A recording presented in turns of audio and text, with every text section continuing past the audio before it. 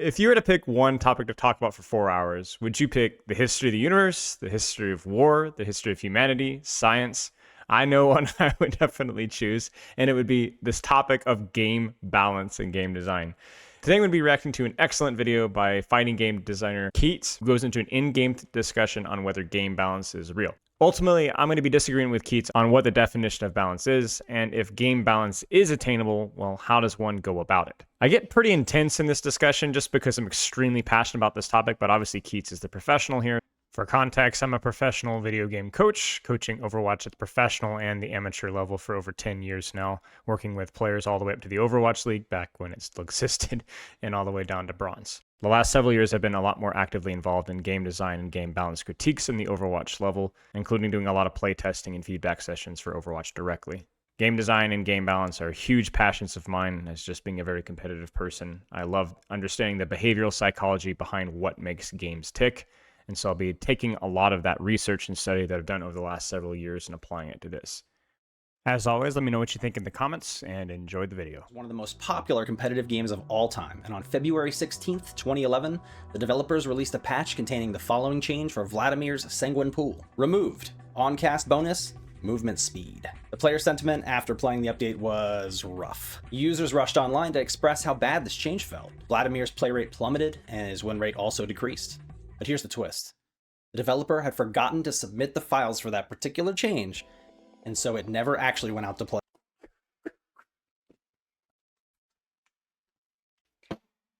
Game balance is overrated. It is one of the biggest catchphrases that people throw around without really understanding exactly what it means or whether, when and where, how it needs to be used, because good balance and good design aren't necessarily the perfect things. Now, the reason why balance is so tricky, let's talk about it from a PvP perspective, is that due to the variability of hero design, whether it's characters that have higher skill ceilings or lower skill ceilings or more higher skill floors or lower skill floors, is that not every character demands or has the same volume input as others. In other words, there are certain characters that are by inherent design have fewer options and are easier to play. And if the game was balanced according to a strict 50% win rate, then those characters, there would be no reason to ever play the harder characters besides personal choice. So the concept of that games need to be balanced is an incredibly mixed bag, because the question is, what's an acceptable win rate for characters that are easier to play? What do we mean by easier to play? Are we talking about easier to pick up or easier to perfect? What aspects are easier to pick up? At what point is the game health good? At what line? What win rate? Why are characters easier to play? You know what I'm saying? So these things are incredibly complex, incredibly difficult. My definition of balance in terms of my preference is that I have always preferred, from a balance perspective, the effort required to play a character to directly lead to performance in terms of win rate. So in other words, if we look at the win rate, the lowest win rate characters at the highest ranks should be the ones that demand the most effort. And then as you go down the ranks, things kind of broad out a little bit, because in theory, it's easier to get that ceiling of value with those easier to play characters. That kind of starts to scale. From a design perspective, and this is why it's important to divorce the two, I have always been of the opinion that it is good to have as little deviance between the skill ceiling of all characters as possible. In other words, you don't want Overwatch 1 Genji versus Overwatch 1 Brigitte, or Overwatch 1 Tracer versus Overwatch 1 Brigitte, where the skill ceiling of release Brigitte, due to the inherent limitations of her design, fewer packs, less mobility, easier to use ultimate, all of these things reduce the amount of things that a really good Brigitte could do when played perfectly. But Tracer had essentially the same skill ceiling that she does now. The reason why that's important is it means that we don't need Brigitte to be bad for her to be playable in higher ranks. When Brigitte becomes slightly harder to play, then you are allowed to make the value that the character is allowed to provide slightly higher. Do you understand? And the concept that we need to make every character more complicated is conflating complexity with difficulty. Do you understand? And it is not necessary to have complexity and difficulty to be the exact same. We've talked about this many times. More buttons does not make a character harder to play at its ceiling.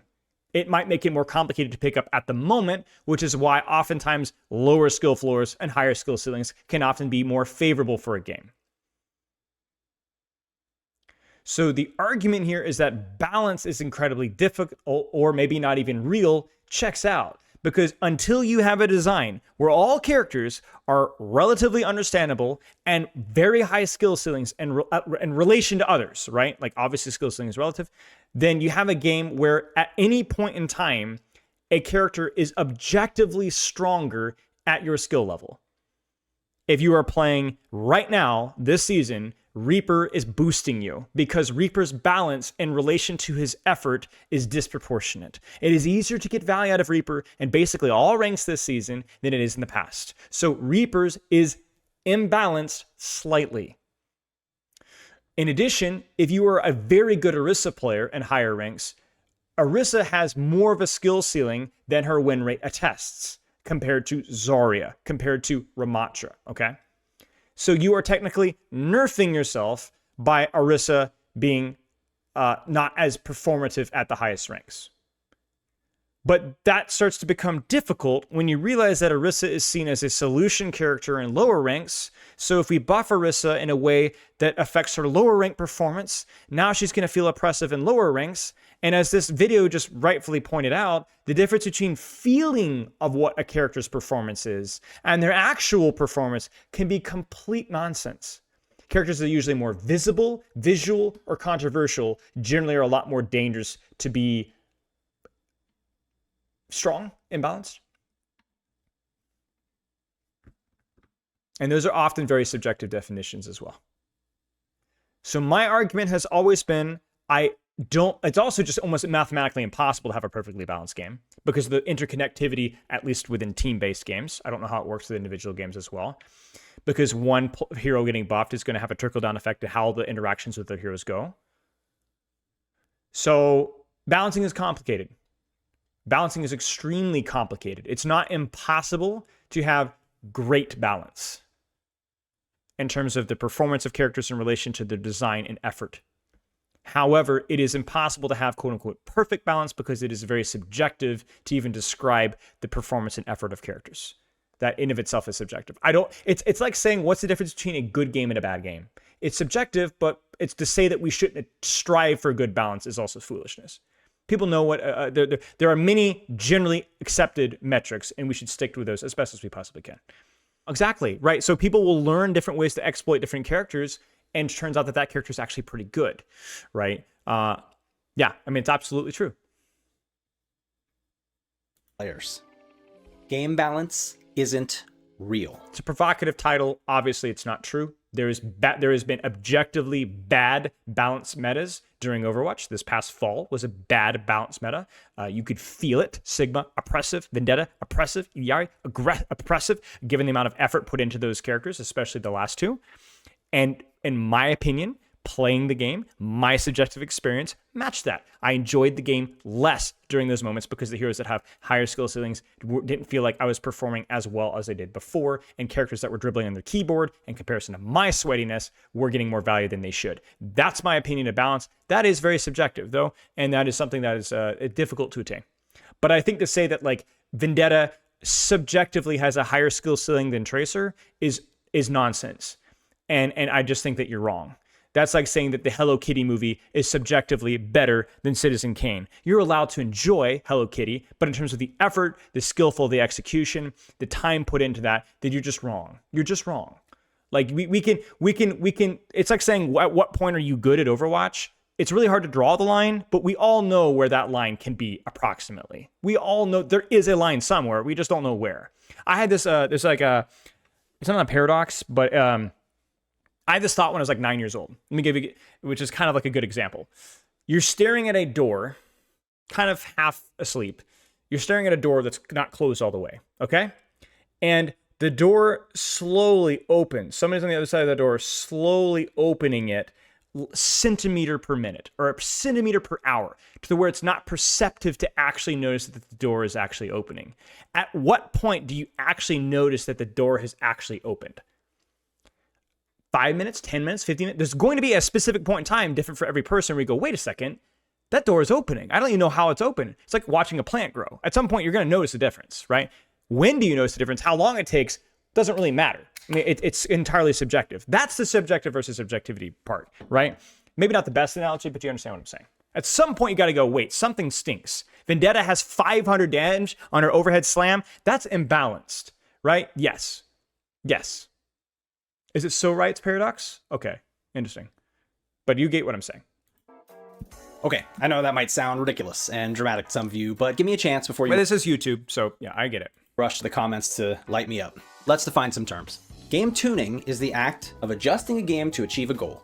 Tuning is a very real action that developers take. Game tuning is real. I will say the last thing I'll say is that people throw around the word balance all the time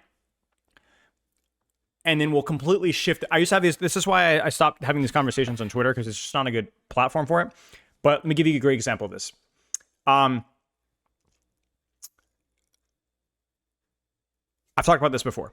Sigma had a 61% win rate in GM Champ and was like 58, 59% in all ranks for a brief period of time when he had his breakpoints.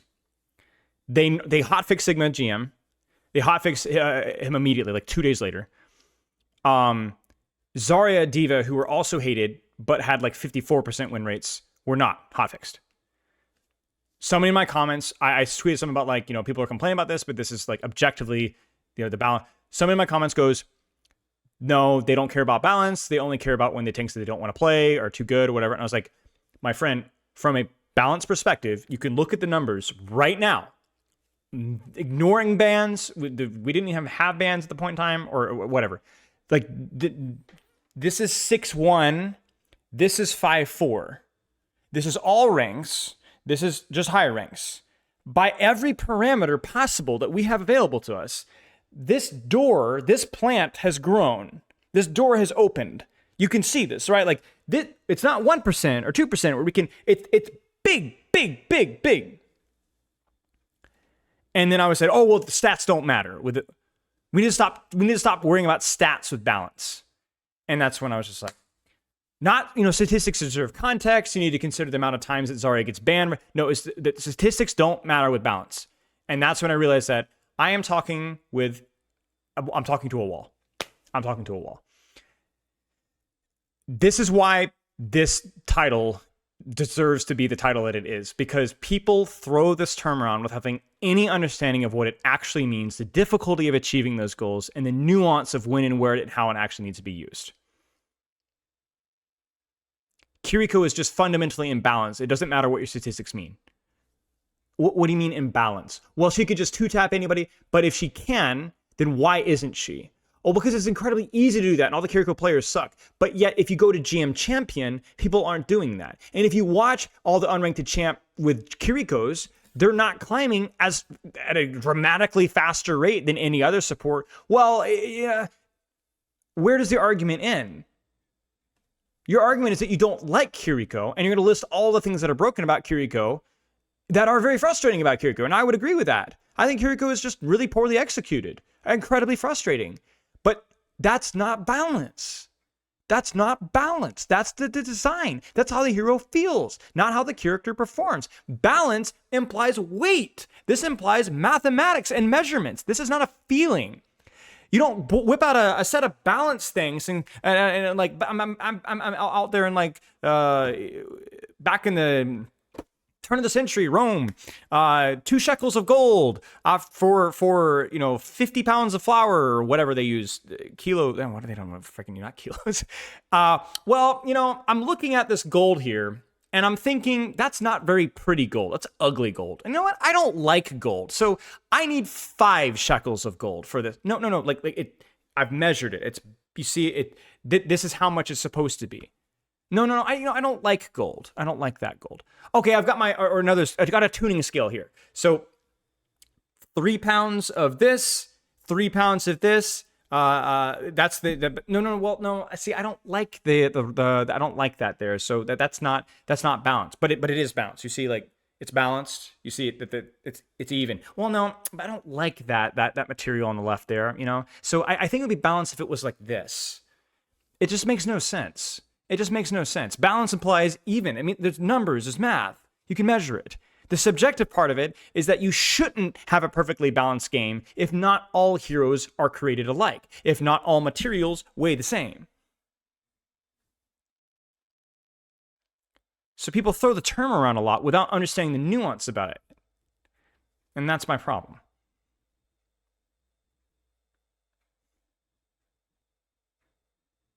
The problem with the game's balance in its current state is that it feels like there are too many characters that do everything, and every character can be played in every map. But do you see the problem? That doesn't make sense. That's not balance. That's not a do characters, does that make all those characters overpowered? What you've critiqued is a design decision to make characters have a much more even experience rather than having strengths and weaknesses. But that's not balance. That's not balance. You could say that I think it's better balance to have to, I don't know, like I don't even know how you construe that as balanced. It's unbalanced that characters can be played on, you could say, oh, it's unbalanced that all the characters can be played on all maps. But that would showcase in that character's performance statistically over a large sample size if you factored in for map pick rates and ban rates and so on. Do you understand? That doesn't make sense. How do you call that balance? Again, I know that statistics demand context, but that doesn't make sense. It's imbalanced to have a game without strengths and weaknesses. No, that's not what balance means. That's a design choice that you may or may not disagree with. If you say characters that are released without weaknesses in general overperform, then I would disagree with you from a historical contextual situation, but there would be something to that potentially. But that's not necessarily true.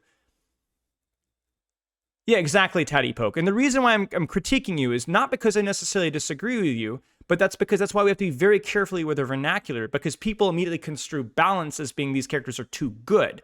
And sometimes they are. But sometimes they're not. And there's even that conflation where it's like characters generally on the safe side of strong, right? That tired trope, right? And it just so coincides that we've had a lot of characters that are generally more dynamic. I keep doing this, it's annoying. But that's been more of that, but that's always been the case. Look at Brigitte. Do you think Brigitte didn't have weaknesses on her release? The character had 0 range and essentially 0 mobility. She had very clear strengths and weaknesses. And she was an abomination in terms of balance. And the same thing goes with Sigma. And the same thing goes for Wrecking Ball. And the same thing goes in Malga even. When a character can power through weaknesses because he's so or she is so incredibly strong, that is balance. But that's a measurement. You can feel it, sure, but you can also measure that.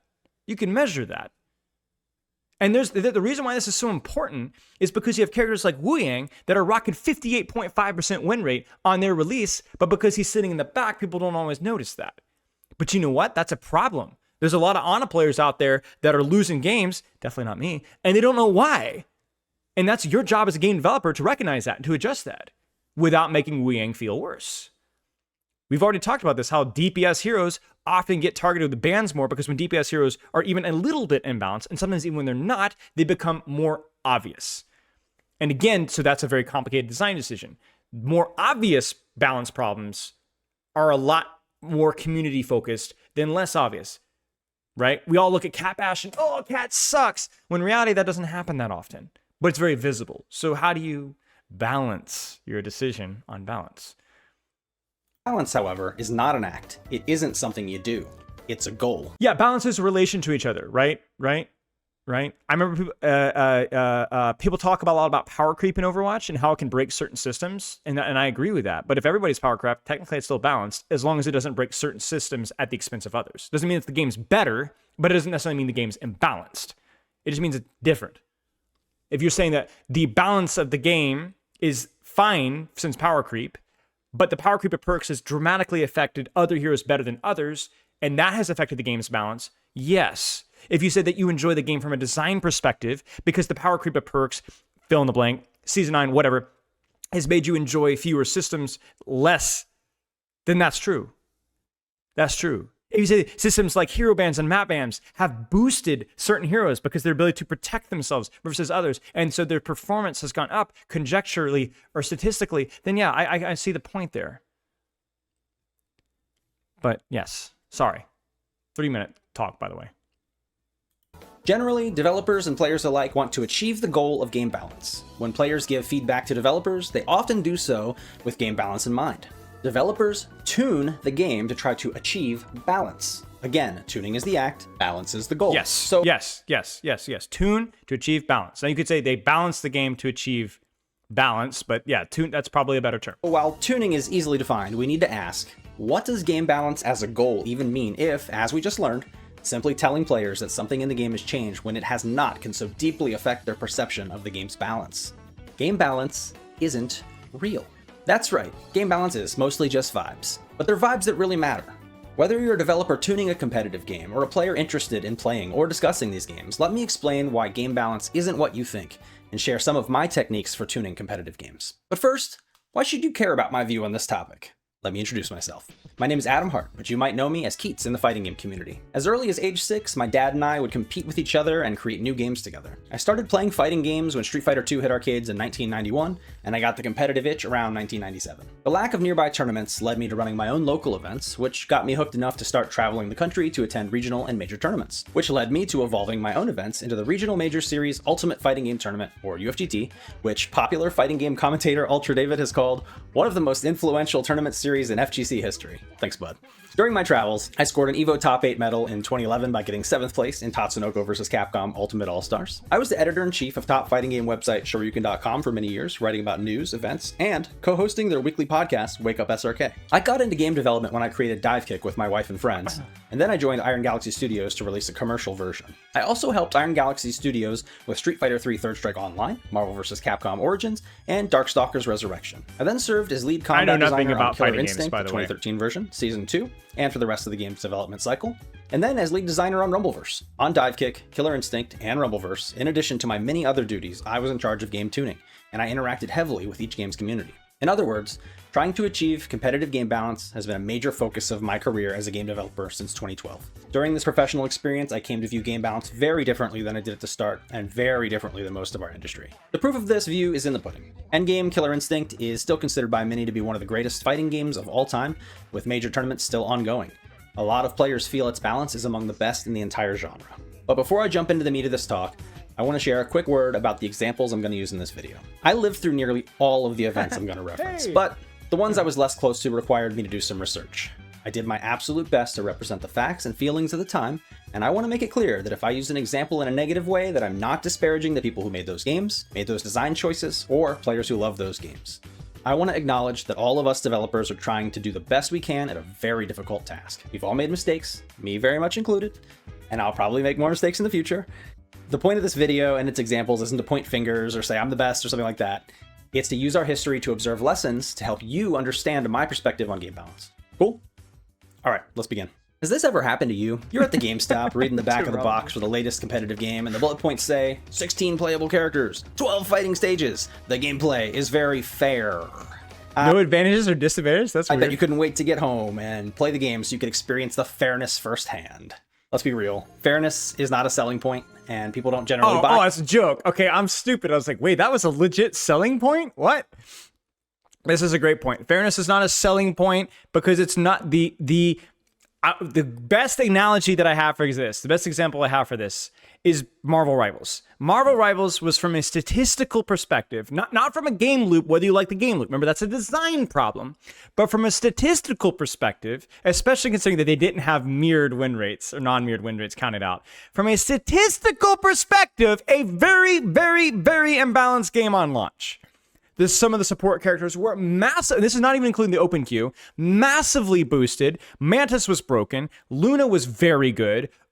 Magneto, I believe Doctor Strange was absolutely ridiculously strong. So regardless of whether you like the game loop or not, that's irrelevant, right? That you could win a lot more games by playing certain characters, and nobody cared.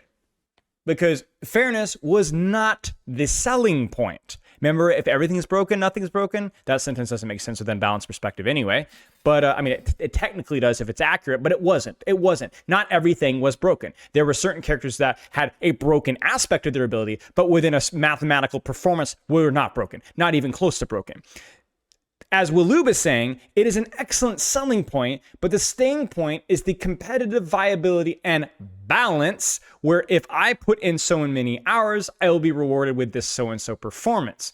If I put in so many hours, I will continue to evolve and learn more and new and different interactions that scratch that novelty itch that worse, simpler, lazier games don't have. Let me give you guys an example.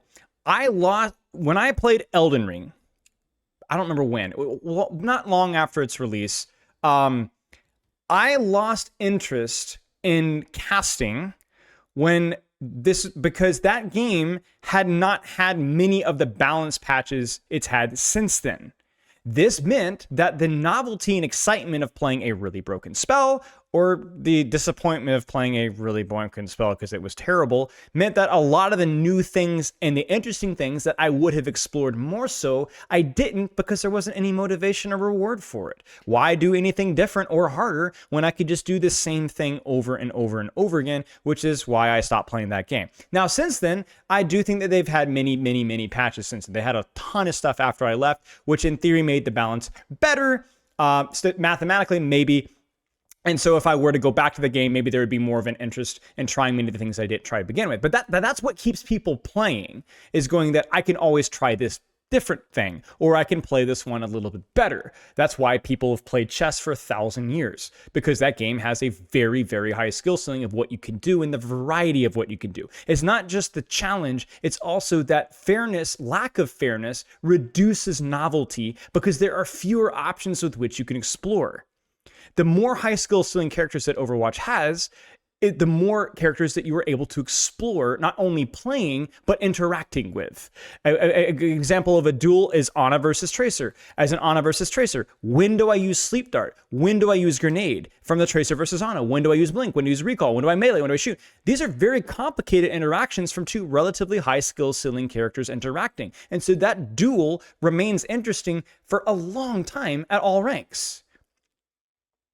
Whereas other characters' interactions, I won't name any names, but you probably know, they kind of reach the pinnacle of interest at a plat, and they never really change or grow in interest beyond there, either due to one character or both characters lacking in dynamics and nuance. So it's not just the challenge is lacking, there just isn't any other new experience. You've already experienced the thing. Once you've seen Jeff eat the enemy team and spit them off the map for the 20th time, there's nothing more to what that character can bring to the table, and so there's nothing new that you haven't already seen.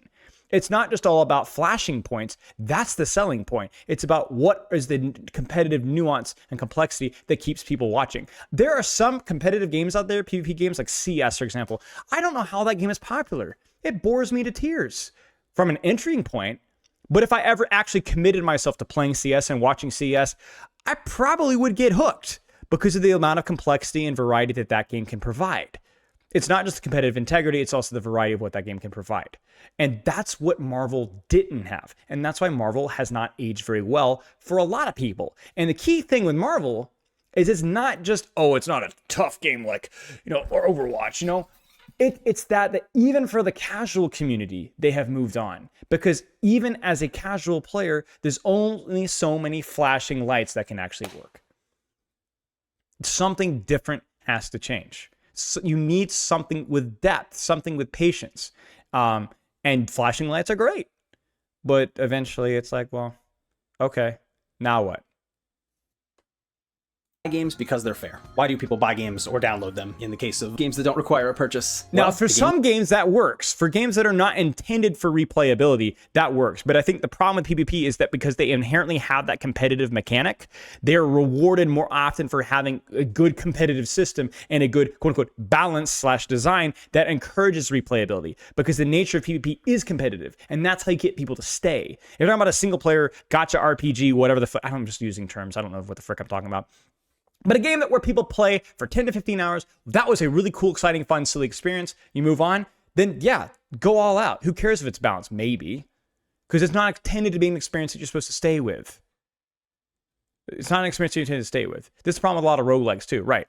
So, I mean, I've enjoyed games, movies, TV shows, and even books that were complete slop because it was a short, fun experience. But the books that I keep reading again and I keep, or TV shows, I think is probably a better, because that's a much bigger time commitment. I don't watch a TV show if it's not good.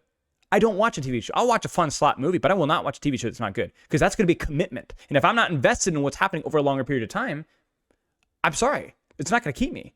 You can only have so many twists and turns, you know?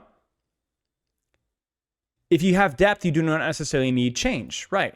And this is something that I think the Overwatch devs can learn from. One of the Overwatch devs' principles is that they do tend to artificially force change sometimes for variety, but sometimes that leads to some really bad outcomes. And while I understand the principle, I think the novelty of introducing new maps and new heroes alone is probably most of the change that we need. Looks fun. You can do a bunch of cool stuff in it. Explosions, style, mastery. Every person's definition of fun is unique, and the type of fun they seek is their primary motivator when deciding what to play. People also buy games because of FOMO. Their friends or their community are playing and they don't want to be left behind. Gamers will often play a game we don't love just to keep up with our friends, even outside social pressure, such as everyone's playing it. I have enjoyed Dark Souls so much more with playing with Stefano and Tech and them watching me. Triggered the desire to not be left behind. Back before post-launch live service update cycles were the norm, the point of a sale was all that mattered.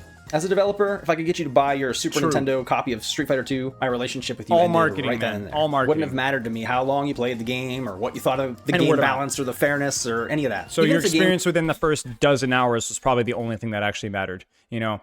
At least at that point in time. It was deeply unfair. You'd likely only be playing it against your local friends, and none of you were good enough at the game for that to even really matter. So, as a dev, I just hope that I did a good enough job to make you want to buy the next version of the game in a year or two. Now, game development and marketing costs have skyrocketed. Development timelines are only getting longer, and the way consumers interact with competitive games has completely changed. After your initial purchase or download, it's important for developers to keep players playing. If they aren't he looks playing, a little like Frito. They won't be around to buy DLC and fill the online matchmaking queues. So now, it's become just as important to keep players from quitting as it is to get them to buy or download the game in the first place, especially if the game is free to play.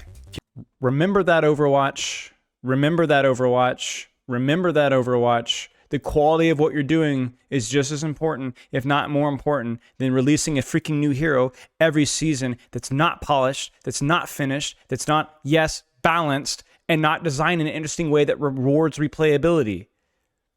I think the definition of most of the heroes released in the past year has been novelty slop, where it's an interesting idea that just doesn't reward dozens of hours of application. And pretending that only matters in this whole free-to-play mindset, battle pass mindset, that's how you keep players. My player base of people that I coach over and over and over again, there's a reason why they play Tracer. There's a reason why they play Winston and Ana, because those characters, right now, if I log into Overwatch, I want to go play Ana, man. I don't want to play the new crap. I tried it. It was fun. Got boring. I want to go back to the things that feel fun and visceral and interesting and thoughtful and complex. Screw balance. That's where modern game design is. Either that or you have these massive single-time experiences that they can overcharge for, you know. You want to stop players from quitting? You need to fully understand why they quit. Players quit because sometimes it's not about the game itself, and there isn't anything you can do. Maybe a new game came out and pulled their attention away. Perhaps real life happened. And by the way, when you are competing with this argument, you will never be able to keep them. Never. You can keep them briefly, and then they will move on. The demographic that always chases shiny toys, you can only keep them for so long. And I would argue that even if you have the shiniest new toy on the planet every single month, I actually don't know if that's I don't know if there's like a study with the cadence. I actually don't know if Overwatch released a banger every month that they could get those people keep coming back. I feel like it has to be like hit it really hard right in the mouth and then recharge for a long time. Like, I don't like the way season one, the content of season one as much, but I like the way that it was handled. And it worked. But you can't have a season one every single month.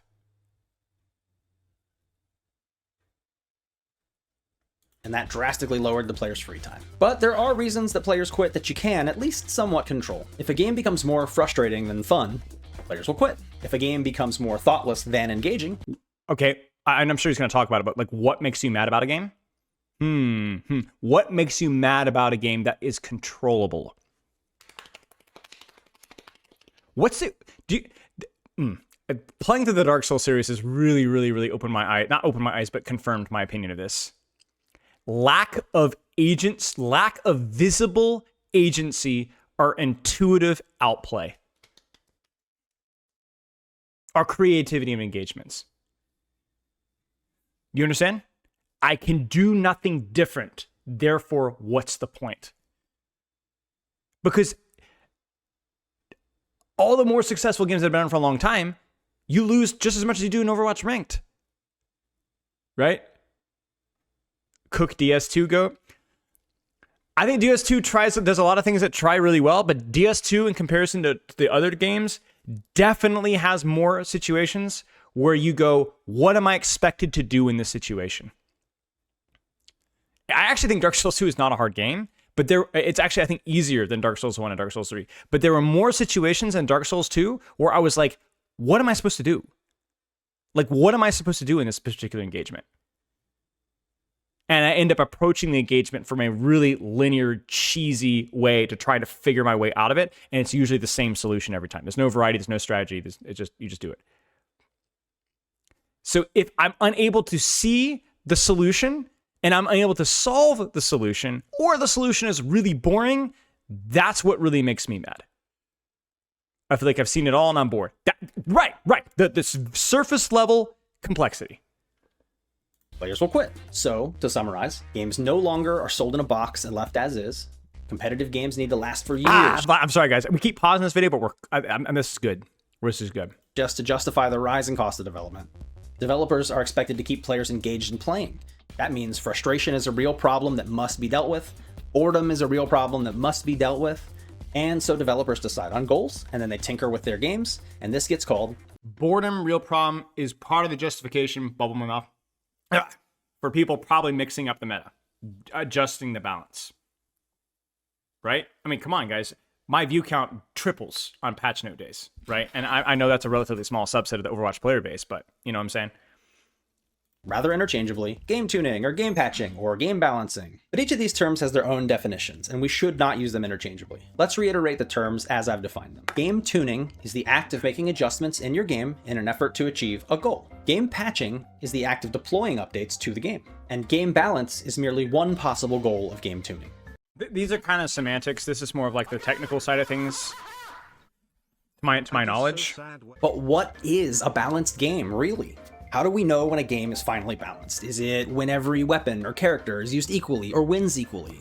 Is it when the players have nothing left to complain about online? Yes, Are usually. these things even possible? When we tune a game, we're looking to reach some specific, measurable outcome. So a problem we're about to run into is that game balance doesn't have just one definition that everyone agrees on. Each part of the audience for your game is looking for something different based on their own ideas of what successful game balance looks like to them. Most players' primary driver for wanting game balance is the idea of fairness. They think they want a game in which all options are equally viable, and they can rank up or win a tournament with any character or weapon or team comp that they choose. Right, and the problem with fairness, as we've seen with the modifiers, is that people don't actually want fairness. They will always assume that they are being unfairly targeted. When fairness is provided, even when it is a good system, there will always be critics. So basically, it doesn't matter if it's perfect. People will always complain. You could have a literal perfect 50-50 Overwatch with every character designed like Winston, Tracer, Genji, and people would still say the game isn't balanced. There would still be a subset of people out there that say the game isn't balanced. They want a game where the tools they use are objectively powerful, but are perceived as fair by others, and that those tools are rarely used against them. If the game doesn't feel fair to an individual, that individual gets frustrated. Viewers matter a lot to any modern competitive games ecosystem, and the viewer's primary driver— I think this is underestimating people's intelligence, surely? No, it's just not. it's just not. It just isn't. Not if you know anything about, is it sociology is a term here? Behavioral psychology, it's just not.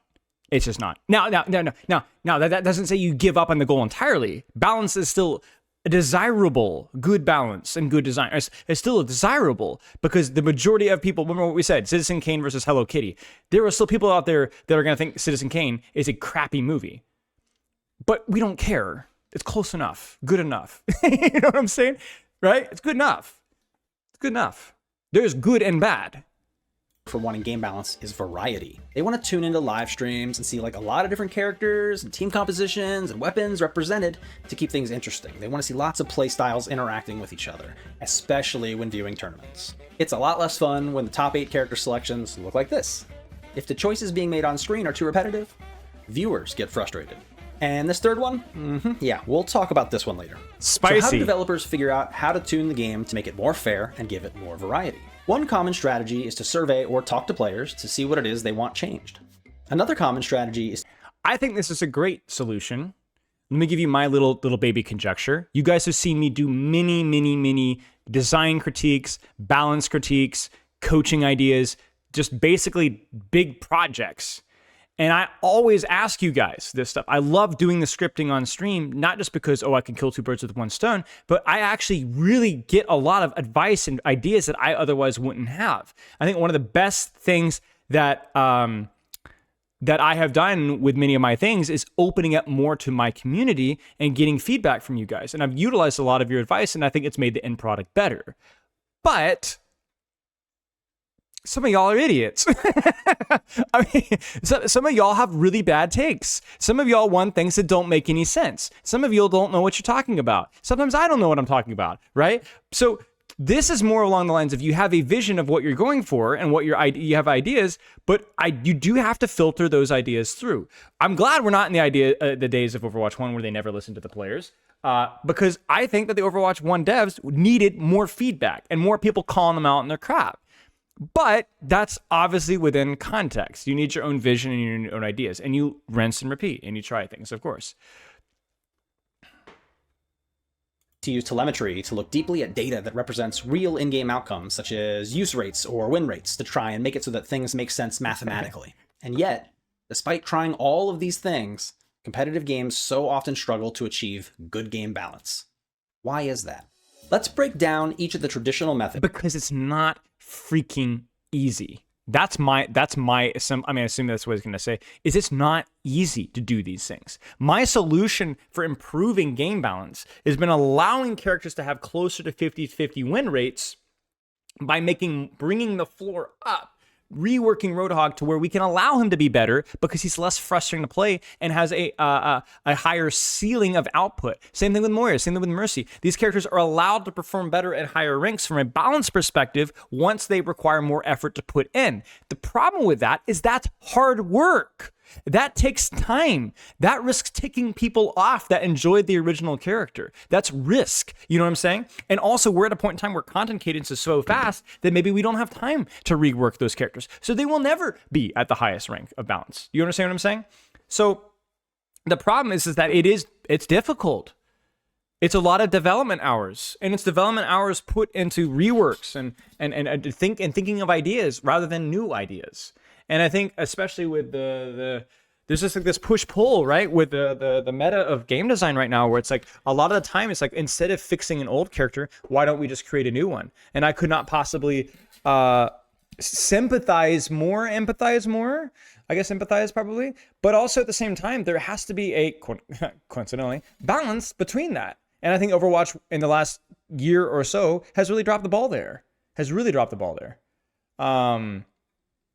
So, because you can't balance, you can't, from a design perspective, you can't have characters like Moira Mercy to be balanced, given the way that the amount of effort of those characters. It's not possible, it would not be good for the game for those characters to have 50% win rates and GM. It would not be good for the game, right? Here's another hot take. It might be potentially dangerous to have a character like Tracer perform very well on Bronze, Silver, Gold at her current level. Because that might mean, given the context of the other easier heroes, that she would have a 58% win rate and GM. Now, my solution is not to nerf Tracer. My solution is to bring the floor up. I think that's a more interesting solution. But you see the problem here. It's work. It's hard freaking work. And this is why it's like, I do empathize with this. It's for making tuning decisions and see. Don't look at Mercy's win rate and GM. Yes, and that's a balance problem. That's a balance problem. But it's not so easy as just nerf hammering her. Where they tend to go wrong. Let's start with telemetry. Data lies. On the first day of my high school statistics class, our teacher shared with us a quote from early 20th century Austrian psychiatrist Wilhelm Steckel. Statistics is the art of lying by means of figures. Except when I'm using them. That quote them. really stuck with me. As it turns out, if you're clever, you can use data to prove almost any point you want. Or worse, data can convince you of a false truth. Data can be very useful in convincing your development teammates of a design direction, but it's much less useful for finding the right tuning decision to make for your audience. Checking telemetry from League of Legends, you might find that the item Mejai's Soul Stealer has an absurdly high win rate, often close to 80%, but this statistic is highly misleading. The item When is it being picked? Where is it being picked? By whom is it being picked? is rarely purchased unless you're already winning, which means the player purchasing it was already very likely to win before making the purchase. The developers understood why the win rate for this item was the way it was, and that kept them from making the mistake of trusting the numbers alone and making a poor tuning decision.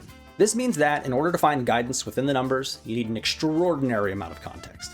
You look at your character pick rates, and one of the characters is very underrepresented. Do we have any idea why just from the numbers alone? Is it because the character's too weak? Or are they difficult to use? Or do they lose matchups to some of the most common characters? Or are they just kind of ugly? Without the reason why, this data is effectively useless as a means to understanding what changes to make in your game. Early on in Overwatch's lifespan, developers saw the use rate of the support hero Symmetra was low, and so on December 13th, 2016, they overhauled the character, changing the way her moveset worked. Developer design notes said they wanted to make Symmetra feel more active and give her more meaningful contributions to the team. Overall, Symmetra players liked the That's a design change. It's not a balance change, notice. I agree. Made the character much more enjoyable and interesting to play, and a lot of other people have enjoyed playing Symmetra since. That is partly subjective, of course, but I think from a design perspective, giving her more flexibility with how she can play, from a balance objective point of view, allowed them for more knobs to tweak and more creativity with how you can balance the character as a whole. There is objective truth to a subjective change because it allows for more ways to balance the character appropriately rather than nobody plays it, so we don't want to nerf the character. Nobody plays it, so we don't want to buff the character. Changes, but the use rate barely went up. The players were somewhat happy, but the goal of normalizing the use rate was not achieved. I don't think that was the intent, was it? And give her more. Due to the nature she felt weak in certain switches, different maps and game modes. But that wasn't the intent. You see what I'm saying? He's actually reading into this, and that's not at all what's being said. She didn't feel active enough. Now she feels more active, which indirectly, maybe you might say that we were hoping that more people would try her. Second, due to the nature of her teleport, she felt weak in certain situations. Okay, nothing has changed there. I don't see that this was the intent of the change whatsoever. This is not balance. This is design choice. This is smoothing out the interactions as both the Symmetra player and playing versus Symmetra. Or meaningful contributions to the team. Overall, Symmetra players liked the changes, but the use rate barely went up. The players were somewhat happy, but the goal of normalizing the use rate was not achieved. She still wasn't very popular. On June 26, 2018, a year and a half later, Symmetra was reworked a second time, this time moving her from a support role into a damage role. And I like this rework too. Many Symmetra players lost their fun in this overhaul. I don't care. This is not a strict negative. Some players left, some players played that otherwise wouldn't. I'm the perfect example of that. And some physically disabled players could no longer play the character at all. The use rate dropped below the original version while simultaneously making the player base upset. Without understanding why the But maybe that was a short-term investment for a long-term goal. Look at her pick rate now. It's still not particularly high, but if we look at her pick rate now, let's actually look at it really quick here. Different context, obviously. Different context. Right now, Symmetra's pick rate is 3.4. below the original version while And it would go here's your statistics here. 1% pick rate, and now it's a 3% pick rate. 3% pick rate. And the cast is larger now. A lot of context missing here. But again, we're using statistics here as a way to describe the statistics need to be dangerous. We have to be careful here. Simultaneously making the player base upset. Without understanding why the use rate was low to begin with, tuning the character, or worse, reworking them entirely, is like throwing darts while blindfolded after being punched in the face. But that, again, that's not necessarily the intent. The intent of the character might have been to make the character more interesting to play and more interesting to play against, which indirectly would maybe hope more people to play the character, but also just smooth out the experience of Overwatch. This guy played Symmetra? This seems like a bias here. Making the player base upset. Without understanding why the use rate was low to begin with, tuning why the use rate was low to begin with, maybe because the character wasn't that interesting, maybe because the character was more niche, maybe because the balance of the Overwatch design team at the point in time was that Symmetra was still conceived, or the hero was perceived as niche, and that understanding of the character would not change for years and years and years. We saw that with Brigitte, a character that was hated for years. Mauga, here, still hated. And it took players a long time to change their opinion. the character, or worse, reworking them entirely, is like throwing darts while blindfolded after being punched in the face. And again, this is assuming that this was the intent of what was done. Pick rate low because Symmetra was weak? Or was it because her toolkit didn't fit in well with the dominant strategies running the game? Or was it because she was only fun to a certain type of player? And if I may ask, is it even a problem that her pick rate was low, or that the game has niche characters that... Again, was this the goal? I mean, if I want to go back here, again, I see nothing here that is specifically targeting towards this character was changed to hopefully improve her pick rate.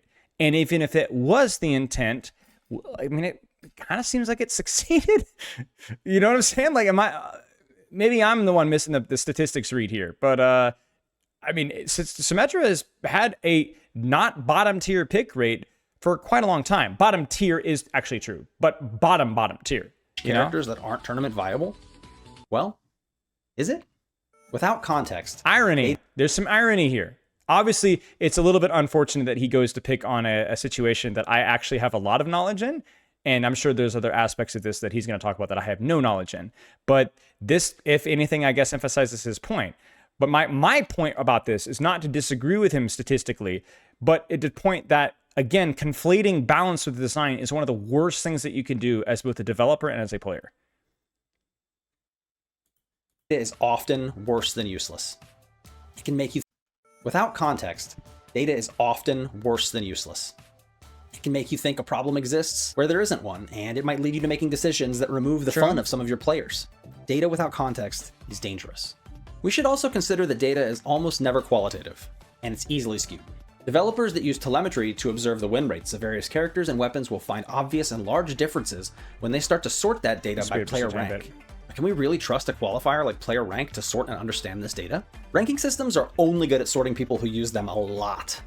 Consider that there are tournament level players who do not play ranked mode often at all, and when they do, they may be much lower ranked than their actual skill level due to their lack of ranked playtime. You must also realize that not everyone in the top rank... This is an argument for bronze players sometimes not necessarily playing the game very much because they're discouraged by being bronze. And so therefore, there could be a lot more, not only is bronze a smaller percentage of the player base, but they play far fewer games, which is why many times, even though GM Champ is also a relatively smaller sample size and can lead to some homogeny, is that the right word? These inbred ecosystems where people like agree about certain characters and handshake certain things, but the amount of games that are being played dramatically increases the potential accuracy of what those numbers provide. That being said, this feels like basics, yes, but yeah. Ranking bracket is of equal skill, and so this can affect a character's win rate rather drastically even within that segment of players. And within that segment, you may find that certain strategies or characters are barely used at all. Think about what else goes into the win rate. Is this a 1v1 game or a team game? Leary versus Hera? Is the character... Oh shoot, was that the recent Red Bull versus World? No, dude! Barely used at all. Think about what else goes into the win rate. No, I just got the results spoiled, bro. I haven't seen the tournament yet. I'm still finishing TTL. No, I haven't watched Red Bull yet. I'm literally finishing TTL. I'm on the semifinals. No, bro. What are the odds? Oh, the map. I guess it goes to map 7. Or, okay, it's best of 9. Okay, so there's a couple of games that are still a mystery, bro. Dude, what are the odds? Man. Next time I'm gonna come across and there's gonna be like a birth certificate of like Spilo was adopted. Be like, no, what are the odds? One game or a team game? Is the character difficult or easy to use? How do we interpret the stats of a character who thrives in online matchmaking, but struggles to place well in full tournament brackets? How close are the game's best character specialists to reaching each character's known potential? And What don't we know about a character's potential? Even if we could perfectly understand the quality of our win rate data, we simply can't learn enough from it to identify if we even have a problem to address, let alone possible solutions to that problem. Maybe we can spot a lopsided matchup with data from time to time, which can be really helpful in knowing where to look, but it isn't at all helpful in figuring out what to change. Remember, data will lie to you. Using Street Fighter VI's publicly available telemetry, we can see such a case in action. Dhalsim, Lily, Honda, Rashid, Blanka, and Kimberly are the bottom 6 characters in terms of use rates and ranked, both across all ranks overall and when isolating the Master Rank players. And yet, the characters with the highest win rates in Master Rank are, in order, Honda, Kimberly, Dhalsim. This is what we talked about in terms of effective balance. Do those characters have higher skill ceilings, or are they picked more appropriately in higher ranks? Right? JP, Blanka, Rashid. So this is almost the exact inverse. And player conceptions of these characters placed in the tier lists bear no relation to any of this data. Most players think— This is why I made that whole video about stop watching tier lists, because your experience is completely subjective, first off, and even if you were to go into like the Overwatch hero statistics and pick by win rates and silver gold, that's completely lacking the context of what you enjoy, what your personal strengths are, which is just why it's like, in general, with the exception of maybe some outliers, it's just not good feedback. Blanka and Rashid are high tier. Honda and Lily are low tier, and ideas about Dhalsim and Kimberly's strength vary. And again, I'm talking about, like, I feel like I don't have to explain this. I'm talking about like tier lists about who to pick for the season. Very wildly. This data could easily lead you to believe that these 6 characters— And I agree, data lies seems like an oversimplification, but he's being provocative for the video, so we'll cut him some slack. Let's be gracious here. Characters are weak due to underuse, or make you think that they're too strong because of their high win rates. Data without context is dangerous, yes, but even trying to apply proper context to your data is almost impossibly difficult. So if we— Is it? Is it? I feel like I need more examples of that here. I feel like that's a very, very, very provocative statement there, and I need more from that. Like, I don't know anything about Street Fighter, and I just had immediately a conjecture about why that was the case, and I don't know if that's the true or not, but I think the more systems that you have, in terms of like bans and map bans, the more complicated it gets, but that seems like an oversimplification. I think it's an oversimplification. I think it's more important, it's difficult to know what to do with that data, because the solutions, let's go to the Kiriko example, right? I explained what is broken about Kiriko in pro play, what is broken about and what is frustrating about Kiriko in rank play. And then trying to decide what to do with that information was challenging, but I don't think it was super, super challenging to understand exactly. Yeah, I think that's a big oversimplification. It's a big oversimplification. And I don't like that, because I think data lies is an important statement to say, yes, but also what's the alternative? Like, it's important to put data under context, and that data can lie to you, and you can interpret data off of your own bias, and then let's leave it at that. And let's encourage people to look into the data and educate themselves. That's like saying don't read books, because there's a lot of really bad words out there, or a lot of really bad stories and bad information. You know, it can be misconstrued, but I don't think it's bad. I like it when people use data against me, and then I have to think about my ideas and consider that. I like it when I pull up hero statistics and I'm completely wrong about something. Like, wow, well, okay, let's think about the context here. Let's think about the map. Let's look at the map pick rates, man. Is there something I'm missing here? Because I end up learning more about the game. I'll talk with Gavin about this kind of stuff, and it, like, you know, maybe we're missing something, but that's better than being completely uneducated at all. Can't really trust data to guide us. We should probably talk to the players in our community, right? After all, they play. So maybe that's just more of a segment discussion, but I think that's not a good thing to say, even if it is used to kind of move into the next chapter. They're often extremely skilled, and they know the game pretty damn well. Well, unfortunately, even though most of them don't mean to, players frequently lie too. If you've been in or around game dev long enough, you've certainly heard the phrase, players don't know what they want. This isn't entirely true in my experience. Right, Poop Spoon. I've read books on that, and a lot of the times when it comes to medical data, the conclusions on some of the moments where the medical community has been desperately wrong is not because of the over-reliance off of data. It's because the data wasn't accurate, or the data wasn't good, and that we should have actually looked at the data more carefully. Not that we should have cared less about the data. You know what I'm saying? There's a relatively well-known clip of players don't know what they want. This isn't entirely true in my experience.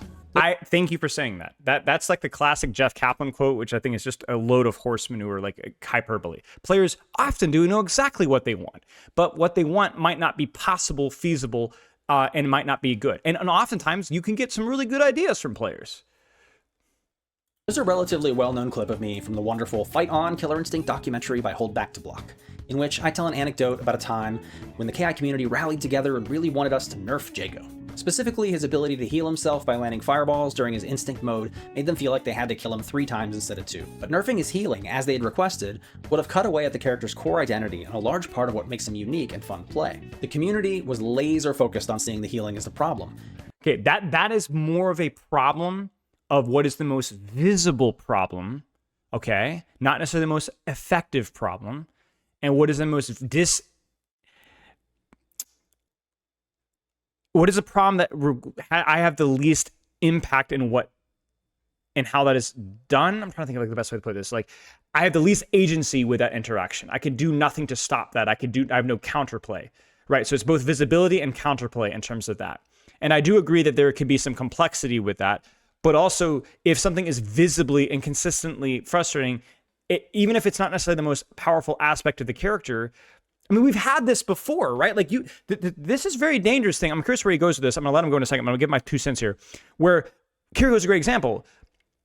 The most visible aspects of Kiriko weren't always nerfed for quite a long time. Other aspects of her character were nerfed, like the cooldown of Suzu. And so what would happen is that those peaks of frustration would remain. The character would just be worse. And that shouldn't be the goal.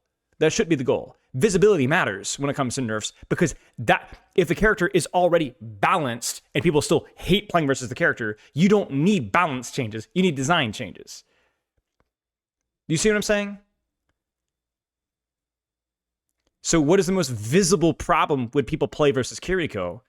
And can we find a way to keep that character relevant while addressing the visible frustrating aspects or the lack of counterplay aspects of that character? Right? Instead of 2. But nerfing his healing as right, and saying hero identity as a way to defend bad designs is garbage. I agree with that too. I'm not saying that no character should ever have an edge. Every character needs their own identity, and certain friction needs to happen, right? That's the whole point of competitive games. But I agree with you, Willie, that when I hear that, I just inwardly cringe. I've got the willies when I hear requested would have cut away at the character's core identity and a large part of what makes him unique. But yeah, unique. My unique identity for Roadhog is that he can't move while he's vaping. His vape full heals him, and his hook one-shots you every time. Doesn't matter what character you are. That's my identity. Oh, but he has weaknesses. Fun to play. The community was laser focused on seeing the healing as the problem, and their view of the game was that Jago was either too strong or too frustrating to play against, depending on who you asked. Whether this was the true state of the game or not is not relevant. They believed Jago was a problem, and their perception, no matter how flawed, is the reality they live in. To tune games properly, you must accept this. A player's perception is their reality.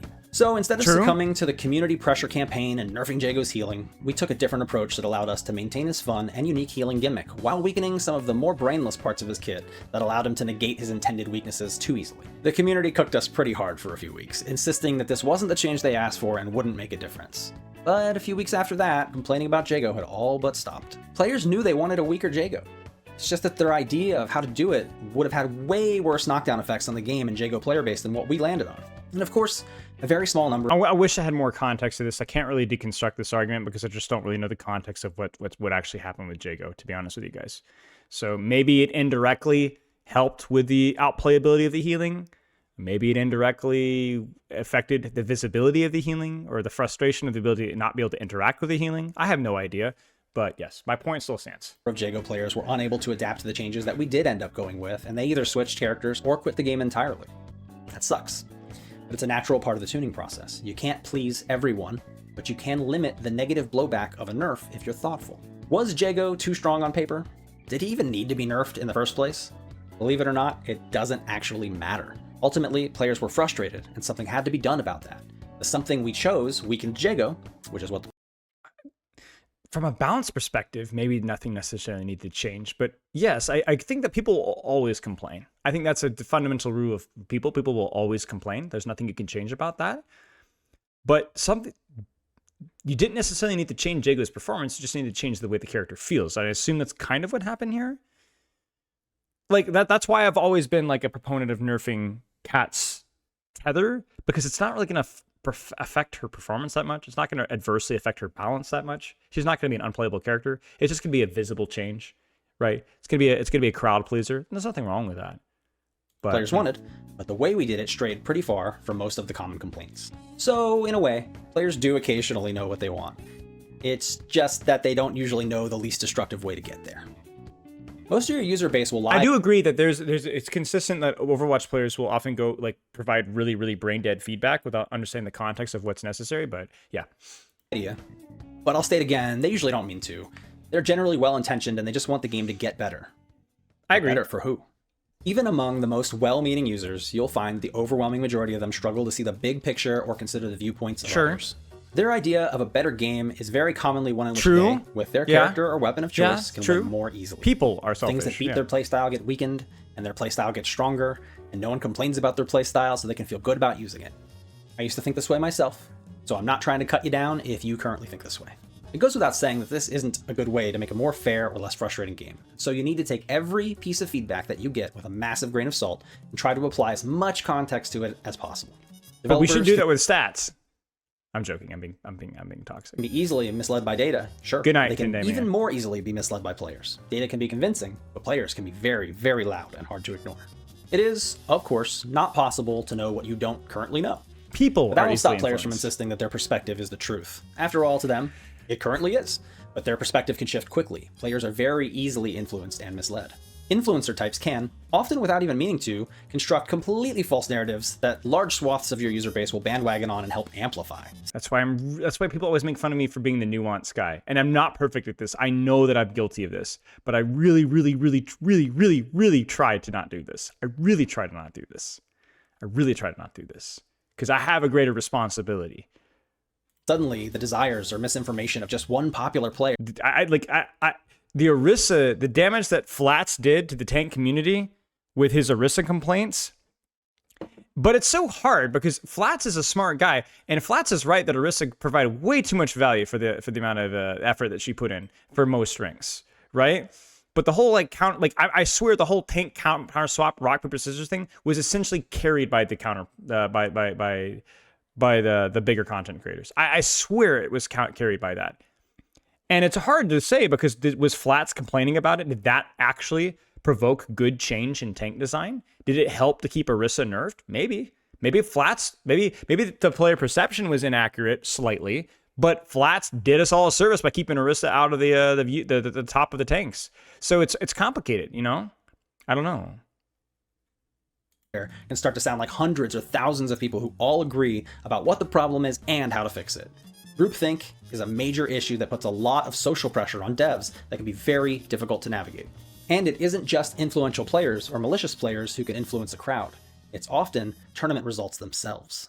Early on, after the launch of Injustice 2, it doesn't happen as much with Overwatch, but I do think that this has happened at times with Overwatch. Malga nerfs and so on, yeah. Generational talent Sonic Fox won nearly every tournament they attended using Captain Cold, a character that many at the time thought was on the weaker end of the roster. Sonic Fox's dominant win streak resulted in a community that was forced to reassess the actual strength of the character, and eventually developers that nerfed the character despite Sonic Fox's insistence that Captain Cold was indeed weak, and just counterpicked certain characters well. But you don't even have to go on a dominant winning streak to change.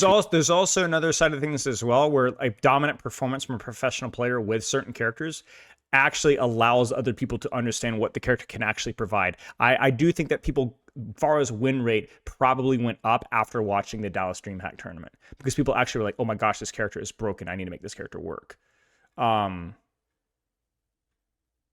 not follow them on Twitter. Why? People's views. After Super Street Fighter 4 launched in April of 2010, right before tournament season really kicked off, many of us looked to our strongest players to assess the power levels of the 10 new characters that were added to the roster. Going into EVO 2010 on July 9th, the widespread sentiment among top players was that Adon was among the weaker characters added to the game. Many of us went into that event writing the character off completely. And then GamerB took 5th place out of about 1,700 players with Adon that weekend in the largest open bracket tournament we had seen to date, totally upending how we had viewed the character for months without a single balance change. Yeah. Question, how much does that trickle down? For all you people out there who don't believe that Adon can take it to the top 8. In an even more dramatic like example, let's look at Super Smash Bros. Melee, one of the most popular competitive games of all time, and a game that has not been patched since the 1.02 Player's Choice discs were released in 2003. Melee has a very long and well-documented history of community-agreed-upon tier lists to rank the strongest and weakest characters. By all conventional wisdom, Yoshi sat as the 21st best character in the game, in a roster of 26. Not good. And then AMSA appeared in the tournament scene and started getting results with Yoshi. Yoshi's rank went from 21st to 12th, from 2013 to 2015, and after AMSA's win at Big House 10 in October of 2022, arguably the hardest Melee major of all time, Yoshi now sits as the 10th best character in the game on community tier lists. Despite nothing about the game changing, Yoshi rose 11 spots in the ranks. But again, to be fair, the community perception isn't wrong here. People were unable, I mean, again, I'm completely guessing here, but I assume that people were unable to perform with the character. And then watching this guy do something that other people had not done to that level before, people go, oh man, maybe I should try that. And then his performance, probably even on a casual perspective, did improve. And it did improve. It wasn't just, oh, all of a sudden this thing is good, right? But it's like when people like reevaluate certain pieces of art within a different context. People are able to appreciate certain aspects of the art that otherwise may have been overlooked. It doesn't mean that's kind of like the subjectivity of art, but especially in games. Right? You will win more games if you play like AMSA or whatever. Like, that's just not something that people did at the time. You know? It's just people get better at things and new things are discovered. This is not a part of players' lie. This is a part of players evolve. People get better, people change, people figure things out. And that does, I'm sure, trickle down, literally. People do play the character more correctly or better now. And so he does perform better. That's a guess. I don't know if that's true, but I assume it's true. It's not like people watched the major and just decided, oh, yeah, Yoshi's great now. And no, I'm going to guess, let me guess, am I wrong? Did other people within the tournament scene and the casual scene start to pick up Yoshi and perform well with Yoshi besides AMSA? Or was it literally only AMSA? Do you kind of see what I'm saying? I assume it has to be the former, no? Like, he was just a better hero now. Kind of only him? No, I'm not saying that, but nobody? Okay, so then that is a player perception, but I think that's an important. If literally nobody else but AMSA was able to get it done, then that emphasizes his point well. But I think that that's a very important distinction for somebody that doesn't follow the fighting game scene. That needs to be clarified because that's very misleading. Because that happens all the time in Overwatch. I mean, it literally will affect statistical performance of characters once one or two people figure something out. Of the 987 competitors. Again, we simply cannot know what we do not know. Yes, Symmetra is a great example. Nobody played Sim. Sim was fine, but nobody played Sim besides Yubi. And then Symmetra literally almost single-handedly changed the professional meta and even affected how her performance in ranked was. Sonic Fox thinking their tournament-winning character is weak, or a consensus of top players thinking that a character they don't even main is weak just before a breakout performance. Dude, nothing changed about D.Va. And all of a sudden everyone's like, oh my gosh, this character's broken. Nothing changed, almost besides her booster perk. And even with a nerf, right? And it was affecting her performance in ranked, too.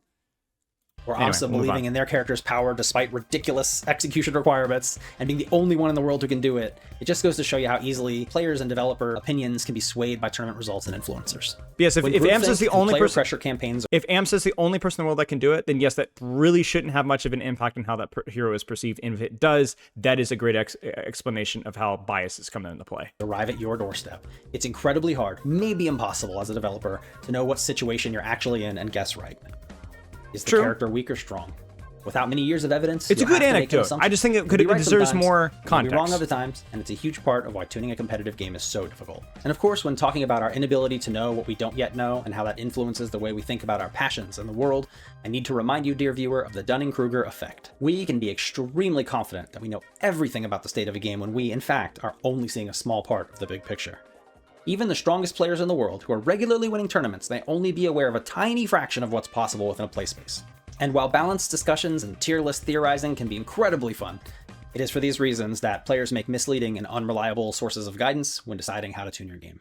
Okay, so we can't rely on data or players for guidance. But what about the goals we'd set out to achieve in the first place? Let's examine our list of goals and try to understand if we're even attempting to steer in the right direction. Goal number 1, a favorite goal of players, is fairness. Fairness should not and cannot ever be a goal.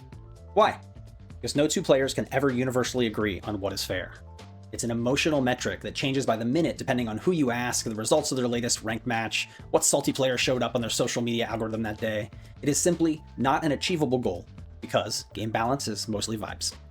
You cannot measure your success That is what data game balance is not vibes. Game balance is data. Like that's why I brought it up, the difference between design and data, right? You use data within the context of the timed effort. Now this is where the subjective part is it's hard to quantify the time or the skill ceiling, the value ceiling, the skill floor, the skill. This is why I have a value floor or whatever. That stuff is hard to quantify. But again, it goes back to that whatever the paradox you guys are talking about, whatever, where it's like, you know, I don't know when a grain of sand becomes a pile, but I know a pile of sand when I see it, and I know a grain of sand when I see it. You understand what I'm saying? So saying that balance is mostly vibes from this perspective, yeah, but I know when Roadhog has a 40% win rate and Roadhog has a 60% win rate, that's a balance problem, right? Now, does Roadhog deserve to have a 45 or 46 or 52 or 53 or 54? Right? Like that deserves a discussion. That might be subjective. That might due to your experience with whether Roadhog deserves to have a higher win rate or not. It's a question of is Roadhog have a high skill ceiling? Do we have any anecdotes on that? Do we have any math on that? Is the overall player perception of the game better or worse when Roadhog has a higher win rate? Do we it's hard, but doing anything is hard. Doing anything well is hard, but it doesn't mean it's not worth doing. I think this is kind of like, let's see where he goes with this, but I'm not really, I don't like the way that he's talking about statistics. I don't like the way that he's talking about statistics as being like, oh, it's complicated, it's mostly vibes. Let's see where he goes with it. But okay, well, we'll just let it go. Not an achievable goal. Right, regional difference, very important thing, very difficult. I think regional difference is probably the most important challenge that I think Overwatch faces, because that's one that I don't think there's necessarily an easy answer for. Heck, regional differences just by the mentality of a culture. Like, can you change Asian culture where as on average, Chinese and Japanese and Korean players throw games more when you don't play the meta? Can you change that? Can you change that culture from a video game? I don't think you can. Can you change Western culture where people don't join voice chat and people just kind of go off and do their own thing? That leads to inherently toxic metas with Roadhog and so on. Can you change that? No, you can't. Exactly, Minkus. So it's hard. So there's a lot of gray area there, but it doesn't mean that there isn't black and white. Game balance. There are black and whites. There's just a lot of gray in between. Mostly vibes. You cannot measure your success by measuring fairness, as the only way to do so, data or player surveys, are frequently misleading. Remember, as a developer, you also don't know what you don't know. Things you think you know may be false, and you are just as easy to manipulate as the players are. Remember that League of Legends example from the start of the video about Vladimir Sanguine Pool? That wasn't the only time something like that happened in League. When the champion Riven was released, she was viewed by the community as weak. Riot devs apparently agreed and hotfixed in some buffs for the character. Shortly after posting the hotfix notes on the forums, the character's play rate spiked and the feedback was very positive. Players reported how good the buffs felt and what a difference they made, but the hotfix hadn't actually gone live yet. The character was unchanged. Game balance is mostly vibes. The idea of it's probably part of the but that's not balance. That's not balance. That's for player perception. He's conflating player perception of how a design feels, or maybe players' opinions on balance, with actual balance. That's not the same thing. When I say, guys, I think Zenyatta is probably not a super, I would say, remember what I said? I said Zenyatta is probably like 4th or 5th in GM for win rate. I think he's good, but I don't think he's great. And then I looked and he was 1st or 2nd. That's vibes. I was wrong. And I could sit there and think about maybe the context that I missed or my own personal bias, but I was freaking wrong. I was freaking wrong. Does that mean Zen needs to be nerf hammered to the floor? No, you need to read the balance. Is Zen deserve to be 1st? What are the contexts behind why he might be 1st? But I was wrong. I was wrong. Okay? I was wrong. And when you look back to like the map, like Antarctica, right? Is players' perception of Antarctica rework higher because players were forced to try it or motivated to try it through the map voting rewards? Maybe that's a good design change, potentially, minus the SR things, to get people invested in something that otherwise was perceived as negative. A lot of people thought Antarctica was a really bad map. I didn't think it was that bad. It gets reworked, and now all of a sudden people think it's great, even though it's definitely a much better map, but it's not that much better. But people got to try it a lot more, and now people are used to it, and people are willing to say that it's a good thing just because they've been exposed to it. All he's proving is that player exposure to something might improve, like player perception is malleable, but that doesn't mean that that's the fact. He's conflating your ability to read statistics with you know what I'm saying. That's perception. That's not balance. Live yet. The character was unchanged. Dude, I was wrong with Freya too. I thought Freya was a healthier step in the right direction for snipers, and I still think that there was potential there, and I think she's better than many ways in Hanzo Widow. But my perception was biased a little bit because I struggled a lot with hitting her bolts early on, and early Freya players were not very good at getting the 2-tap. And so the Yoshi players with the Freya started to kind of come out of the woodwork, where all of a sudden everybody's hitting those 2-taps instantaneous. Shut the frick up, Jacob. And then now I'm like, oh yeah, wait, you could do that consistently. I don't like this design all that much. So it shifted. Game balance is mostly vibes. The idea of fairness. No, I gave you the feedback from Vendetta from day one. I would say I'm on average pretty good at reading generally how a character is going to be perceived by most ranks, and the problem's pretty well. I very rarely make obvious errors with that, and I think I do a pretty darn good job of it. I love taking a purposely joking comment as a way to glaze myself. The best. Guys, did you know I work out? I'm also married. The women, they love me. So individual to each player that it can never be an achievable or even measurable goal. Not yet. That's y'all's responsibility. Even when groupthink makes it seem like thousands of players have the same view on an issue, their overall feelings of fairness will differ greatly. Only way to tune your game into a state in which no player is complaining is to make them all quit. True. Because of these reasons, I strongly recommend that we stop using the idea of fairness as a tuning goal. Goal number 2. No, what? No, fairness is not a tuning goal? What? If you're saying that that nobody will agree on what fairness is, it's like saying nobody agrees on what ethics are or what morality is. Are you kidding me?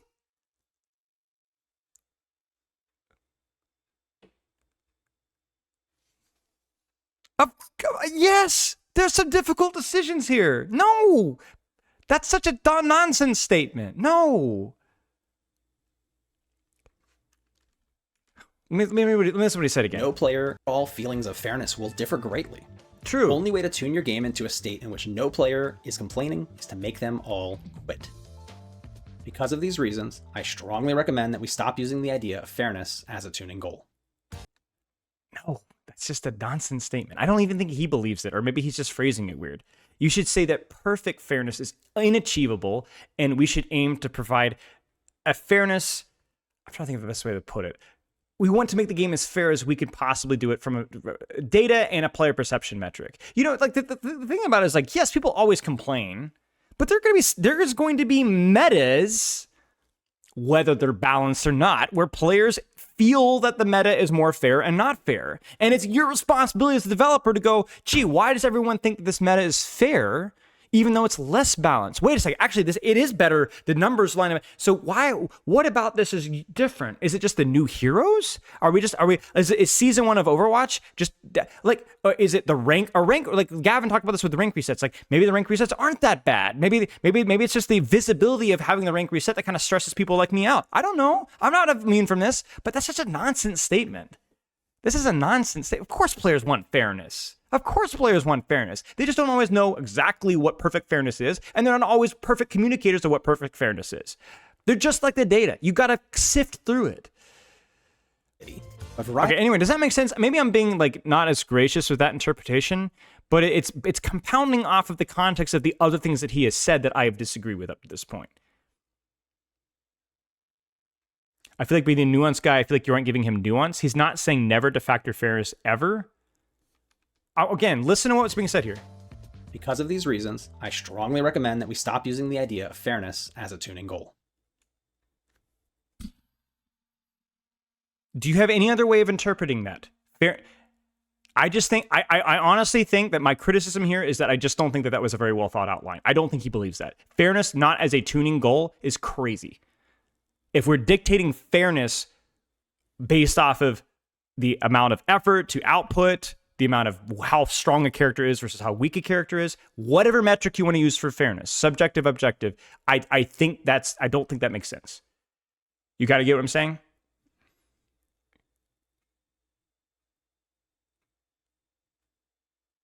If the point is that fairness is not exactly measurable and achievable, maybe I'm conflating balance with fairness. I don't want to read too much into it, but the soundbite with the context of what's been said up to this point, I just don't agree.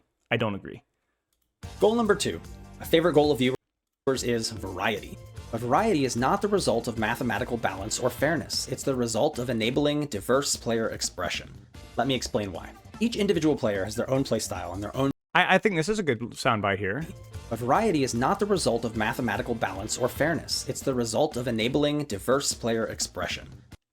Sure, that's a credit to you can play the same hero, but approach engagements in different ways. Let me explain why.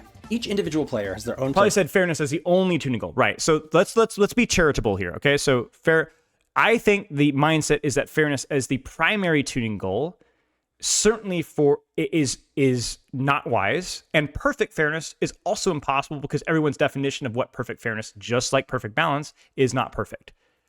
But fairness should be a goal because we should do our best to try to define what fairness actually means. Saying that statistics lie and so we shouldn't use statistics is nonsense. And I don't think that was the point that he was trying to make, but that's kind of how it came across. So it would have, especially towards the end, right? It would be much more interesting to say that statistics can often lie. Context really matters. I encourage you guys to use statistics within context, and these are some of the things to look for. Fairness is almost impossible. Players can be players can misperceive the problems of the game and things. Players can even perceive bad heroes as good or good heroes as bad. And they can, like the Yoshi example that we talked about. So players don't always know exactly what fairness looks like and conflate their personal experience with fairness. Balance, fairness, who cares? That's what needs to be said, in so many words. And we've gone 25 minutes. I mean, goodness gracious, we have plenty of time to be able to say that. No, like that does, style and their own view on what aspects of your game or characters are fun. I remember seeing a video like this about was a perfectly balanced game, but only because it had two characters, one of which was a reskin of the other. Yeah, sure. Fun. This includes the type of risks different players want to take. Okay, let's go back a little bit. Diverse player expression. Let me explain why. Each individual player has their own playstyle and their own view on what aspects of your game or characters are fun. This includes the type of risks different players want to take when trying to win. Some players want to play it as safe as possible and focus on reactions with a low-risk, low-reward strategy. Other players may want to gamble, taking big bets and trying to get maximum rewards. And everything in between those two extremes exists as well. If a character is harder... So that's a good point. It's like when you have very differing play styles, which one of those should you reward more? I think first off, you have to kind of decide what's the intent of your game, of what purpose, from a design perspective, not balance, right? Is what's the intent of what your game? Do you want slower engagements? Dark Souls 1. Do you want faster engagements? Dark Souls 3. Which one's better? I don't know. Your choice. That's completely subjective. Is it executed well in a slow fashion? Is it executed well in a fast fashion? That's still very subjective, but the risk, reward, and choices, I think, are the more objective part of those things where you could do multiple different things because that novelty provokes interest. And then the crucial thing, if you really have any sort of conflict, because especially in an asymmetrical game like Overwatch, you do have slower and faster characters. So the question often, my metric has always been generally the amount of effort required to get those outcomes, not because I want Tracer and I like Tracer, although that's true. It's because generally that's the best way to keep the game feeling more fair, because if you have characters that require lower effort dominating from a balance perspective, then they dominate all ranks, and everybody has to play that character. So that's you want to reward people, as he said at the beginning, and this live service format, for people applying themselves to characters to keep them coming back. That I can outplay that character, but I can't outplay that character. I could put the time in and get better at this character, but I could just not even put in the time in and just immediately get there with that character. That to me is the fundamental point of balance is to provide that sort of metric. Now, there's a ton of wiggle room of how you interpret that. As we already said with the Roadhog example, how do we define whether Roadhog is a low skill ceiling or a high skill ceiling character? I think there's probably a subjective gradient there. I don't think anybody in the right mind would say that Roadhog is a very low skill ceiling, and nobody in the right mind would say that Roadhog is a very, very, very high, the highest skill ceiling. But that removing those outliers alone does help give us a little bit of guidance with what we might want to do with that character. Not to mention how the game feels from a fairness perspective when he's good. Okay. To learn and pilot and optimize, should that character be equal in theoretical power output? Okay, hang on. This is important. Maximum rewards. And everything in between those two extremes exists as well. If a character is harder to learn and pilot and optimize, should that character be equal in theoretical power output with a character that's trivial to learn and pilot and optimize? Where? At what point? In low ranks? Sure. High ranks? No. I mean, that's just how life works, bro. That's just how life works. Your mutual fund versus your penny stocks. You understand what I'm saying? This is just this follows a pattern of life. You know? Let's see. The 8-hour arm workouts versus lifting for weights for a decade. An easy character could be considered low risk. A difficult character could be considered high risk. Maybe. I would say I would not conflate risk with value. That's way more contextual. Like, think about a character like, let me think of a good example here. There are ways to play higher ceiling characters with, like for example, Wrecking Ball can often be a relatively low risk character versus many compositions because they don't have the damage to punish you. But you are required to put out more damage than normal to hit your shots, hit your slams, hit your grapples. Otherwise, you are outvalued by other tanks. So even though your life is not at risk, the risk is the lack of value that you actually get. And there could be very high risk characters like Vendetta where they die off a cooldown. So we need to kind of define risk here. What is about as low risk as you can get? Right, exactly. If both risks result in the same reward, which character will most players choose? Or to put it more... Or again, risk versus effort. It's not the same. Risk versus effort. We have to define those terms plainly. One character is low risk, high reward, and the other one is high risk, high reward. What I've observed over the years is that when a game is tuned toward a more flat mathematical balance, playstyles start to converge. When this happens, players gravitate towards one of two types of characters. They'll either play the characters that are easiest to win with, thus lowering their risk, or they'll play the characters that look the coolest or sexiest, because the vibes... Yes, that's true. That's why having a perfect 50-50 balance, if not all of the effort versus output is the same, is very, very, very dangerous. Because not all characters are created with the same amount of intent and effort in mind, or risk, if we're going to use that metric. Matter a lot to us. And watch out if your easy characters are also your coolest ones. We won't often achieve tournament variety by flattening win rate and use rates, because doing so flattens out the number of reasons different players gravitate toward different characters or play patterns. It's the quantity of different motivators that you offer to your players that breeds variety. Despite not being widely considered to have the most balanced roster, the original version of Guilty Gear Xrd Sign would frequently see large variety of characters in tournament top 8s. Why? Because the characters are so different and diverse that they appeal strongly to different player types. Conversely, in the Tekken series, many of the characters share variations of the same game plan and have similar risk-reward values, but in Guilty Gear, almost no characters play even remotely alike. This is why when Tekken misses the mark, it's much more common to see something like 4 Bobs in a Tekken 6 top 8, like at EVO 2011, or 6 Leroys in a Tekken 7 top 8, like it.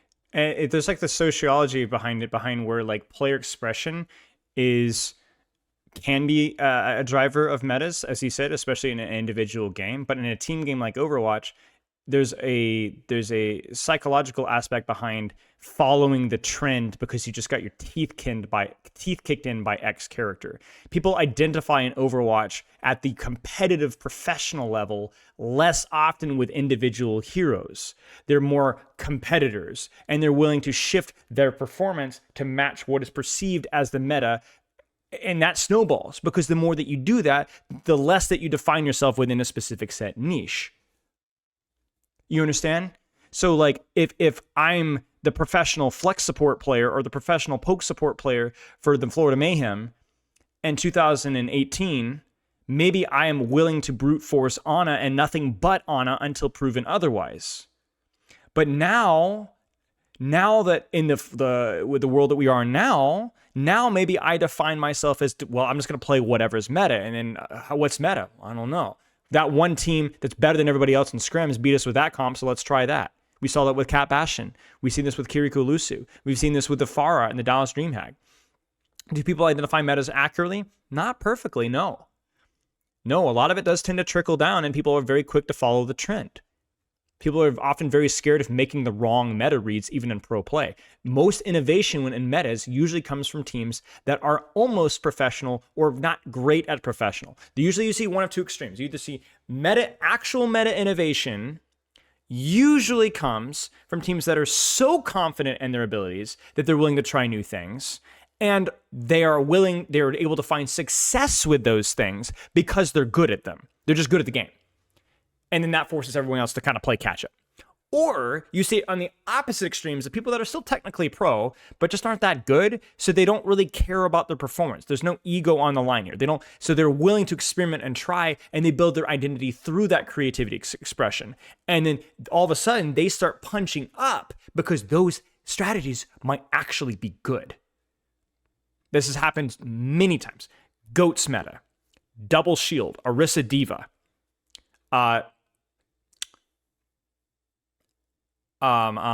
We've had Moira metas, Torb Hanzo. I'm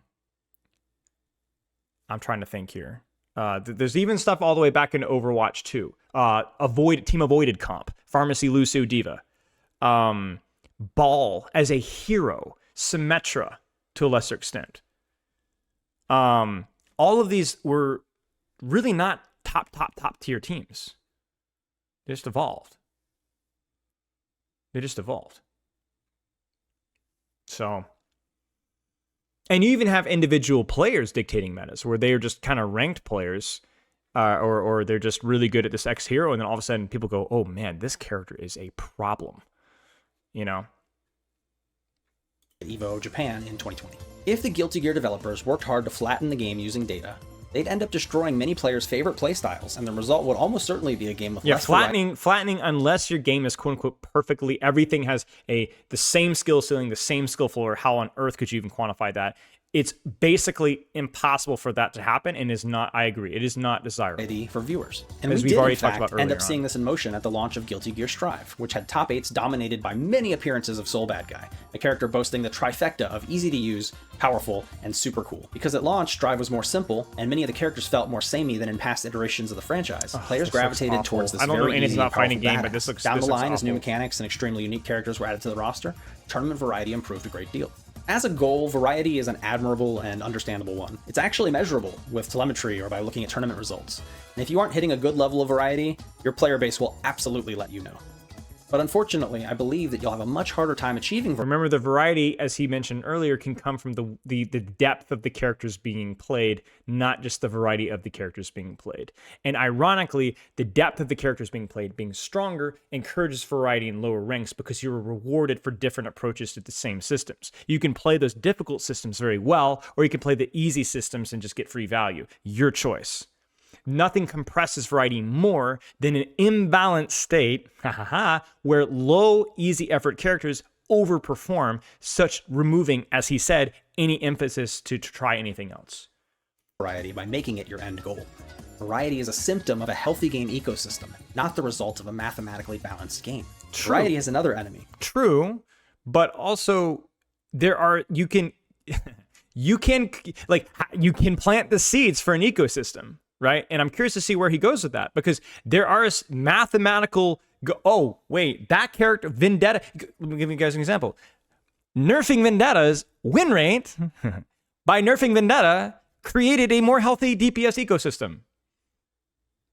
So he's not disagreeing with that. Again, I think the thing I'm struggling with this video is this guy knows what he's talking about, right? But I don't, sometimes it almost feels like he's contradicting himself with the way that he's explaining his points. Maybe I'm misconstruing things, but you guys see what I'm saying, right?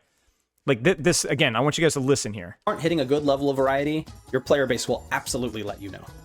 But unfortunately, I believe that you'll have a much harder time achieving variety by making it your end goal.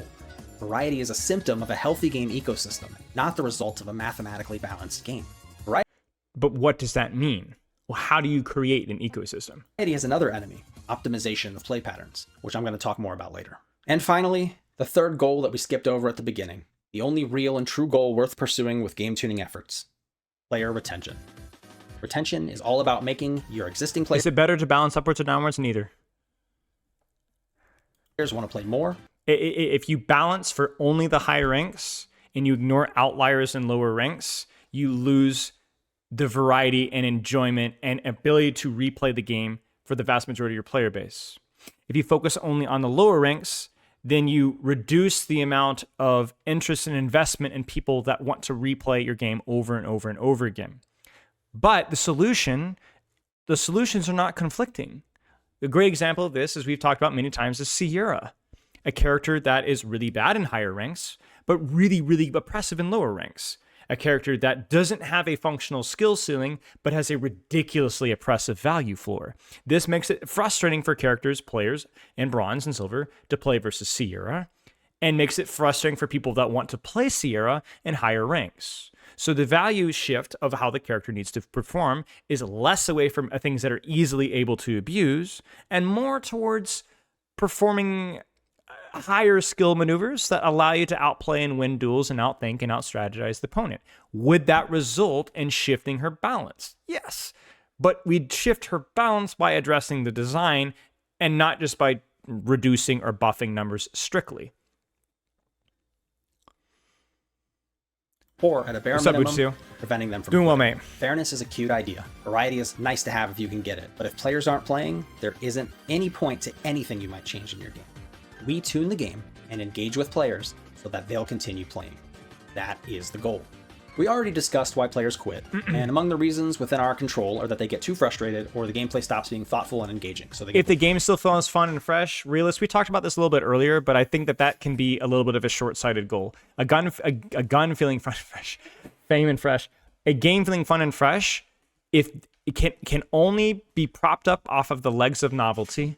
And novelty is a very difficult, it's a cruel mistress because it doesn't last forever. The novelty of the experience through application, we've talked about it we talked about it with Rivals. I won't go rehash the same points, but I'd encourage you to go back and we talk about it a little bit more in depth. So using this, we can break down our main retention goal into smaller parts. We need to A, reduce player frustration, B, increase and reinforce thoughtful play patterns that result in engagement, and C, do all of that while trying to enable and maintain a high level of diverse player expression. Easy, right? Naturally, doing all of those things while keeping a community happy with the direction you're going is not so easy after all. But in my experience, there are strategies you can use to make it work. So here's my approach to game tuning with those goals in mind. To the developers watching this, the tuning strategies and methodologies I use work for me. They might work for you or they might not. My goal is to share with you what I've learned so that you can use the parts that make sense for you and your project. Just remember to always be critical about what you use and why. To players watching this, I hope you take away an improved vocabulary about game tuning and a wider view of what the goals of game tuning really are. And I hope that you can use this to improve the way you communicate with developers and each other. The classical approach of using data as a metric to measure the success of your tuning efforts is what I'll call tuning for flatness.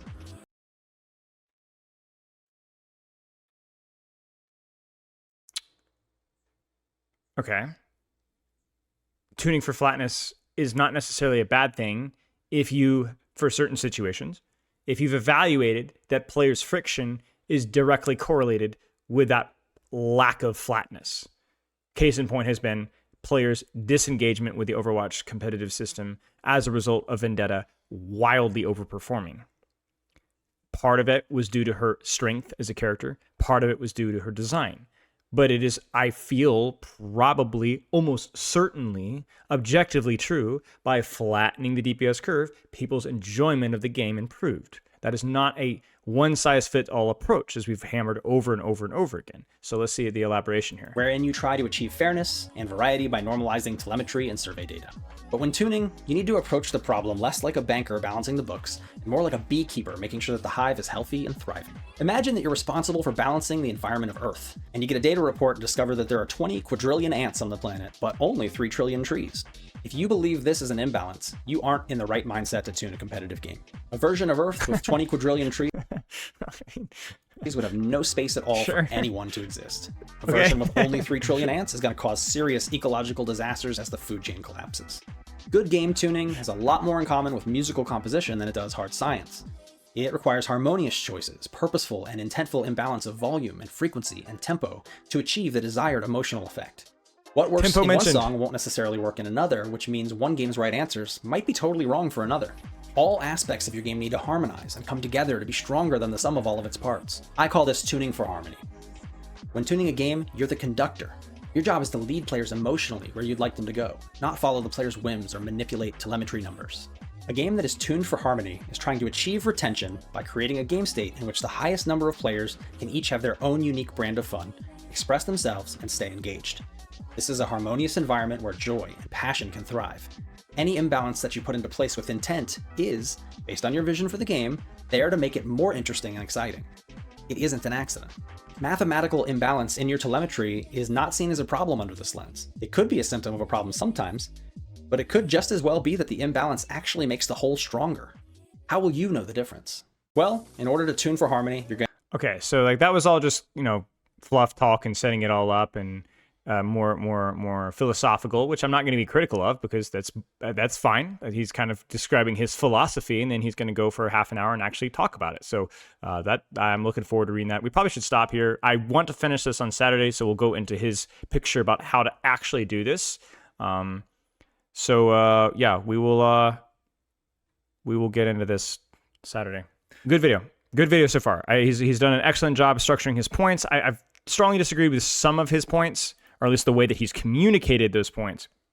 But I've very much enjoyed the discussions that we've had so far, and I'm looking forward to seeing where this goes. Before we go back into like letting this guy talk about his critiques, so for those of you guys who don't know, Thursday we went through half of this video, and this guy brought some really, really good points. This is a developer that's worked critiques, done a lot of critiques and stuff on like fighting games, but he talked about like just games as a whole.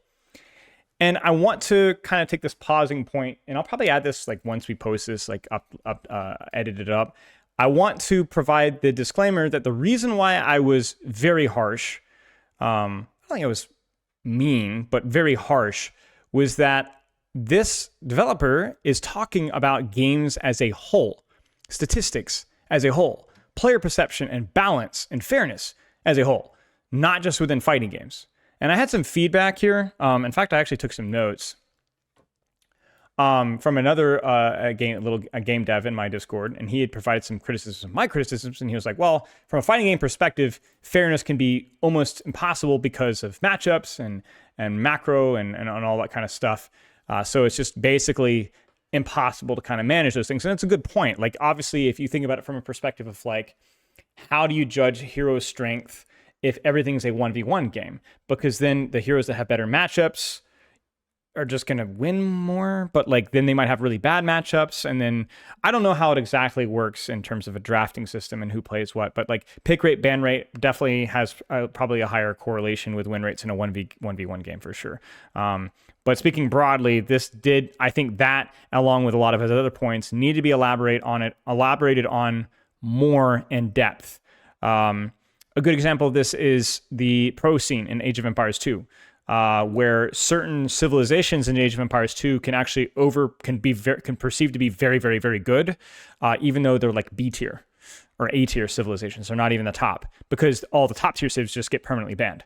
So you might have this impression that these civs need to be balanced. These civs are the problem, when the reality is just that the way that the game drafting system works. So the point being is that a lot of his conclusions with data, players, and fairness, I agreed with the concept, but I completely disagreed with the simplistic solution or conclusion he did at the end. If you weren't here for his conclusions, I'm not going to rehash them. You need to go back and watch my reaction to it and discuss it, or you can actually watch the video yourself. I think he puts his arguments together relatively well. But his conclusions, ironically, are also wrong, I think. And I did not agree with many of his conclusions, at least when he's speaking largely. So I'm going to let him kind of explain what he would do instead, with the caveat that I think that this is a complicated goal of balance, fairness, harmony, data, that I think is being overly simplified down to the point where you can't do anything about it. This is what you need to do instead. And I just do not agree with that conclusion whatsoever. And even if you factor in the fact that he's talking largely about fighting games, I think that or if he has his experiences from fighting games, he has talked about gaming as a whole and not exclusively fighting games, which is the entire reason why I'm looking at this in the first place. He knows fighting games way more than I ever will, but from a large perspective, I just have not agreed with his conclusions. I think it's the same example I said of like, yes, data is very difficult to read and can lie to you. Yes, perfect fairness is also impossible, essentially. How do you define what a good game and a bad game is? What is the goal of a developer for a good game versus a bad game? What keeps players playing? And I think that there's a lot of nuance and discussion about that, right? But to say that there is no objectivity whatsoever in these, I think is just a simple, it's the equivalent of as being that edgy philosopher in high school. It's like, it's oversimplification of a complicated topic. That's just a really lazy cop out. Now, I'm not accusing him of laziness nor copping out. I think that for the interests of this video, he's being too hooky, and I think it's compromising a lot of his points. He's not respecting his audience for having any sort of nuanced opinion, which is a shame considering this video is already an hour long. You know, we don't have to TikTok brain this. You know what I'm saying? You can actually simplify these things down. And if he actually believes that, and he's not trying to TikTok it down, then I just completely disagree. Well, in order to tune for harmony, you're going to need a few... So basically TLDR, but as we go into this, he says, this is the way that I tune for harmony. This is what harmony is. Now, the little section before this is, you don't really need to listen to it. He just basically talks about, it's going to be happy and good, and you're going to do this, and everyone's improve retention, active player counts, and smooth out frustrations, and just a lot of like typical goals that anybody would agree with, low-hanging fruit. So let's see what he actually, when push comes to shove, what is his feedback for gaming balance and design? Things. First, you're going to need to put someone on your team in charge of game tuning, and that person needs to be able to play at a high enough level to feel the real game. They don't have to be tournament champions or the best in the world, but they should be strong enough to play alongside players of that caliber. This player needs to be under a few mandates. Number one, they can't play in tournaments, so they can't be selfish about tuning. I'm not saying no one on your team can compete, I'm just suggesting... So he's basically saying you need high-level players or player for on your balance team. And I do think that that's correct, because I do think that different friction points become problematic at different ranks. Case in point, Diva. Case in point, Sombra, right? Characters that have different sharpnesses to them depending on the rank that you're in for different reasons. Absolutely. I think this is a good take. You don't have to be high ranked to be a game dev. I think if all game devs are high ranked, I think that's a mistake, actually. But I do think that you need at least some of your demographic within there, or some of your team within that demographic, sorry. One person should not compete in the game that you are making. They can feel free to compete in other games to scratch that itch. Number two, they shouldn't even have a main character or weapon. And they should spend their playtime using... This is a good point as well. And this is actually, coincidentally, one of my strengths I have felt as a coach and game critic is due to the fact that I work with every single hero all the time. I'm constantly confronted both directly and indirectly with pain points, difficulties of that character. So I have a respect for most, if not all, of the entire hero cast. That's why I don't main a hero when I'm coaching. The characters or weapons the community think are the weakest, and against strong players using the characters or weapons people think are the most offending to see if they even agree. Number three, they should try to think of the game as a whole, play the whole roster relatively well, and understand what aspects of each character are the most core to their identity and fun. Bias reduction conditions, sure. I mean, I'm still biased, right? But I know what you mean. Yeah, yes, I'm being difficult, but yes. Bias eliminating conditions. A player who, say, only uses grapplers or only uses shotguns and can't get out of their comfort zone is going to struggle in this role. Number four, they should try to understand the feelings of players at various skills. Let me give you an example of why this is important. A big picture view and a no main character. I played a lot of Vendetta when she first came out. I did not play versus Vendetta. Then I reached Masters with Vendetta, which didn't take that long for obvious reasons. And then I coached a lot of people playing versus Vendetta, and then I also played versus Vendetta. And I went from going, dude, there's sometimes this character just feels so slow and so frustrating. And then I went to the other side of things, and I'm like, this character sucks. I hate playing versus this character. And going from both sides of the equation made me realize that what felt really bad about Vendetta wasn't necessarily at conflict with what people hated playing versus Vendetta. And if all you did is I literally would, in r/competitive Overwatch, top comments would talk about game balance adjustments to the character that literally would have killed her. 40% pick rate would have made her feel terrible to play because most people were playing versus Vendetta. Not very many people were playing as Vendetta. So nobody cared about how she felt. They just wanted her dead in the streets. And that's not a new thing. That's happened since Overwatch has started. That's what happened in the history of gaming. Is that not going in from only one viewpoint meant that you've completely missed the picture of what it meant to be actually playing that character, and so on. Levels and keep each bracket of players in mind when tuning. You don't tune to give weaker players a chance against more experienced players, but you do need to tune against inexperienced players' unique frustrations if you want to retain them. This can Do you see how this is kind of fairness, like he's just talking about? I'm not going to try to be a butt about it, but this is why I feel like, at the very least, the fact that we were unable to come to a clear conclusion about what he meant for fairness is part of the problem with my arguments as a whole. You know what I'm saying? Are we not kind of like, isn't like that partly fairness here? You know what I'm saying? I don't know. We needed to define our terms much better, I think, in this. Tuning. You don't tune to give weaker players a chance against more experienced players, but you do need to... But why not? If fairness doesn't matter, if we're not tuning for fairness, if we're not tuning for balance, is that fairness? Is that balance? What is your definition of fairness and balance? You see, we've never really defined those terms. That's why the first thing that I did in this video was try to define what I meant by game balance as specifically as I possibly could, and what I meant by fairness as specifically as I thought I could. Yeah, that's my critique here, tune against inexperienced players' unique frustrations if you want to retain them. This can be a challenging set of asks for a member of your team, but I believe it's crucial. This person is your... The definition I gave, I'd go in way more in depth on the previous, but the discussion is that statistical performance never has massive outliers. And by massive outliers, I would draw the line randomly at 5%, 45 to 55, right? And the better performing characters in high ranks are characters that have better value and skill ceilings, so that you're rewarded for putting time into the hero, but done so in a way that doesn't make it so that certain characters, because the reality is that if you don't have skill ceiling characters that pay off with time, then you have no reason to learn those characters, which then directly leads to characters with lower skill floors overly dominating in low ranks. And I arbitrarily pick 45 and 55 because with my experience in Overwatch, which does not have a fighting game matchup problem, so I will not provide my 45 to 55 random line to any other game. None. Ignore that number for fighting games, MOBAs, ignore it.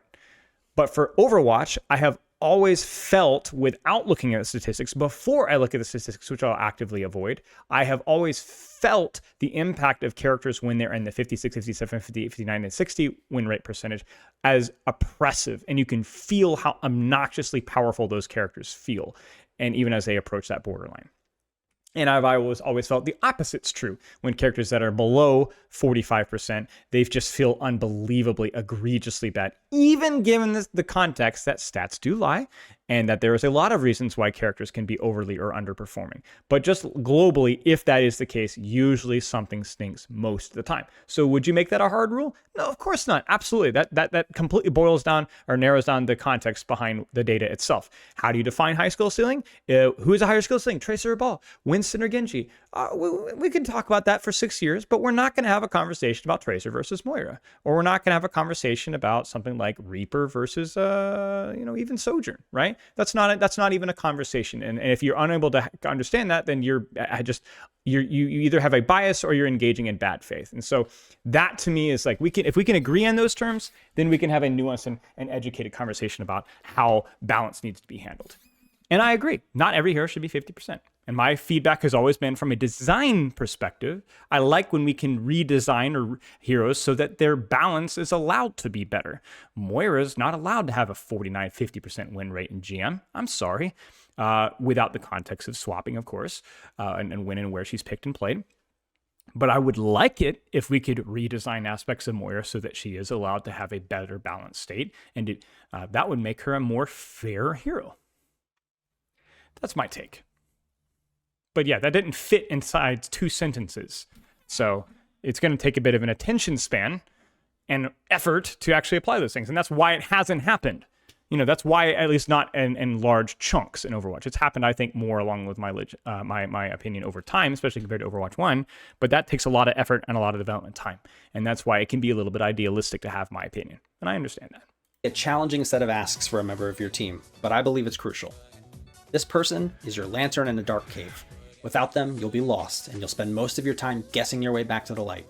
If you don't have this person on your team, you're going to have to find them externally and hire them. Next, listen to your players. Seriously. Players lie, but you still need to hear them. Players are nice. This is a great take. I agree with this. We talked about this earlier. Often right about the symptoms, even if they don't understand the best ways to fix the problems. If you can, find a few players who love your game and have a better big picture sense than most, and talk to them a lot. These players are your canary in the coal mine. Don't take what they say at face value, always think critically, but a discussion with these key people can lead you to the right choices much more quickly and accurately, or keep you from making major. I think this video would have been structured better if we had married each of these discussion points to their relevant topic, so it doesn't feel like he's just harping on about it's all hopeless, nothing matters, it's pointless to try, and then, oh wait, actually it is good to listen to your players if within context. It's like, what, are we gonna have the same conversation about statistics as well? Like, and then I'm gonna feel like a fool because I sit here and ripped into you for 6 minutes. Now, some of you are like, yeah, but then you should have let him finish the video.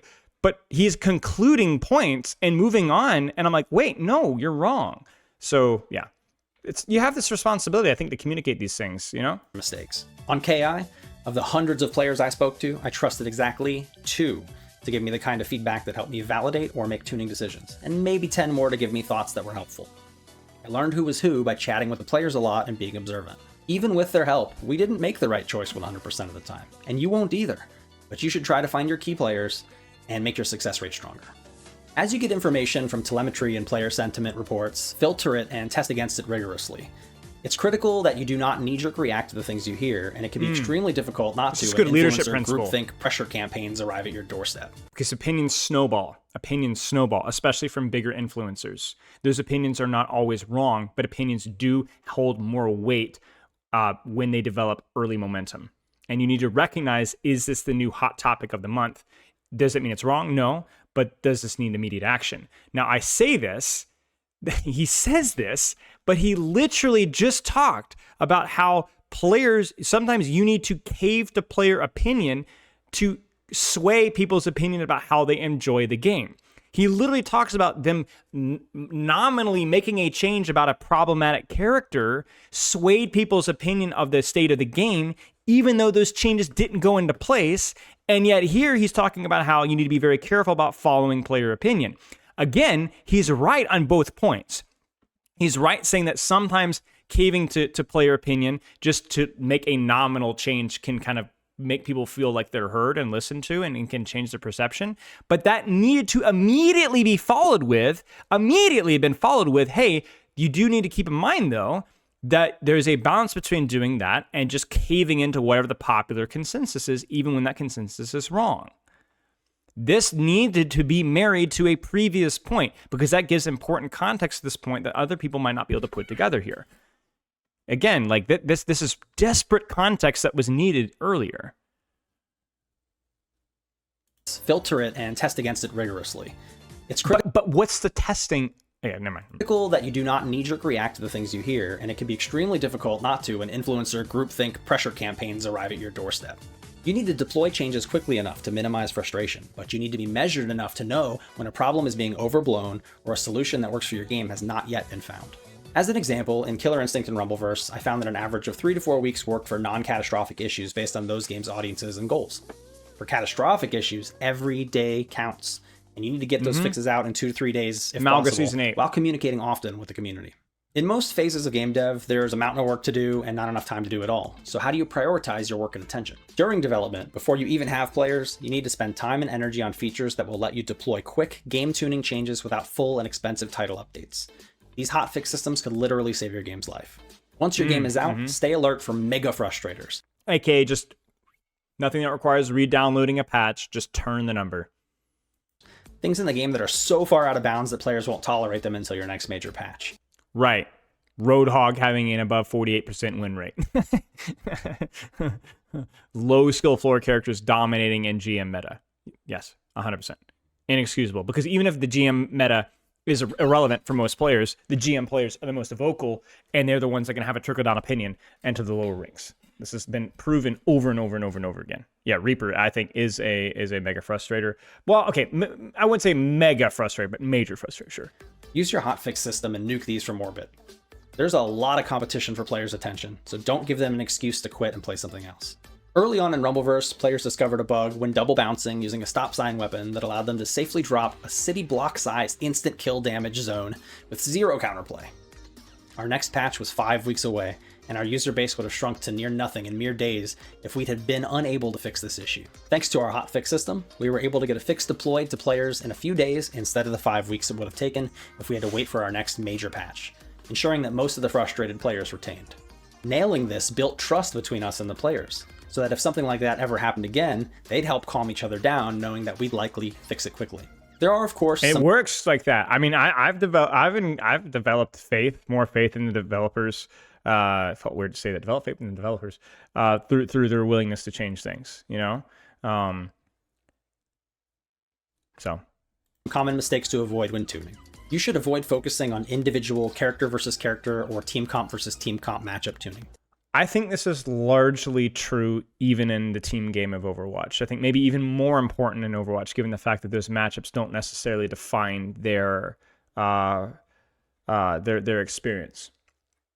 I don't think thinking about matchups at all is bad, because it might give you some insight about what that character struggles with or bad aspects of that character globally, which is why I think the whole tank counter swap emphasis that we had, back in the day was such a toxic sidelining thing here. I mean, I think this is exactly wise, because it simplifies the game down to a point where you miss the nuance, right? I mean, reality, like, what has really changed in tank rock, paper, scissors since then? The more cancer, low skill floor tanks are a little bit weaker? Maybe? Like, what's changed since there, right? Like, I mean, you could say the tank passive got giga buffed, but then it also just got pulled apart. Like, it's if anything, it's more split apart, right? Perks, but how many perks actually massively impact the tank trade early in a game? You know, people just kind of forgot and moved on to other things. And I think nerfing Orisa, nerfing Ram, whatever, that probably put people in a better mental state. But yeah. Conceptually, these things are big buckets of variables, and it's way too easy to get lost and cause unexpected knockdown effects in other areas of your game if you take on something so broad. Yeah. You should instead spend time on much smaller and clearer details, which I'll discuss in this section. You also need to avoid overreacting or reacting too quickly if the severity of the issue isn't high. Judge severity by the level of frustration it seems to be causing. Validate it yourself by playing against it and see how pissed off you get. So after all that, what exactly is my method? First, I start by thinking about the big picture of risk versus reward across the entire game. So many tuning decisions can be more smartly made if you're able to correctly assess both the risk and reward of common actions in the game. Any new character or move you put in the game has to match this framework that you've conceptualized. Let's see some basic examples of risk versus reward and assess them. Think about headshots in shooters. If you aim for the body and you miss left or right, you hit the arms. If you miss low, you hit the legs. If you miss high, you might get a headshot. Your risk of missing when aiming for the body is at its lowest, and the reward is usually standard damage. If you aim for the head and you miss low, you hit the body and you get standard damage. But if you miss left, right, or high, you don't hit the target at all and deal no damage. The reward for a headshot is vastly increased damage output if you can land it. As a system, the risk-reward of headshots makes logical and practical sense. This is a good example of an extremely common and effective risk-reward system that breeds thoughtful play, as both aiming for the body or head are effective, but carry different levels of risk and reward that change as you switch weapons, distances, fight targets that move at different speeds, or even increase your own skill level. Now let's look at a risk-reward problem. Take, for example, Ultimate Marvel vs. Capcom 3. If you use Magneto's heavy attack, which is slower and harder to land to start your combo damage will be high enough to kill even the sturdiest characters in the game. However, if you start your combo with a quick light attack that comes out fast and hits low, and it's one of the easiest moves in the game to land, your combo damage will still be high enough to kill even the sturdiest characters in the game. The lower and higher risk options both have the same reward. Now, hang on a second. Did you notice that he said a word there that's very important here? then hits low, and it's one of the easiest moves in the game to land. If you start your combo with a quick light attack that comes out fast, then hits low, and it's one of the easiest moves in the game to attack that comes out fast, then hits low, and it's one of the easiest moves in the and it's one of the easiest moves. Oh, and it's one of the easiest moves. Oh, and it's one of the easiest moves in the game to land. Your combo damage. Not just risk versus reward. Not just risk versus reward, although that's a good one for sure. But skill, right? Skill. Damage will still be high enough to kill even the sturdiest characters in the game. The lower and higher risk options both have the same reward. So in this, it's not is the higher heavy attack the lower risk one, or is it just take more time to get the timing right? I mean, I don't know this engagement at all, but he did use the word easy. Case, skilled players will almost unanimously gravitate towards using low risk attacks since the outcome is the same no matter what. God. Where was this earlier, man? This is what I think most people, at least I've always felt that people aren't very good at communicating what they want with balance, but I think you could actually you could talk with anybody. You could talk with gold players, bronze players, GM players, and if you really got to the brass tacks, this is what people mean when they mean game balance. What he just said right there. This is why this is just YouTube clickbait, right? Now, trust me, I'm aware of that. Like, I'm guilty of that too. But this is what game balance, I think, is largely accepted to be. Risk versus reward, ease versus difficulty, sure. But this is what people mean. This is what people want. They can't always communicate it perfectly, but this is what they want. Let's compare that to another game's take on this. In Guilty Gear Strive, using a quick punch or kick attack has less combo options and scales the combo's damage and hit stun duration more harshly. Using a slower slash or heavy slash attack gives you the highest damage combo starters and lets you combo more generously. The lower risk option here has a lower reward. This gives players a reason to use more of their options in various situations, rather than falling back to the easy and quick ones. The next thing to look out for when hunting risk-reward problems is unjustified inconsistency. Let's check out Killer Instinct. In KI, every character has a 5-frame quick attack, but not every character has the same range or properties on their quickest attack. Not all of them get the same level of reward. Is this a problem? If the designers made these choices randomly, it might very well be. But if you deliberately design weaknesses into the character kits to compensate for their more extreme strengths, which is usually where their identity and fun lie, it could be perfectly okay to have a character whose quickest attack has poor range, or one that can't be rapid fire cancelled, or one that can only successfully combo into one specific unsafe opener special move. Context is everything. Equality will flatline the playstyles. Risk-reward should make sense within each character, but also across all characters. Consider the characters Saberwolf, who is one of the easiest characters to play as, and Arya, who is the most difficult character in the game to play as. As I mentioned before, high difficulty is a risk, as the player has way more mistakes they could conceivably make in a match. So he's just defining higher difficulty as more risk, which I guess is fair, but risk in what regard? Risk of failure? Like risk is in like you risk losing the match if you don't execute properly, but what if you're just a better player, and in which case the risk is essentially the same as playing an easier character? And also I think this is why I've always been a big proponent of using accurate terminology like skill floor, skill ceiling, value floor, value ceiling, as in like the amount of time it takes to pick up the fundamentals and then the amount of time it takes to master those fundamentals, and how much, because people will often conflate value with skill.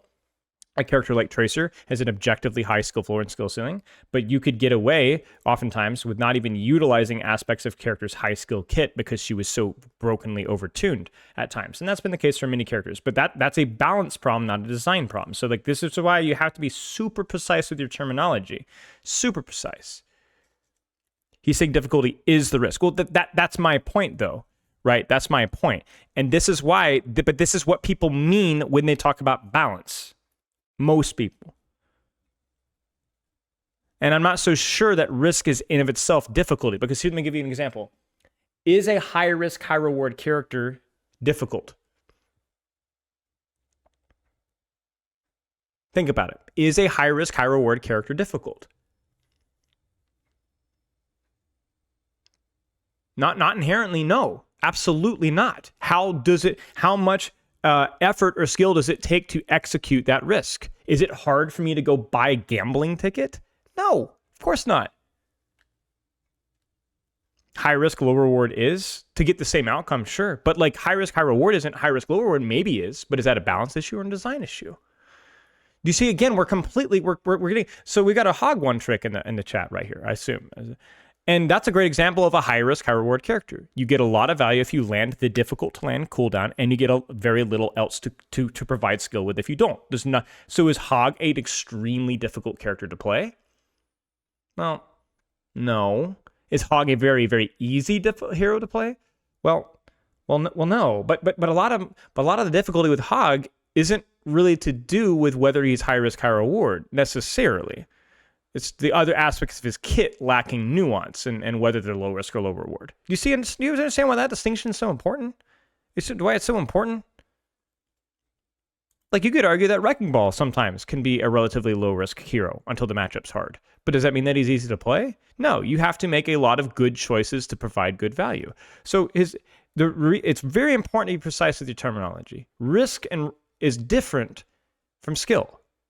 Risk is the amount of things going wrong, which you might be like, well, doesn't that necessarily lead to a different result in the match? Yes, but is flipping a coin until somebody shoots you with a gun risky? Of course it is, but is it hard to flip the coin? Execution is different than taking risk. And the reason why it's very important to understand that is from a design perspective, saying that, oh, it's good to introduce high-risk characters that perform well is saying that, like, it is higher risk characters should have bigger rewards, but that's actually not a good balanced design. It's good to create characters where it takes skill, whether they are high risk or whether they are low risk. Do you understand? You could definitely conflate some consistency with risk versus skill, but as we mentioned earlier, Vendetta, things can go very wrong with Vendetta. Very wrong very quickly. That's a very high-risk venture with Vendetta to go in, and yet Vendetta doesn't really have much of a skill ceiling. You just kind of hope for the best, and that's mostly it. Okay, Future Spilo, just want to chime in for 30 seconds really quick here. Obviously, the lottery ticket example wasn't that great. Yes, it's more of a low-risk, high-reward example. That should have come up with a better analogy there. My point being is that conflating risk with difficulty is not the same. Now, I know he said that high difficulty can be a risk. If something being very difficult to accomplish might mean that you get it wrong, and then that in of itself is a risk. That's true. But that's not the same thing as difficulty is equal to risk. There's a lot of high-risk maneuvers, both in Overwatch and many other games that I've played, that are completely uncorrelated with difficulty. They're just coin tosses. They might even be easy to do and require very little input from you, just maybe hoping that something will happen. And honestly, they may also have very little counterplay from the other opponent. Like, there's no skill outplay from their side of things either. So I think this entire section being tuning risk versus reward, where most of what we're talking about is difficulty versus reward, goes back to my point that I think it's very important that we use accurate terminology. This would have been absolutely appropriate to talk about how let's say skill can be a high risk maneuver and how it can be more challenging to balance around high skill because it's maybe inherently more volatile than low skill maneuvers.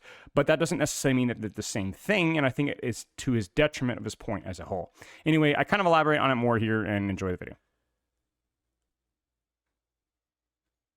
Can skill not also reduce risk? Well, skill can reduce risk, but in a player versus player skill-based matchmaking system, as you get better at consistently landing those skill shots because you are able to mitigate the risk with perfect execution, you are moved into a higher skill bracket, which then means that there is friction onto you executing on that skill correctly, and once again it becomes a higher risk. In which case the character never leaves the stigma of high risk, high reward, or low risk, low reward. Do you see what I'm saying? You're right that executing it well reduces the risk, which then means that you're more likely to win the matchup or the mask. I don't know how it works in fighting games in terms of skill-based matchmaking, which then bumps you into a higher echelon, which means that the shortcoming of the character, things going wrong and things going poorly, is inherent and never leaves. Is Sojourn a low risk but high skill character? No, Sojourn actually can be a relatively high risk character. Not risk just in terms of your life, but high risk as in if this button that I press does not go well, the game is over. I have nothing left. If Sojourn does not hit her rail, she is a bad hero.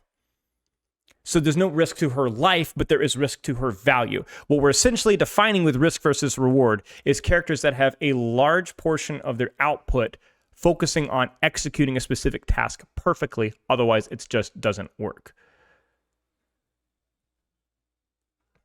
What you're looking for is a character with a more a lower risk character with a character that has more ways of playing catch up.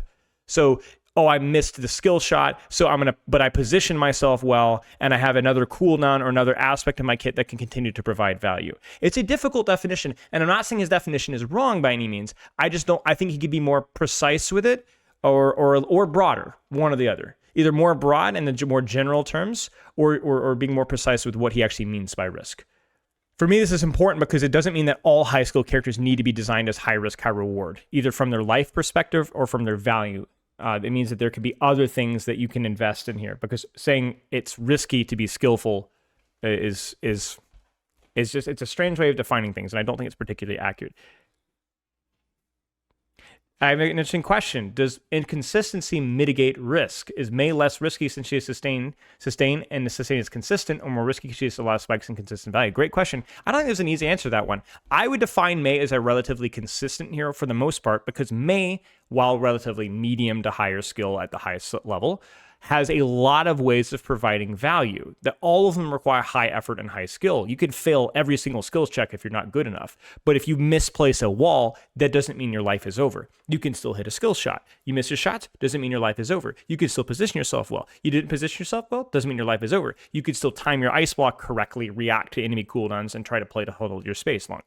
So there's multiple ways that Mei can provide value, which mean that Mei is, I would say, a relatively medium skill ceiling character, maybe even higher, but isn't really a risky character because there's lots of ways that you can compensate with value. You could even argue that certain characters become high risk, high reward at the professional level due to the utility that the character provides. Like, I wouldn't say Juno is a very risky character, but Juno could be a risky character at the highest level if you mistime your speed ring.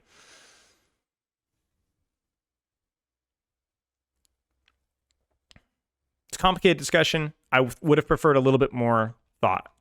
Not thought. That's rude. Not thought. This guy's smarter than I am. I would have preferred a little bit more clarification about this. High difficulty is a risk, as the player has way more mistakes they could conceivably make in a match, and their options may be much more difficult to optimize. In a game tuned for flatness... But you see, he's not really defining risk clearly here, because like, I wouldn't disagree with what he just said. Listen. Before, high difficulty is a risk, as the player... You see it? Listen, let me get some Consider context. the characters Saberwolf, who is one of the easiest characters to play as, and Arya, who is the most difficult character in the game to play as. As I mentioned before, high difficulty is a risk, as the player has way more mistakes they could conceivably make in a match, and their options... So he's defining higher difficulty as a risk because you can conceivably make way more mistakes in a match. But do you see how like that definition feels a little bit incomplete?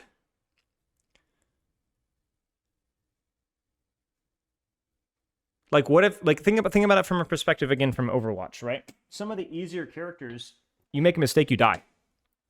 Does that make them higher risk? Look at the Mercy. Every single time that you touch GA, you could press it in the wrong direction. Every single time. Right? Is that high risk? You know, is that high skill? Again, I just think that there's certain gameplay loops that are designed with characters that often will have bigger payoffs for more difficult or higher risk decisions.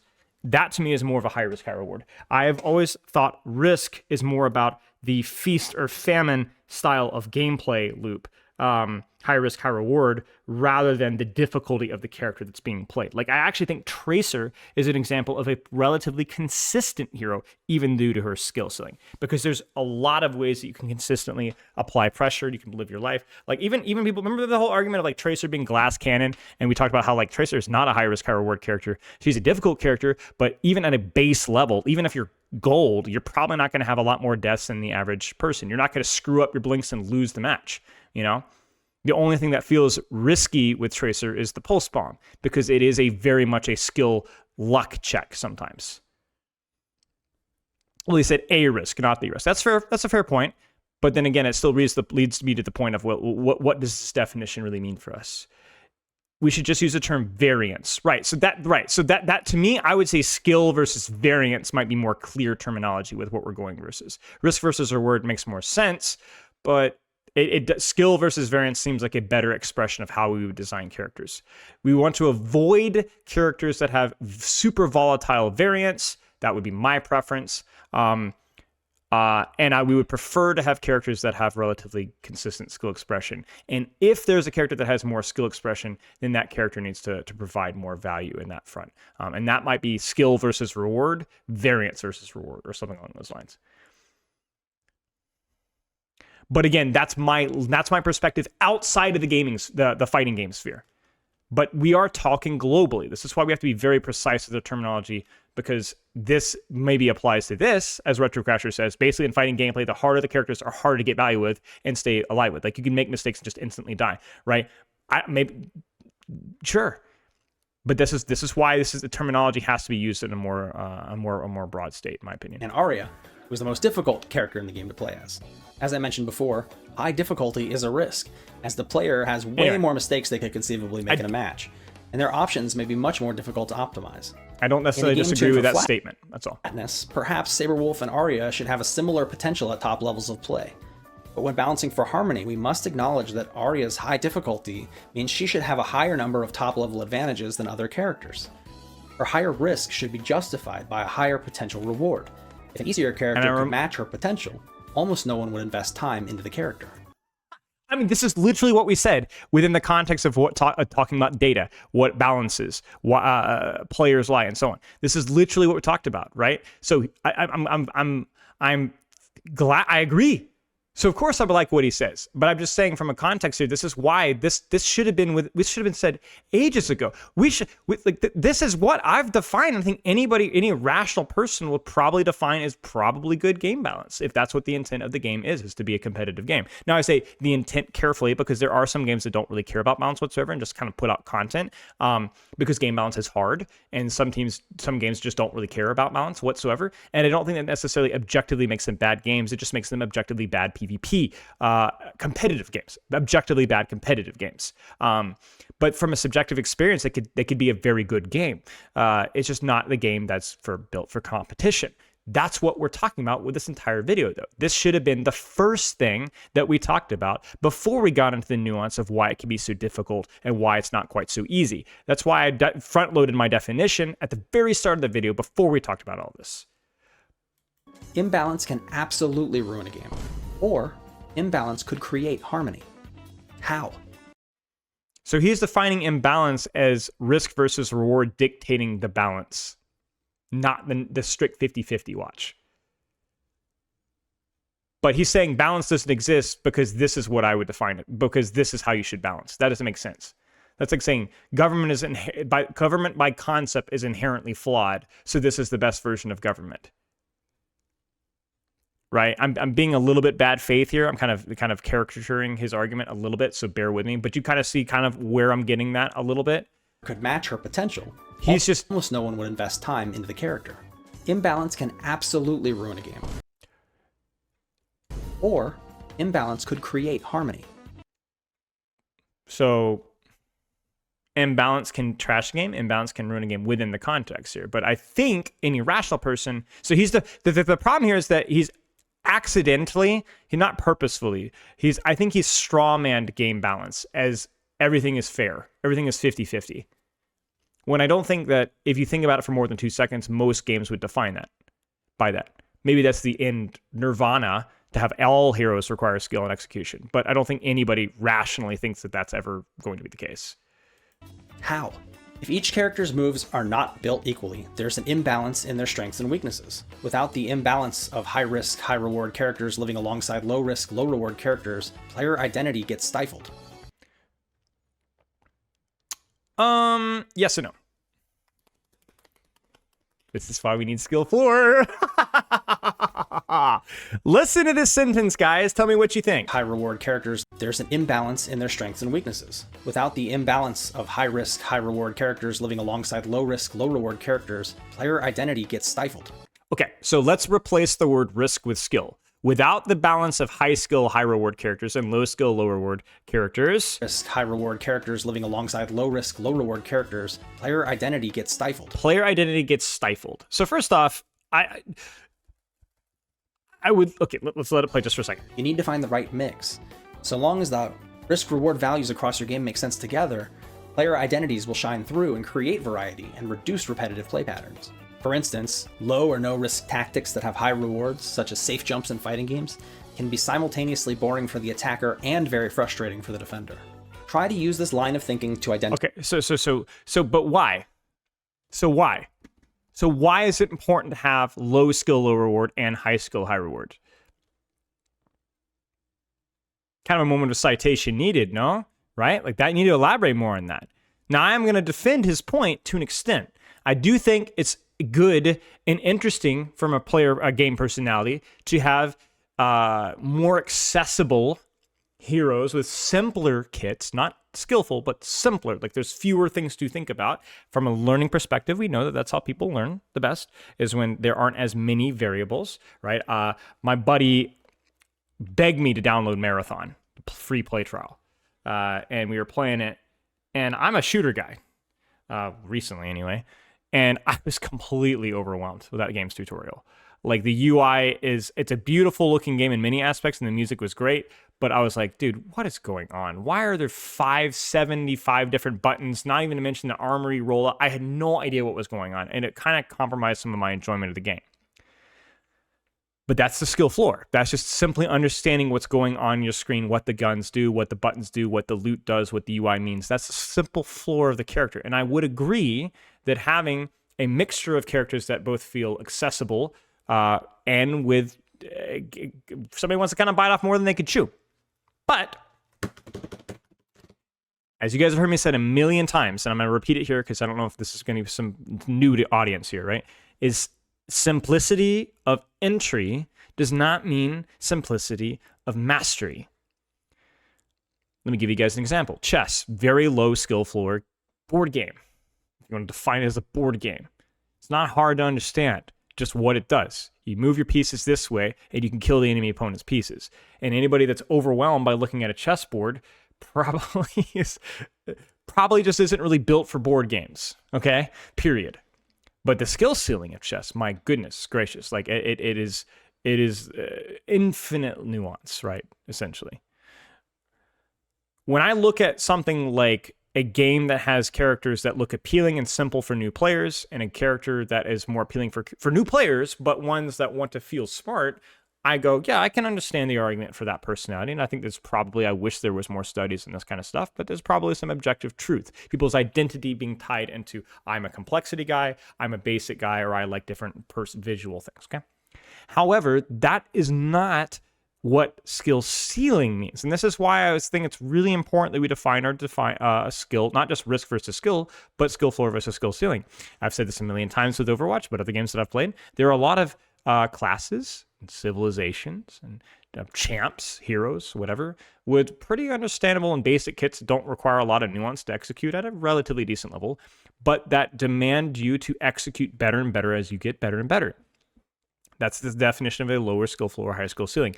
We talk about Winston to an extent with this, Lucio to a lesser extent like this, and so on. I'm sure there's an application with other heroes in other games as well.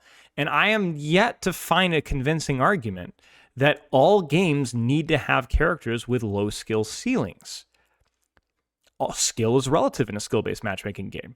And if I pick up a relatively easier character at the beginning, maybe it would be frustrating for me to be able to compete. But that simple doesn't mean easy, essentially. And I think the saying that it's compressing player creativity and identity by only having complicated high-skilled characters is conflating complication with skill, with difficulty. It's not the same. It's not the same.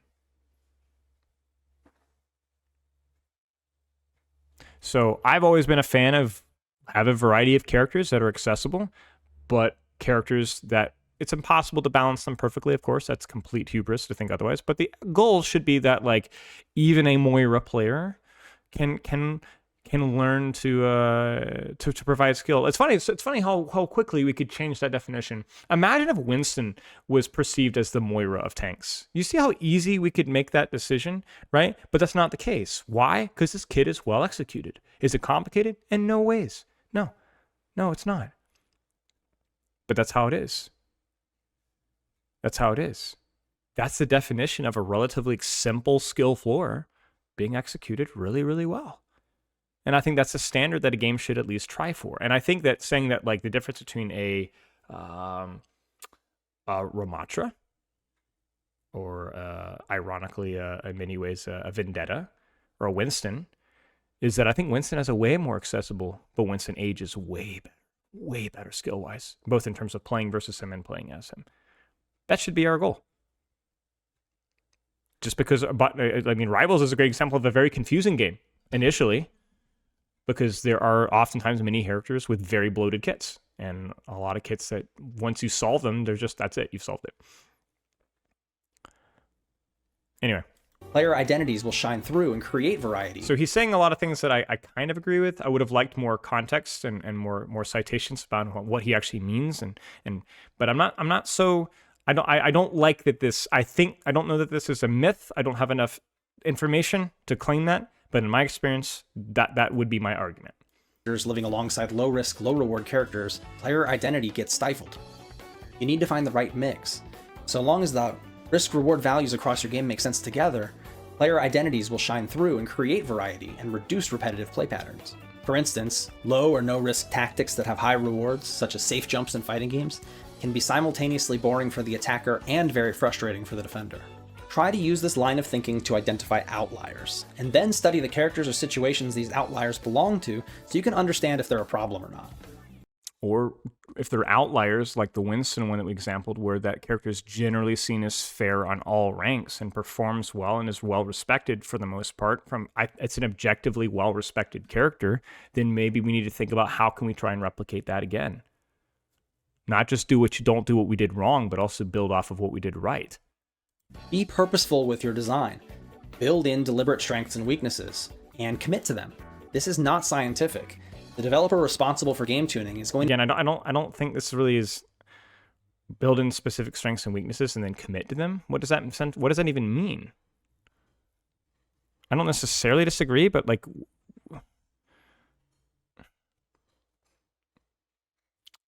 I don't know.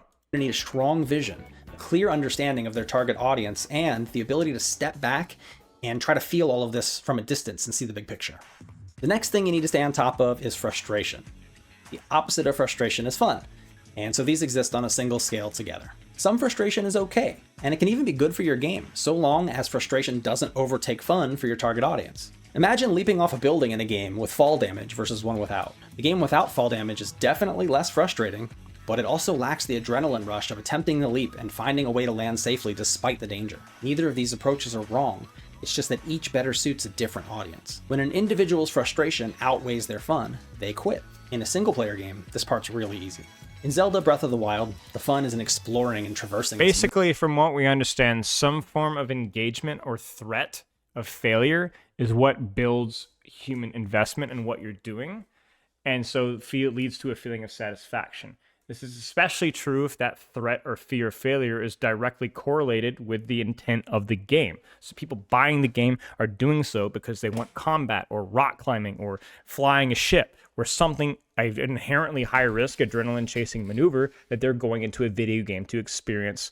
And what's the term? Like through the game, they're trying to experience this. And so they're signing up for the risk.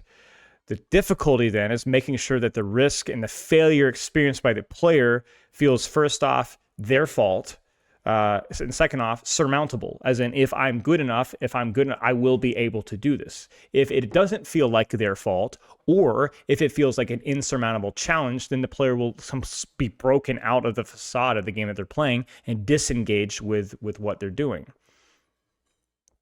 If you have no stakes, exactly, then you have strict boredom. This is where you have games with basically no failure or guardrails, to the point where once you get bored of the novelty, I mean, he talks a lot about this earlier on in the video, then the game just there's nothing to the game. There's nothing to invest in. There's no fear of failure. Vicariously, sorry, thank you. Yes, I understand what you're saying. The reason why I'm especially sensitive to that statement is I feel like that one of the modern game design things is to make characters with fewer stark strengths and weaknesses and generally more dynamic with more options. And I don't necessarily think that necessarily is... I understand what you're saying, but I don't want to conflate the concept of just like power creep and no character has any strengths or weaknesses with the same thing as just making a character that has more dynamism with how they approach things, if that makes sense. Like having a character that has slightly less strength, but also slightly less weakness, but has more options. Not every character needs to be constructed like that exactly, but I do think that that's oftentimes what we see more often in modern game design as a whole, and I don't think that's necessarily a bad thing. I don't think it's necessarily a bad thing. A lot of people, it's Dark Souls 1 mindset where everything will one-shot you or everything's slow, including you.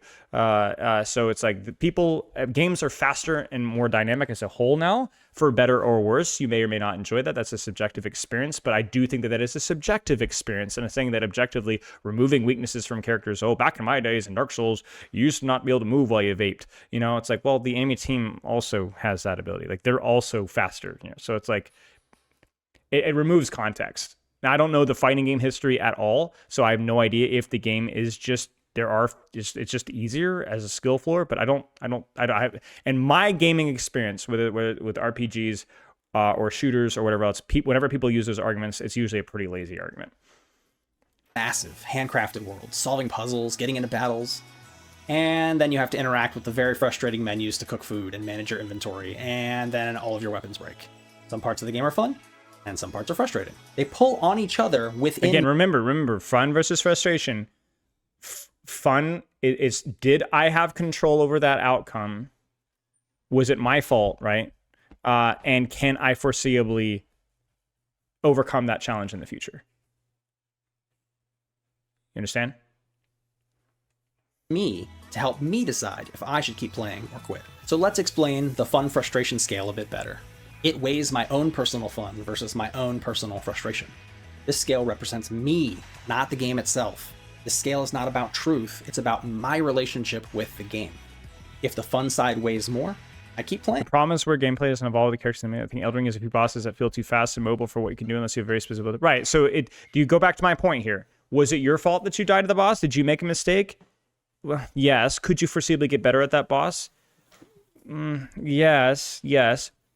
But there's other categories too. One of the Elden Ring's problems is that your lack of is the one-dimensional engagement with the problem. So the last thing that I would say, maybe the third thing here, is that is there a depends on the game's intent, which is probably why you didn't include it, but are there creative and unique and dynamic ways to approach the problem? And if the answer is no, then oftentimes people look at the problem as tedious. A good example of this would be like, how do you win at chess? What a stupid question. How on earth do you win at chess? Like, it depends on the fundamentals of the game and the strategy and how you move pieces, right? Love you. How do you win at Overwatch? What a stupid question. What hero you're playing? What map, right? So it's a dynamic and interesting problem to solve. Your complaint there is that the Elden Ring bosses felt too fast and too mobile for what you could do, so it's not fair. And this is the key point here. That part's subjective, whatever. But unless you have a very specific build to punish it. So what you said is that the problem is that you just have to find the one solution. And in a fighting game like Elden Ring, that doesn't feel very rewarding. It's not a puzzle game where there really is only one solution and the player goes into the game expecting that. With Elden Ring, there is that expectation of an RPG where I can approach the problem uniquely depending on the class. And you are right that there are a lot of problems in Elden Ring and other games like it where actually the answer is no. There really isn't a very good solution with the solution that you've chosen to go with.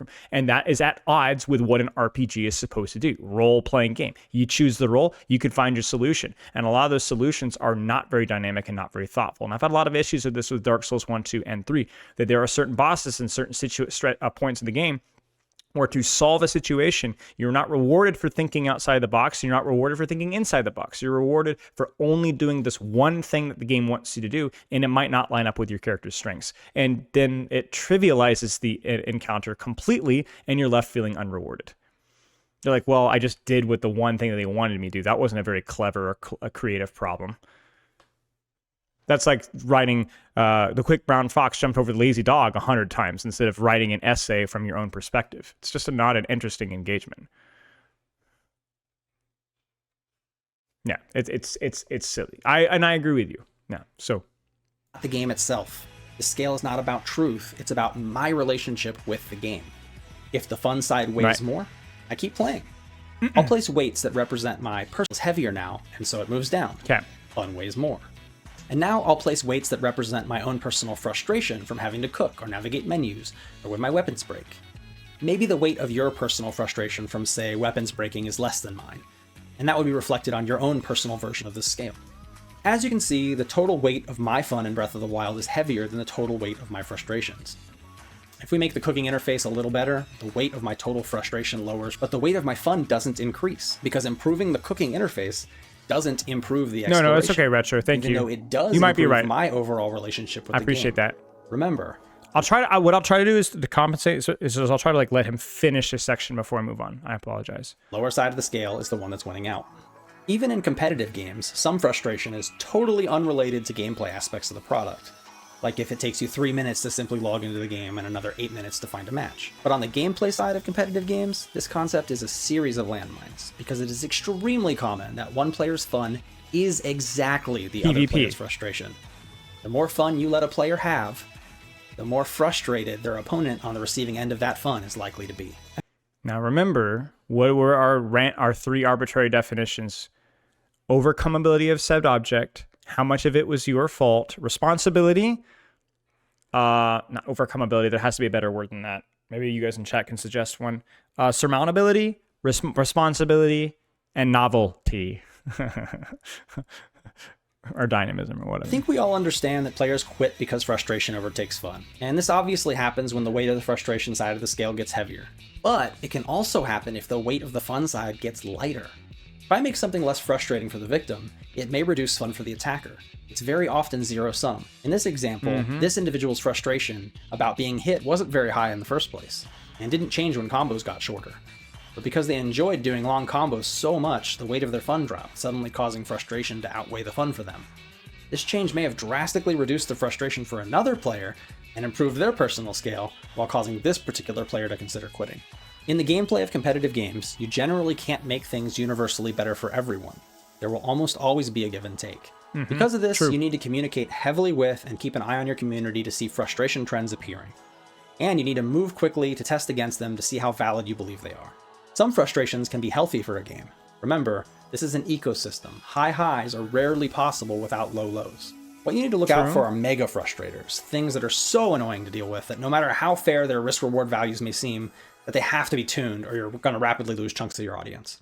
We often only make game tuning decisions around risk and reward with top-level play in mind. We do this because factually, mid and lower-level players are not able to observe the So I think he makes some good points there, where it's like, removing a negative experience for somebody was removing somebody else's positive experience. And Mario, get down. However, I think that if you look carefully from like conjecture, subjective experience, repetition, and even science to a lesser extent, you can start to find patterns about things that don't really provide. Let me give you guys an example.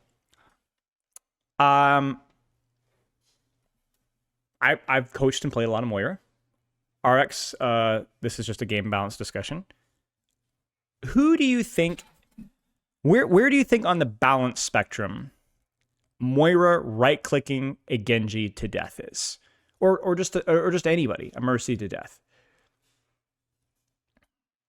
Is it, how much of a positive is it for the Moira versus how much of it is a negative for the person? If we want to use this random balance image here.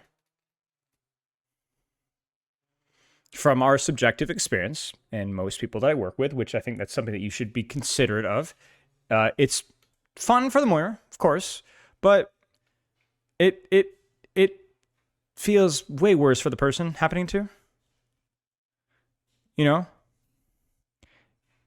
I'm not even talking about the skill. I'm talking about the enjoyment of that interaction. Like the reason why, let's go back to what our objective matchups with skill. For a Moira player to right-click somebody to death, because it doesn't take as much investment, mental investment, not necessarily just aim, but just strategical investment from the Moira player, it feels, when people talk the term guilty pleasure, something lazy, it's a potato chip, it doesn't feel satisfying in comparison of hitting a 2-tap or a 1-shot. Or getting the combo of correct. Right? So for me, my argument is for most people that play Moira, the upside of getting the suck is not compensated enough to compensate for the fact that it is much more frustrating to be sucked than it is to suck. So the argument here is that Moira right-click is a badly designed ability objectively, because subjectively, most of your competitive PvP audience does not enjoy that. And the reason why that's the case, as we can talk about, we literally talked about it, is the player investment in the action from the Moira's perspective is not very high. She doesn't have to engage very much in that action. So it doesn't feel as satisfying when it's done. One player is playing Rivals, the other one's playing Overwatch. Do you understand? That's why Roadhog Hook is such a difficult ability, because it feels amazing for the Roadhog player, because it's kind of hard to do in a lot of matchups, but it feels terrible to get hooked. So Roadhog Hook is a bag of worms, can of worms, sorry, because it is very fun to land, because it is very challenging and engaging to land, but it feels terrible for the player. So you know what? We don't need to talk about Roadhog Hook. We can talk about his health for the game and when and where he's picked for other reasons. But for the fun versus frustration, maybe Roadhog Hook is a great example of a complicated discussion. Maybe Mercy Movement is a very satisfying and popular thing that feels great but can feel frustrating to play into. But Resurrect, as a Mercy, most of the time when Mercy gets Resurrect, it isn't thrilling. It isn't she diving in the middle of a combat. Sometimes it is, but more often than not, it's not. And from the other perspective, it's way more frustrating than it is fun for the player.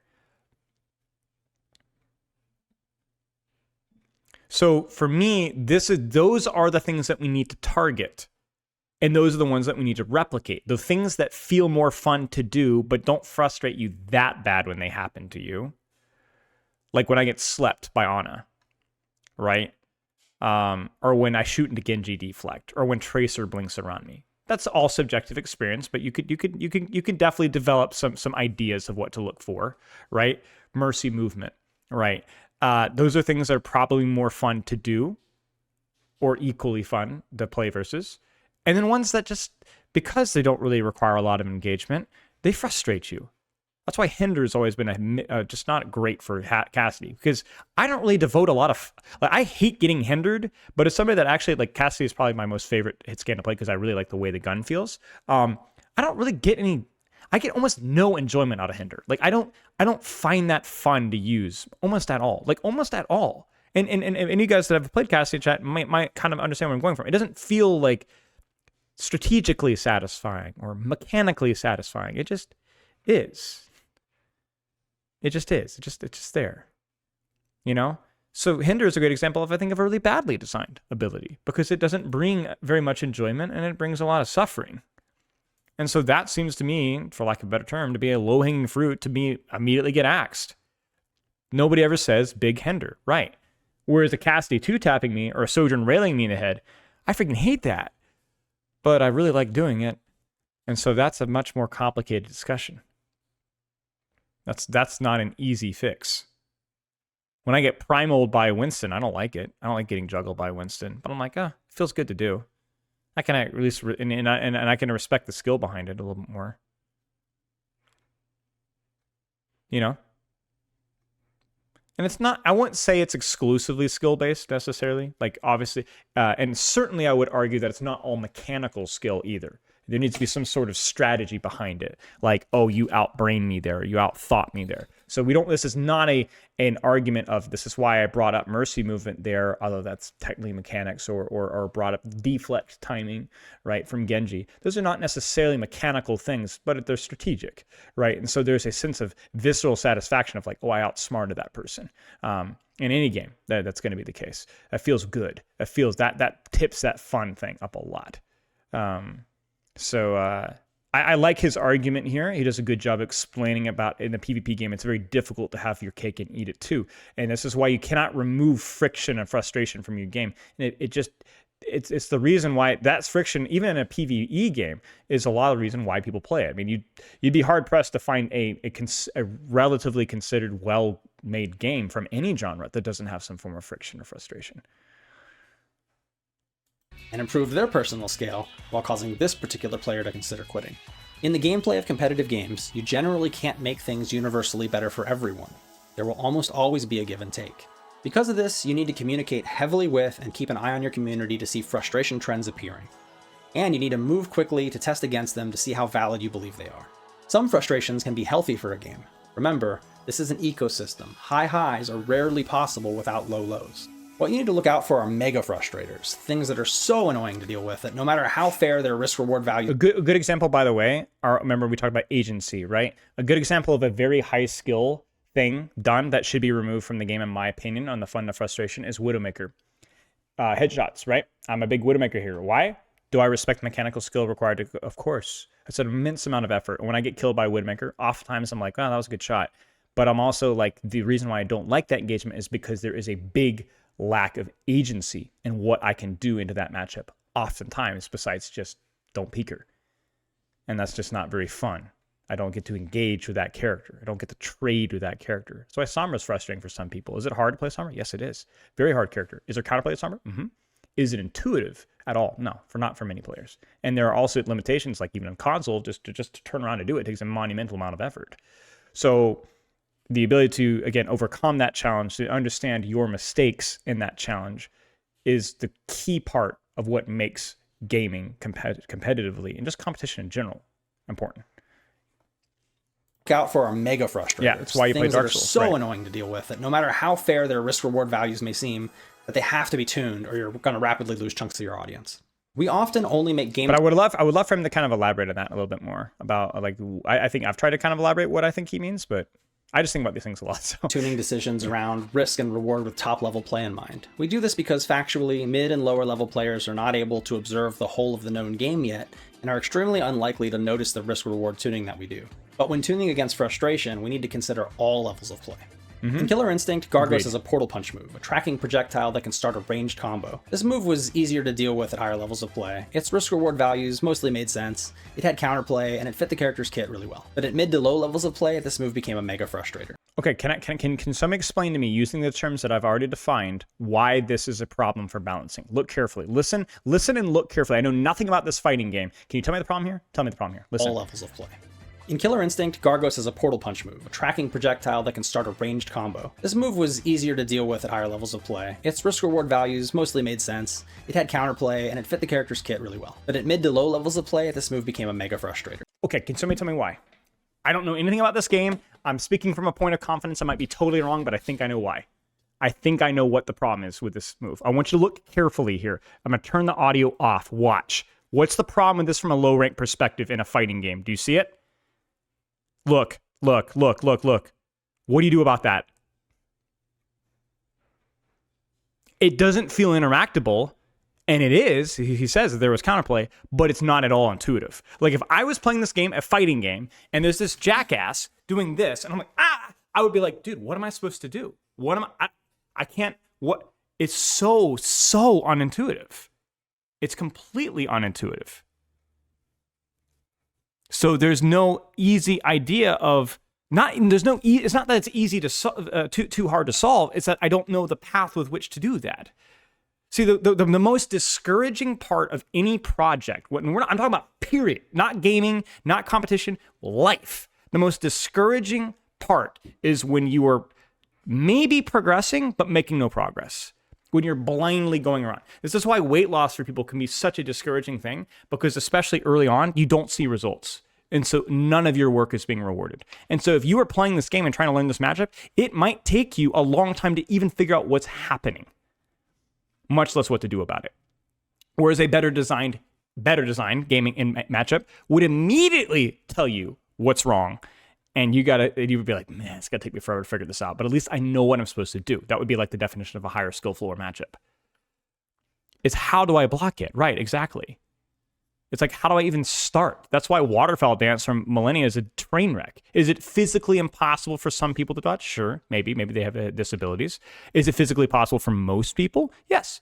The problem is then people, like, who figured that out first? You know? How long did it take for somebody to figure out the proper way? And would the average player ever figure that out? I'm not sure. Tebard, not sure. It's not intuitive. There is no path of improvement. There is no reward. And gaming is supposed to do what life doesn't. Life doesn't always reward you for putting time in and figuring things out. Gaming is supposed to be like, hey, life sucks sometimes. You work really hard, you don't get that promotion. You put a lot of effort in it, you get no reward. But you know what? If you put a lot of reward and a lot of effort here, you will see the result. This is the definition of not doing that. Play. Its risk-reward values mostly made sense. It had counterplay, and it fit the character's kit really well. But at mid to low levels of play, this is a great move became example. a mega frustrator. The answers to it, while available and plentiful, were not apparent enough at those levels of play. Yes, that's a key point. I wish he'd hammered on that more. And the move was Maybe he causing a will. number of players a threat in the corner. I'm not going to pull a yap We too tested much. against this claim as best as we could, and ultimately agreed that this move had crossed the line for that level of play. As a result, we adjusted the move quite a few times to find a spot that still worked for top-level play, but was much less frustrating at other levels of play. Even at Probably something that made it easier to intuitively know where it was coming from, but in a way that was able to layer with other aspects of his abilities more consistently and left him vulnerable to punishment less often. So easier to react to, but less punishable afterwards, easier to layer within his kit. I have no idea. I'm completely making this up. I know nothing about this game, but yeah. levels of play, if a player feels like their opponent can beat them with just one brain-dead tactic, which they'll often call spam, they'll frustrate out of the game. Importantly, there is a limit to how weak we were willing to make this move. After a certain point, we had to let the community know that we were not taking the move out of the game, and that if they were struggling to deal with this version of the move, they'd need to practice. Sure. Our goal isn't to solve the problem for practice. everyone, but to reach a compromise that still might ask some players to overcome their... I think this is kind of like, I would love to hear this guy's thoughts because he's an actual pro and I'm just a yapper. I'd love him to elaborate more on this. Like, I want him to explore why intuitiveness for lower skill players is so important. That's a concept. That's a game design principle right there. Intuition versus skill, right? Communication of what your game is trying to communicate and consistency with that, right? The same reason why Vendetta being quiet is such a problem for lower ranks, right? Because it doesn't communicate in the same language, whereas a higher rank player has an easier time tracking multiple threats, you know? So to me, it's like that, man, we could have talked about that a lot as part of our game balance discussion, you know? Man, we like, yeah. I hope he does some more follow-up stuff like that. frustrations. If you show your community that you're listening and they believe in you, they will invest effort on their side more readily to overcome challenges. Dude, should I message this guy? Is he a big YouTuber? Oh, he's not a big YouTuber. Maybe I can. Does he have any? Maybe I'll reach out. If you want to collaborate, reach out. An actual pro, maybe I will. Challenges and minor frustrations. Maybe I will. He's obviously something of an Overwatch fan, right? We've seen more Overwatch than any other non-fighting game, I think. Okay, cool. Meeting you in the middle. That means sometimes, yes, asking players to learn or practice is a part of the bargain. Speaking of brain dead stuff, we need to prevent people from getting bored. On a moment-to-moment level, this makes The more example we talked about. I'll let him cook. gameplay our enemy. You're spending a lot of time not making meaningful decisions. Even if the base actions feel great and have great feedback, you'll eventually get bored. Engagement is the result of making a decision and then seeing the rewarding or punishing results of that decision. This is why I actually am okay. I target Moira Suck, but notice I don't target Moira Orb. Now, technically, Moira Orb is easier mechanically. But the difference between Orb and Suck is that Moira Orb engages you on when to use it, where to use it, and provides even audio rewards. Ticky, ticky, ticky. Now, you may not like Moira Orb, but I would say from that fun to frustration balance thing, I think Moira Orb has a lot more fun going for it than right click. It's more interesting. It's more thoughtful. It's more creative. It even sounds better. Right. Shared cooldown. Right. So there's some risk reward. So for thoughtless play patterns, I don't see Orb being as much of a problem as Suck, even though people might look at them as similarly poorly designed abilities. I don't. I actually think Moira Orb is, okay, I mean, is it a high skill ability? Of course, that's not even a medium skill ability, but it's better than Suck. It's better than Suck. And so if I were a Moira, if I were to redesign Moira, might change Orb or adjust some things with it, but I would try to make Moira mains more invested in the Orb play while keeping the things that kept them interested to begin with. I think that's an Orb that Orb feels like a deliberate decision. It feels like there's intent behind what you're trying to do. There's risk and reward, of course, to use some of his terminology, of course. And so, will I say it's a good design? No, but I think that I would be way more hesitant to pull the character identity away from orb than I would from right click, because of the fun versus frustration, because of the amount of thought and effort strategically that goes into it. Unfortunately, Spilo, we might have to wait, reach out to him, talk to him. He's really, okay, yeah, I'll reach out. We'll see. Remember our Rumbleverse stop sign nuke example? This technique was extremely frustrating to get hit by, but was super fun and funny to do to people at first. But once you mastered the movement needed to do it, which to be honest wasn't very hard at all, it became a thoughtless way to Novelty. play. We talked about at the start. He talked about the start. Stop sign, nuke a city block, repeat. Brain off. So even the people using and abusing the technique were experiencing disengagement due to the degenerate play pattern the stop sign nuke represented. Long combos or block strings in fighting games with zero or infrequent defensive mechanics can also cause a lot of disengagement. Players across many genres do not respond well to losing control of their character. In fighting games, you lose control of your character every time you get hit. My own small-scale studies show players starting to disengage and have frustration spikes on average between the 6 and 8 second marks of losing control of their character. Obviously, some individuals, especially in the FGC, have an extreme tolerance to this and can routinely sit through repetitive 40-second long combos on the receiving end. But this, in my experience, 40-second long combos? Whoa! is not a critical mass of people. I'm not saying you should never make a game with long combos, I'm just suggesting that you need to understand the kind of audience you're trying to retain.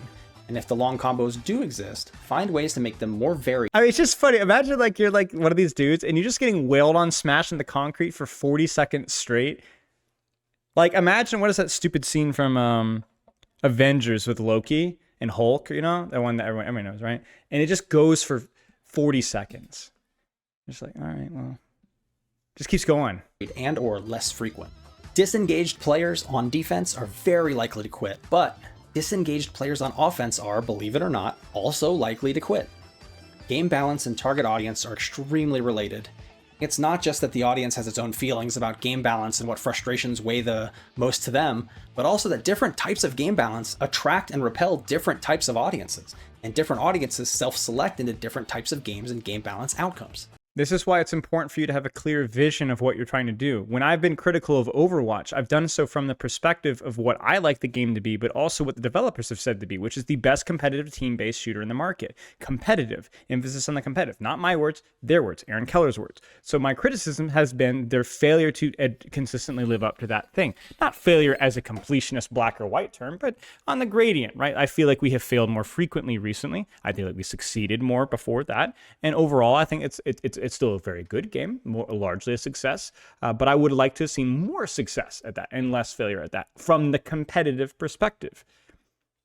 That's it. So it is, as he said, important to meet games with their intended target audience, keeping in mind that even a casual target audience does not appreciate lack of engagement in what they're doing. They will get bored and they will lose. They move on. The intent is more about your construction of skill floors and less so to whether the effort's required to outcome. You know, I mean, heck, how many quote unquote goofy easy games out there that have Fortnite, right? The definition of a casual game, right? But from my understanding, Fortnite has a ridiculous skill ceiling. Does having that ridiculous skill ceiling that rewards you for applying yourself to the game mean that the devs need to stop making the game so hard? No, stop. If it's accessible and fun, it can also be very difficult and competitively consistent. I think that those are not conflicting goals necessarily.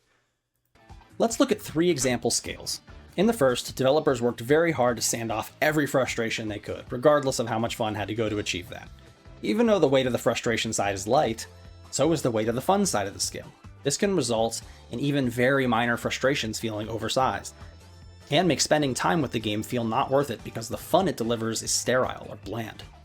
Players of this game have less reasons to quit, yes, but they also have less reasons to play. In the second scale... But I would appreciate... what's an example of this? I don't know, because like people, the problem with that argument is I don't disagree objectively. I think it's just true, right? But people really take that argument and run away with it. People take that argument and run away with it in terms of making games easier, even though it's not at all what's being described. People take that argument and run away with making kits more dynamic. People take and run away with it and prove that old game design is better, why Dark Souls 1 is better than Dark Souls 3. People take that one and run with it.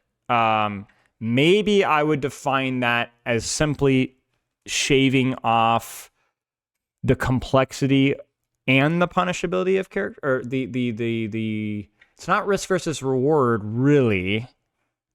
It's tough. It's like, is Moira part of this? Because there's very rarely with Moira do you have a really, really bad game, but also you never really, really have a great game.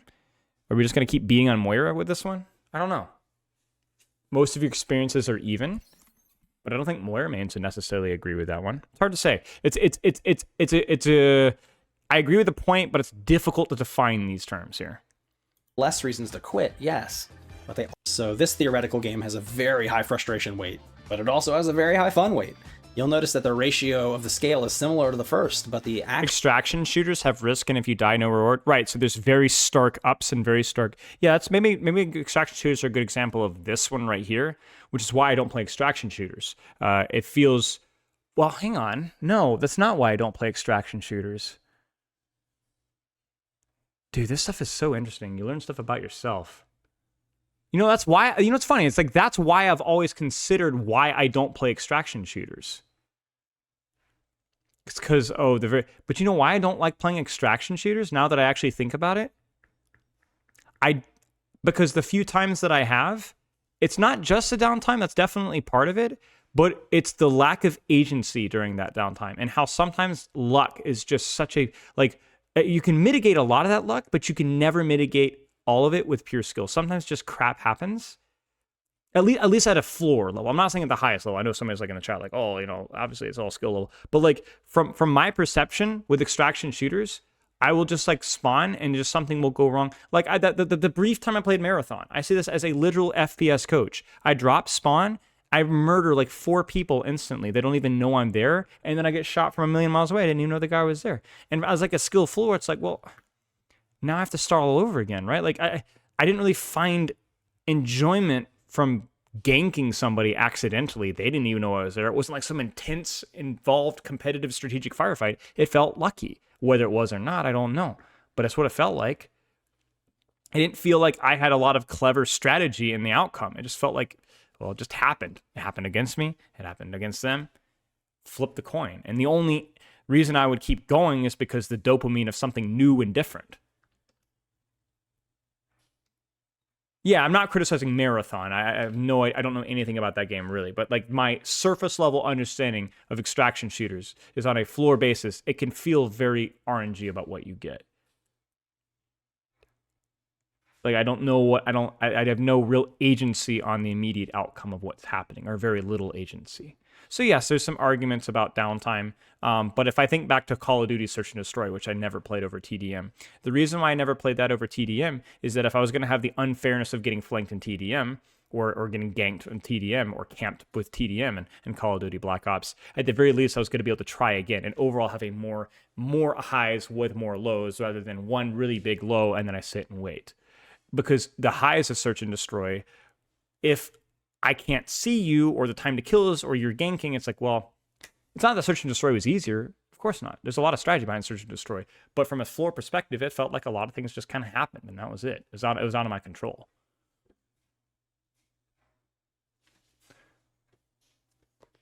So from me, the reason why I don't like extraction shooters is not the high highs or the low lows. It's the feeling of, I don't really know what I'm supposed to do now. I don't know where where should my efforts be. I would describe Dark Souls 1 as a very high highs, very low lows. But I would describe Dark Souls 1 as being an old game, and not in many facets have not aged well. But some of the things that have aged well were ones where it was very sharp sharps, but very dull dulls. But you could figure it out. There was a foreseeable, okay, what must I do? You know, it's a punishing game, but the most frustrating aspects of Dark Souls were not the sharp low lows, but the ones where there was no idea of what I was supposed to do. Lots of edges, which is fine if you can do something about those edges. We don't want to make everything symmetrical. actual weight of each side matters a great deal. While the audience may be smaller in this type of game, the immense weight of the fun side of the scale is going to have the players who can deal with the high level of frustration calling this a favorite game. Some players call these kinds of games kusoge, Japanese slang for shitty game. They say it lovingly and disparagingly all at once. It's fascinating. In the final scale, which is probably the ideal goal for developers for most projects, frustrations were addressed carefully in ways that, while inevitably did lower the weight of the fun side a bit, didn't overdo it. This scale is indeed the healthiest of the three. Guys, why don't the developers just release a 200 kilogram, 0 kilogram frustration? Hello?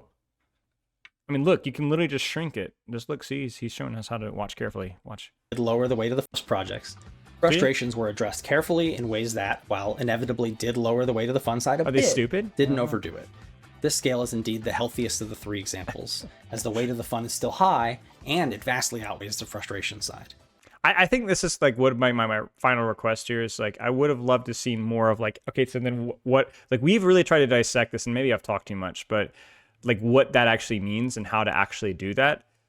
I would have loved to just hear more from an actual game dev of what that actually looks like, you know, like not just an example here or there, but like what's the pattern, what's the philosophy at play here, you know? That's why it's so I think we've done an okay job at least giving good educated guesses as to what that be, given the fact that I'm not an actual professional within the field necessarily, but yeah. important to know your audience. None of these three results are wrong or bad. They just serve different people. As you tune your competitive game, you need to keep your target audience in mind. I highly suggest using Quantic Foundry's data on player motivation to help segment your audience into buckets you can more easily understand. There will be people outside of your target audience who will try your game, and the majority of these people are unretainable. Yeah. In this example, That is an important one. Sorry, I was talking over him. I need to shut the frick up and listen. keep your target audience in mind. I highly suggest using Quantic Foundry's data on player motivation to help segment your audience into buckets you can more easily understand. There will be people outside of your target audience who will try your game, and the majority of these people are unretainable. In this example, our core audience member we call those Twitch audience. Twitch audience. Don't be mad at me. Don't be mad at me. Don't be mad at me. Don't be mad at me. You guys know what I'm saying. We call those the drops audience. Tourists. Yes, exactly. Game of the month. Gonna kill Overwatch. Gonna kill fill in the blank. Well-respected game. Yeah. You can't keep them. You can't keep him. I mean, dude, I'm part of a friend group that does this. Is Sarah Lee still here? Stefano? Sarah Lee's here. I don't know if Sarah Lee's working, but I'm part of a friend group of just normal Joes, and Overwatch is what brought us together and is like the main game that they always come back to, but they spend a lot of time touristing other games. The new flavor of the month game, or this new indie game that so-and-so found out. They'll play it together. I play Dark Souls, you know, watch them. But they don't come back to those games. You know? That doesn't describe all of them. And I say overall, they're actually a more serious bunch of gamers for the most part. Deadlock comes up pretty consistently. We all got together playing Overwatch. Most of us are pretty good Overwatch players. But there's a lot of tourism. And that's just kind of how it is. And it's not even like, I don't want to say it like it's a rude thing either. Like, there's some, like, first off, people have jobs and responsibilities first. But second off, it's like some games just aren't meant to be played obsessively over and over and over again. Like, I think I would consider myself a FromSoft fan. I've played, you know, but I like, how on earth would you play any Dark Souls game for hundreds of hours? Like, I would go insane. Like, I would be bored to tears.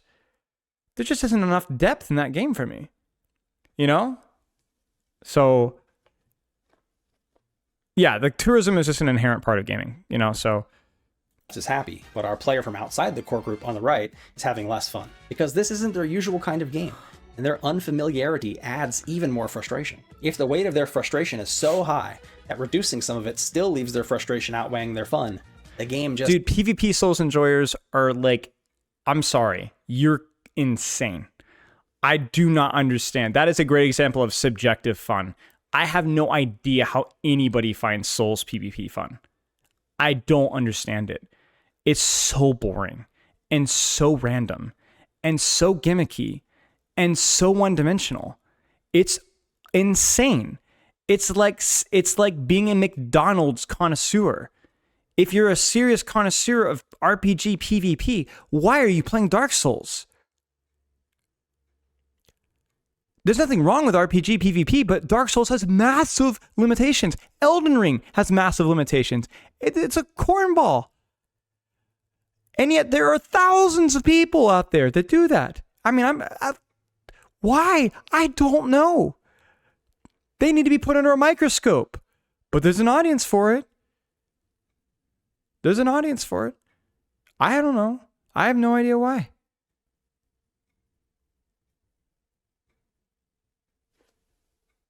I have no idea.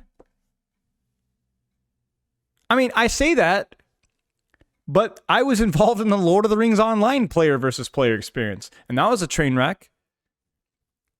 Now, my experience with Lord of the Rings Online PvP was very negative, but I had already social connections because of my initial tie to the game. I love the theme of the game, which is probably what got people into Dark Souls initially. And I think most importantly, this is my advocacy, is I played a very, very, very high skill ceiling hero that was played like nothing that I'd ever played before. And nothing I've ever played since. So it was a very unique experience, even though the overall context of the game sucked. That individual class was very, very interesting, very mechanically demanding, right? I've talked about it before. So there must be something of that element in there. I don't know. I have no idea. Spilo would say Dark Souls players lack depth and are boring. Yes. I guess. And it is satisfying to be good, Bertos. One of my friends in the Lord of the Rings Online scene used to tell that to me all the time. He's like, you wouldn't keep playing Warg if you weren't good at it. It's like, yeah, that is what keeps me here. What got me there was something different. The initial design of the class. But being the best in the world, yeah, that is motivating. It's an ego stroke, for sure. It's motivating to be good. It's success is motivating. So, yeah. I have no idea. Yeah, no idea. Yeah, you might be right, Kingsley. Anyway, moving on. This isn't for them. But if you insist on trying to reduce the weight of their frustration, you may be cutting away at the fun of your core audience, which could also result in some of their frustration suddenly outweighing their fun. In this example, we made changes that made the game less frustrating for people outside the core audience by changing things in the game that were not frustrating at all to the core users. The result of that was a loss of fun for the core players. We failed to make enough of a dent to retain people outside the core group. And now we've put a portion of our core audience at risk of quitting too. If I speak.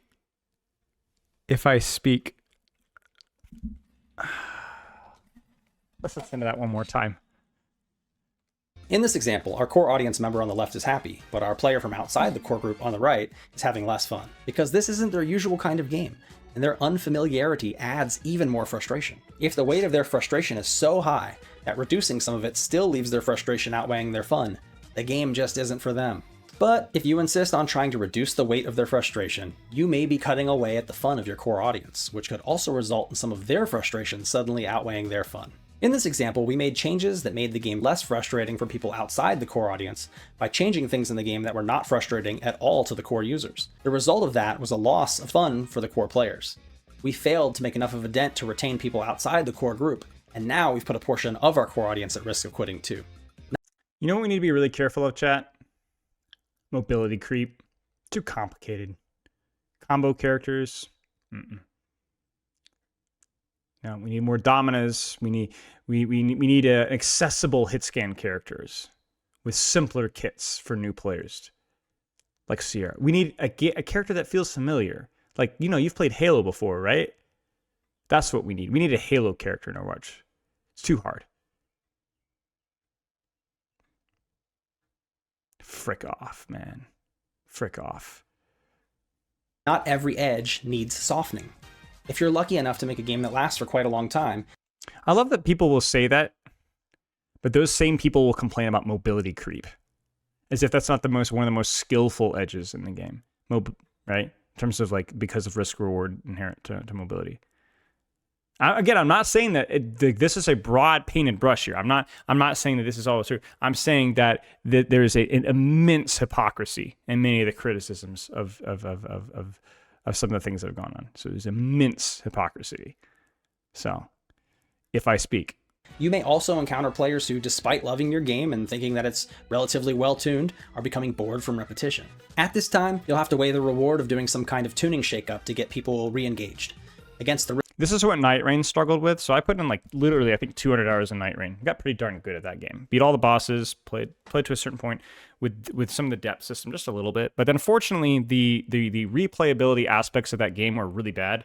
A lot of things were very poorly balanced. Risk versus reward, effort versus skill versus reward, to where you a lot of the game was like kind of solved because there were a lot of things that were just really, really, really bad. And there wasn't a lot, there wasn't a lot of ways to actually do things that were useful, because the things that even took higher effort just were bad, like just not like really bad, like really, really bad. And then a lot of like the relic rollouts, there was like not a lot of like, because it was so arbitrarily limited with the way that relics worked out. Think about like perks, but like the system is built for running like 8 perks, but then you just get random coin flips about which perks you get, and a lot of the perks are awful. So it leads to a really repetitive gameplay loop after the first 100 hours, which is great. Like that's good. But that game had, from an engine perspective, so much more replayability built into it, potentially, but failed from a perspective of balance, because so many of those fun and interesting experiences that you could play with from a PvE perspective just were not viable even remotely.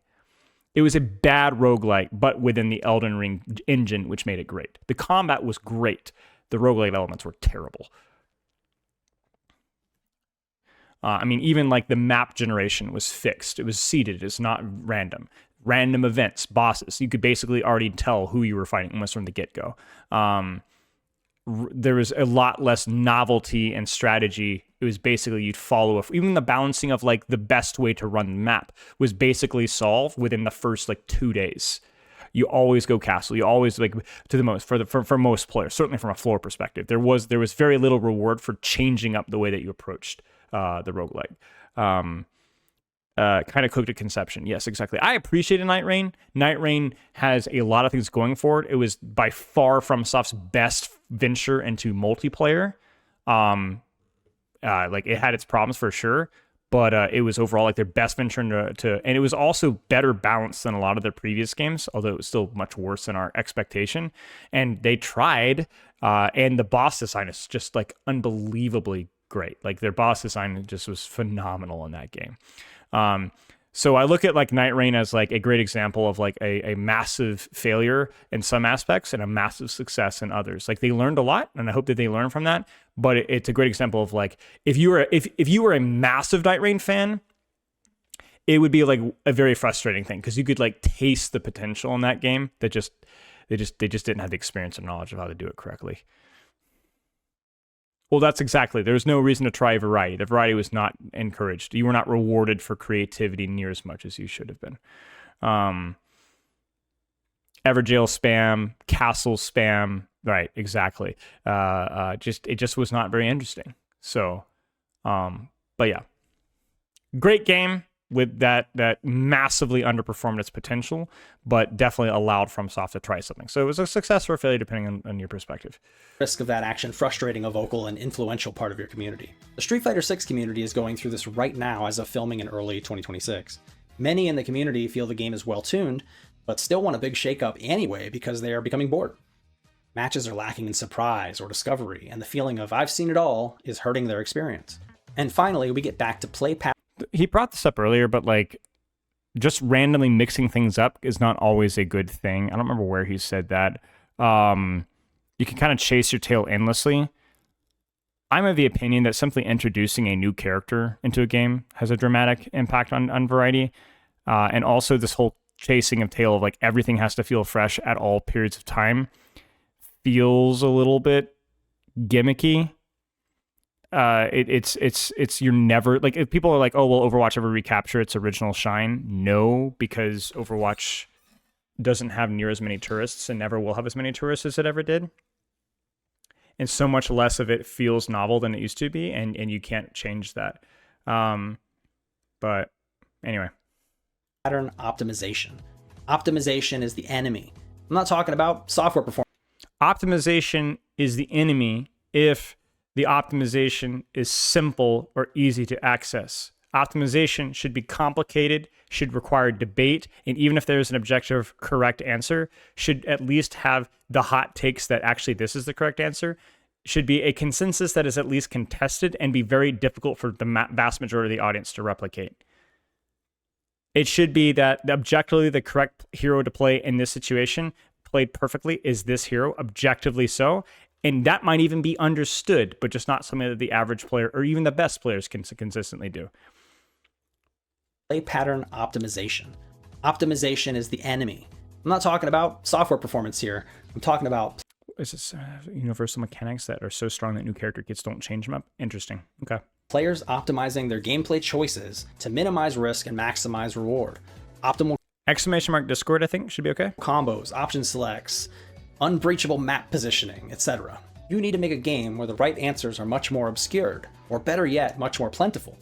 You want a game where surprise and discovery can continue for as long as possible post-launch. For instance, Ultimate Marvel vs. Capcom 3's fast-paced, neutral, and rapid decision-making is one of the best parts of the game and has lots of surprises and memorable moments even 15 years later. But when I land a hit with virtually any attack, it becomes very clear what I should do.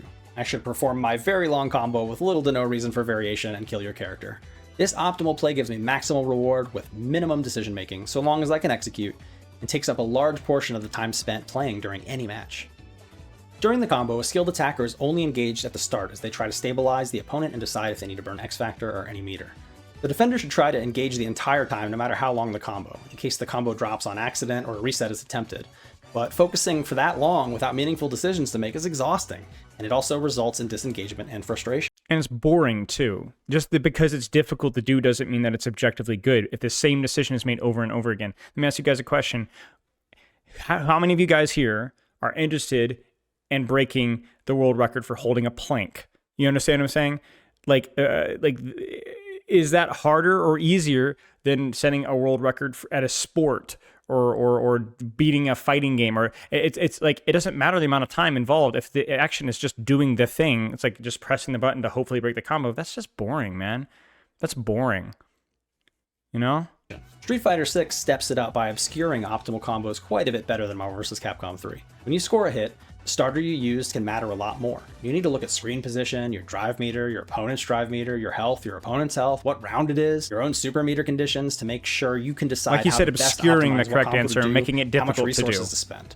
This game is much harder to optimize, but ultimately it can be done. Top level play in Street Fighter 6 after a while has virtually every player using the same combos in similar situations once those players are fluent enough in the game to know the optimal answer in each situation. Though you do see some player expression variation, with some high-risk players spending more drive meter to burn themselves out on purpose more frequently, while others are more conservative with their gauge if the combo isn't going to kill or checkmate. So this is Kiriko Lucio meta, right? It's good that Kiriko Lucio is often meta. It's bad for the pro players and something that they should try to look into, but you'd have to be very careful with that because Kiriko Lucio being meta is exactly something that most players can never replicate and still requires, has a lot of risk versus reward to use some of his punishment. If you get it wrong, you screw it up badly. So the problem with if Kiriko Lucio wasn't be meta is my question is always then, who do you want to be meta and how would that trickle down to the rest of ranked? And from a design perspective or a balance perspective, either one, if you're saying, then how are we not going to make Kiriko Lucio meta? It needs to be done with a scalpel, not a saw. Because the specific reason why the combos are repetitive and done the same ways here, I'm sure a Street Fighter Pro could come in here and explain it to me over like an hour, right? But you couldn't just be like, well, make it do less damage. That would be the absolute worst thing that you could do. You can't just go, oh, Kiriko just does less healing. Well, hang on. What about the combo is solved? What about of Kiriko Lucio? Why is it solved? And how can we approach that from a novelties perspective? It doesn't necessarily mean that change is bad. It just means that change has to be done very cautiously and from a very, very educated perspective. Fighter 6 makes the right answers more plentiful, more diverse in risk-reward values, and they take longer for players to optimize because there are so many variables. Ideally, you want to make a game where, instead of the right answers being difficult but ultimately possible to optimize, players are presented with a variety of correct Cheers, answers, each representing their own risk-reward values. Cheers. So instead of a community working together to solve the game like a puzzle, after which conformity of playstyle begins to occur, players will instead focus on making the choices that best fit their own personalities. Player expression breeds variety. The concept behind this is, if I'm not playing for pro, like, let me put it this way. When people come up to me and be like, what should my hero pool be? I don't go, well, Kiriko Lucio is technically no. I say, what rank are you aiming for? Diamond, Masters, GM. And unless the answer is champion or pro, and even then, we'll ease them into that. It doesn't matter what you play. There's transferable skill. Your hero pool may change at any point in time, and there'll be a nuisance of novelty moving on to the next challenge. You don't have to play Kiriko Lucio as a platinum support trying to climb to the professional level. Let's say you did go to the professional level. Yeah, you can learn on along the way. Pick up Moira. Pick up Mercy. I'll cross that road when we get there. Not every player needs to go, I have to play to master the combos. Transferable skills. We'll cross that when we get there. Your hero pool doesn't really matter. The heroes that you play rarely matter when the game is effectively balanced. Until you get to the highest level, then it starts to be a really important question of like, okay, these characters just no longer have skill expression due to a design issue, sure, but there's no rush there.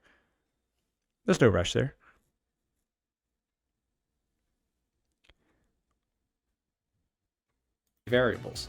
Ideally, you want to make a game where, instead of the right answers being difficult but ultimately possible to optimize, players are presented with a variety of correct answers, each representing their own risk-reward values.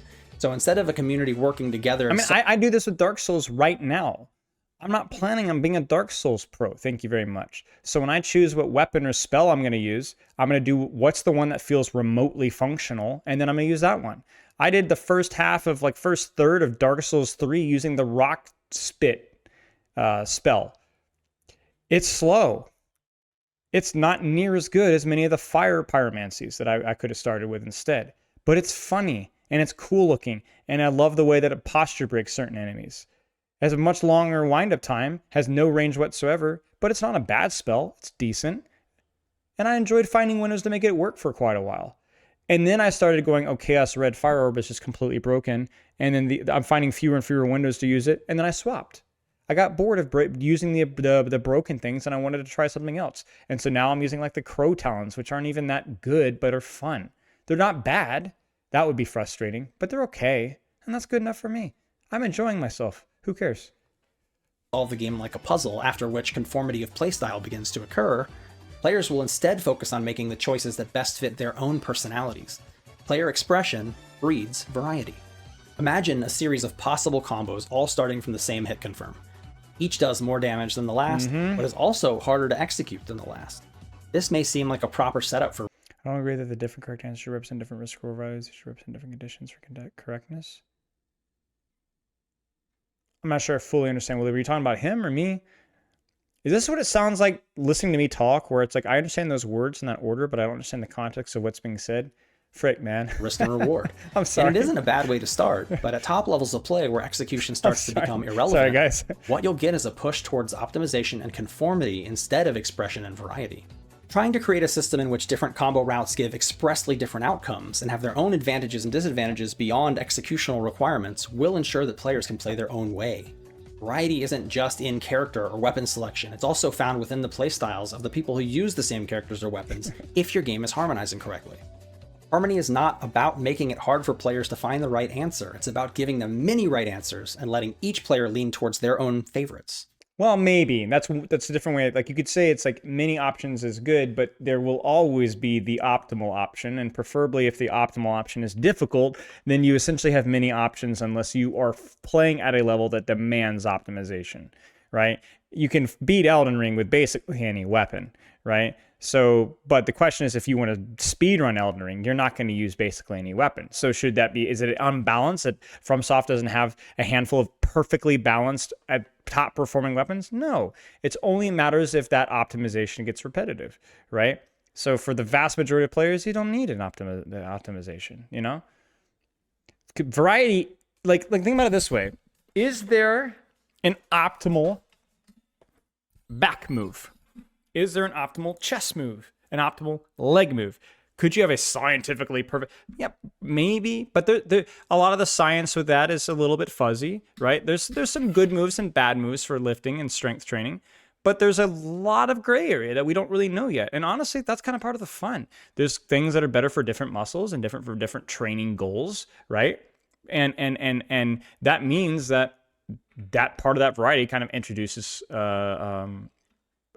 performance enjoyment. You just be able to do something different. So what's up, Sandman? So we want to sports will try to min-max things and optimize every possession. That's all relevant because of human error. Exactly. So it's like, even like, think about it this way. There are sports teams, professional sport teams out there today that don't optimize their strategy because they know that they're not capable of consistently performing that strategy due to human error or friction. All right? I mean, if so, why doesn't every professional Overwatch team have a Junman to pull in and rip ball out? You know what I'm saying? When they need it. Because they don't have Junman. 1 player, 2 players in the world can do what he does. That seems like healthy optimization to me, right? There's always that chance. You could just, if you just had the player for it, you know? Like Overwatch is a team base, so its balance and variance is squared compared to chess. Right. So there's so much variance in what you can do, right? Like you could say play to your strengths, don't play the best heroes, but that obviously becomes a bit of a caricature when we're talking about Mercy Moira, because the amount of value that you can squeeze out of these characters dramatically falls off. Meta matters, optimization matters, but it's optimization rarely, at least in Overwatch, I don't know about fighting games, is the only thing that you could do. And he even talked about there's some nuance with that in fighting games too. So in game design, all things should be done with intent. If someone asks me why I made a recent design decision and my answer is, I don't know, then I messed up. I may be forced to make a suboptimal decision from time to time due to various circumstances. Okay, I'm sorry. In platform fighters, when you hit someone, they still influence the direction and amount of knockback they take. So you have to adjust your combo routes real time in response to your opponent's choices. You cannot react to the opponent's choices, but you can look for and pick up on their habits to give yourself a better shot at a higher reward. So you notice that they're consistent patterns of how they tend to behave when they get hit, and then you try to take an educated guess.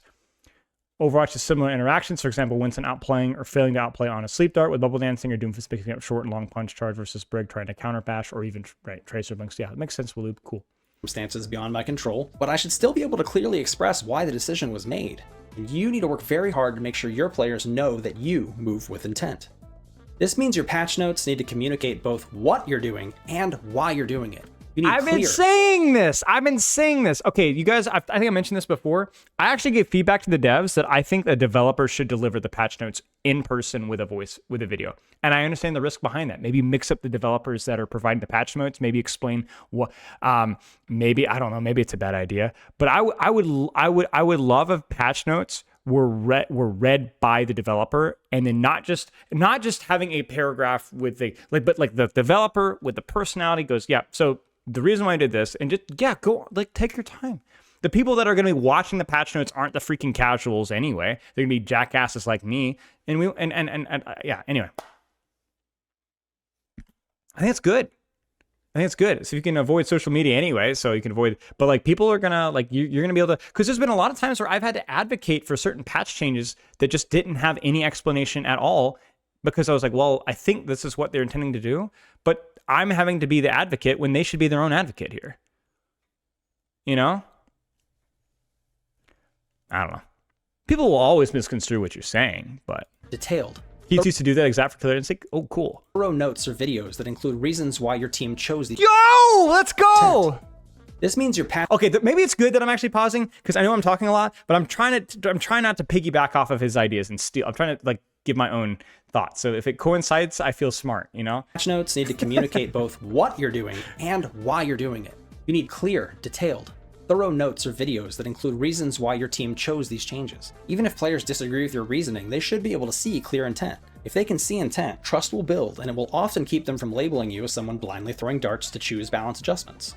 I originally wrote a version of this talk that you're watching now back in 2019, and in the time between then and now, I'm very happy to report that developers across all the games that I play and watch have improved drastically in the area of patch notes. Keep it up, thank you. As you tune, you will make mistakes. However, a community that has trust and confidence in you will tolerate those mistakes with lower levels of frustration, and will generally perceive the state of the game's balance more favorably because, after all, game balance is mostly just vibes. Vibes that you have a heavy hand in establishing and influencing. Oh man, I hate that he finishes with that. I mean, it's the conclusion of the video, but I feel like he's been basically defining what balance means frequently in the last 20 minutes, and then kind of goes back to his conclusion that game balance is vibes. So it's more of a definitional thing, but I would say it's not vibes. I would say it's almost so far from vibes that it's something that you can actually define and measure.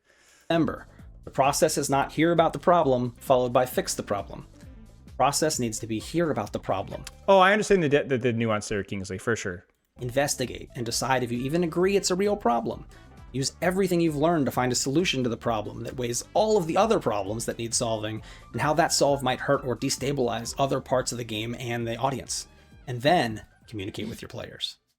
So, to wrap this up, I believe a balanced roster isn't one where every character has an equal shot at winning, but it's one where there's a little something for every type of player within your core audience. I once heard a player ask why developers couldn't just balance a game before it came out. And as I hope you understand by now, that would be an impossible task because the audience, who will eventually decide what balance even means to them, haven't even touched a game yet. Tuning for harmony is my personal method of game tuning. So basically, everything that he said here, he's saying, oh, balance isn't defined, they'll define their own way of balance.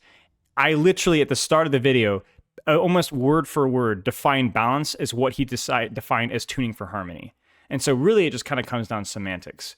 The reason why I use the term balance for that is because balance defines something that is mathematically measurable. And I think statistics, when used wisely, and even some like difficult things like skill ceiling that you can quantify to an extent, those can help you to educate your decisions. And so I think his criticism is that balance implies mathematics, and the mathematics and the data are something that you can't perfectly nail down.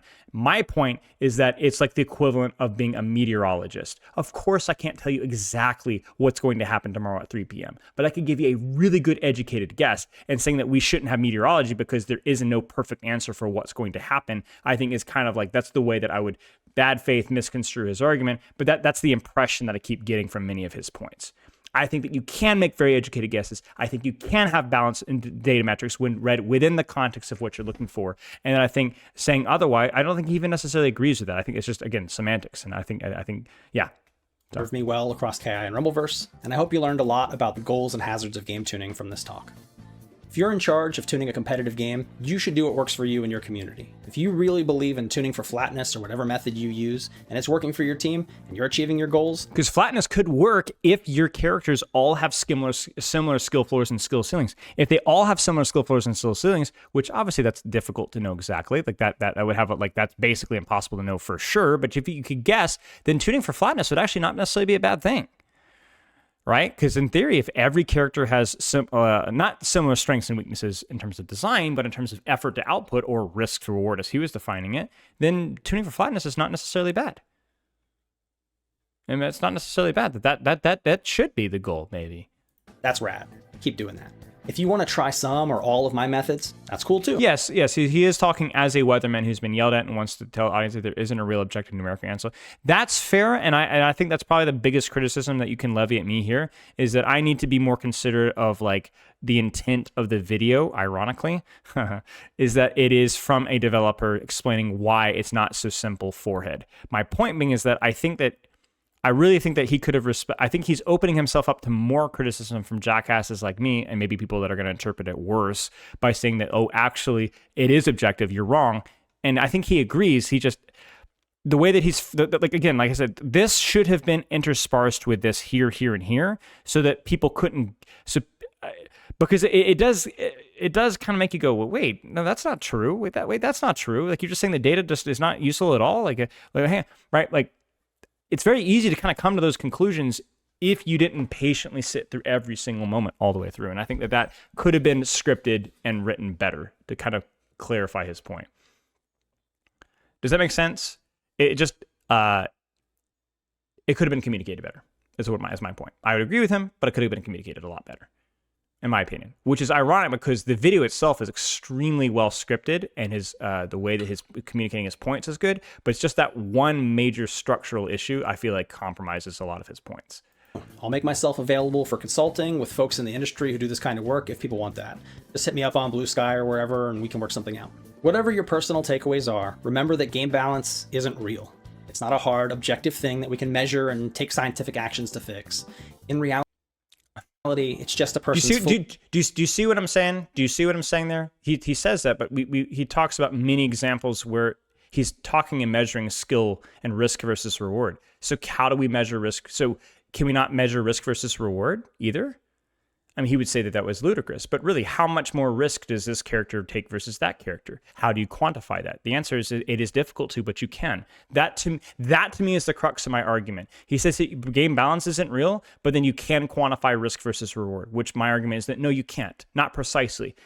You can quantify risk versus reward and skill versus reward in the same metric that you quantify balance. It's the exact same metric. Fully subjective perception.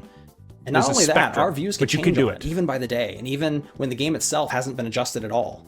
Instead of fixating so strongly on something so impossible to pin down, I believe designers should focus on much more important things when tuning a game.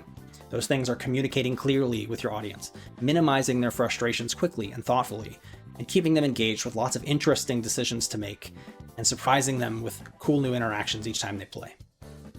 And most of all, as a dev, tuning a game, or a player reacting to patch notes, don't panic. If you made it... His point is that sort of like how genetics are activated by the environment, balance also rises from playstyle and is socially constructed from that.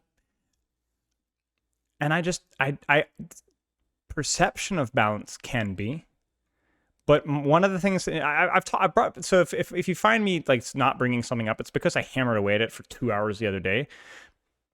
My point being is when we talk about players' life, is that player perception is flimsy, but oftentimes player perception can be very accurately statistically demonstrated.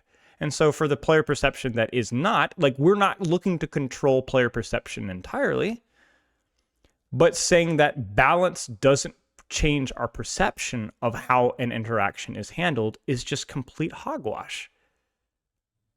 Balance does not strictly only from playstyle. That may be a fighting game take, maybe not, I don't know. But that is not the entire argument. And I think that that's a very important nuance here that's just missed. And you could see, I'm not putting words in his mouth. You heard what he said. So that to me is just not true. That is not true. Balance is not a social construct that depends on playstyle. Absolutely false, demonstrably false. Saying that a large portion can be due to playstyle and can change rapidly due to random things happening is true. But for what facets that you can control from your vision for the game, for your metric of risk versus reward, skill to output, your whatever, then balance you can control to an extent what you can balance. I can say tomorrow the weather is 75% chance of rain, and it is 85. Tomorrow will be warm. I'm going to wear shorts and a t-shirt and bring an umbrella. Don't say, why are you wearing shorts? Why are you bringing an umbrella? You don't even know if it's going to rain. We don't even know if it's going to be 85. My educated guess is that it's going to be, and so I need to plan accordingly. Like people today still complain about Orisa like she's a major problem in the game. That's a design problem, not necessarily a balance problem, and I would agree. But people complain a lot more about Orisa, measurably so, when Orisa had a 50% win rate or a 51% win rate, which from a balance risk to reward guideline, which or skill to reward, which he subscribes to, he teaches, that's probably incorrect given our perception of that character's skill floor and skill ceiling. That's all.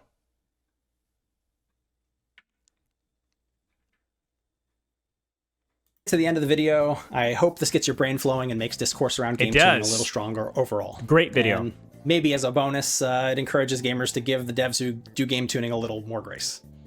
I have a lot more to say on this topic, so condensing it down. He's just kind of saying everyone has a different scale and different amount of long-term novelty to be found in whatever skill your game is thought through. 100%. Like in terms of where, like I brought this up earlier when I said if you want to measure balance and say a character that has a 55% win rate isn't balanced, again, that misses the context of whether that character has a skill ceiling or not, and misses the context of the ban rates and the map win rates and what rank that character has a 55% win rate. But just saying that you have to ignore the 55% win rate, whereas yours might be a 56% win rate, and somebody else's might be a 54% win rate, and somebody else's that win rates don't matter at all, just to say that there's no truth in that at all is just, it's reductionist. It's not true.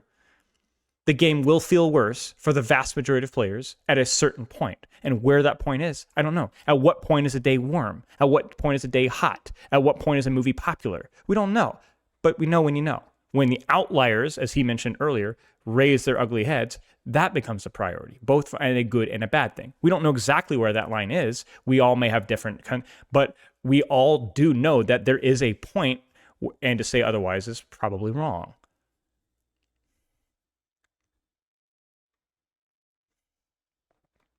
Right? What point is a day hot? Again, may depend on your tolerance, may depend on the community, how used they are to that heat and whether they like that heat. But if I say, man, it has been a very hot summer, that's probably something that we can actually statistically check. Maybe my impression is not accurate, but if everybody's saying it's a hot summer, maybe it is a hot summer. Maybe we need to do God needs to do something about that. You know what I'm saying? Maybe we're just all stupid. That's happened before. We've all been stupid before, as we said with Players Live, but you know what I'm saying?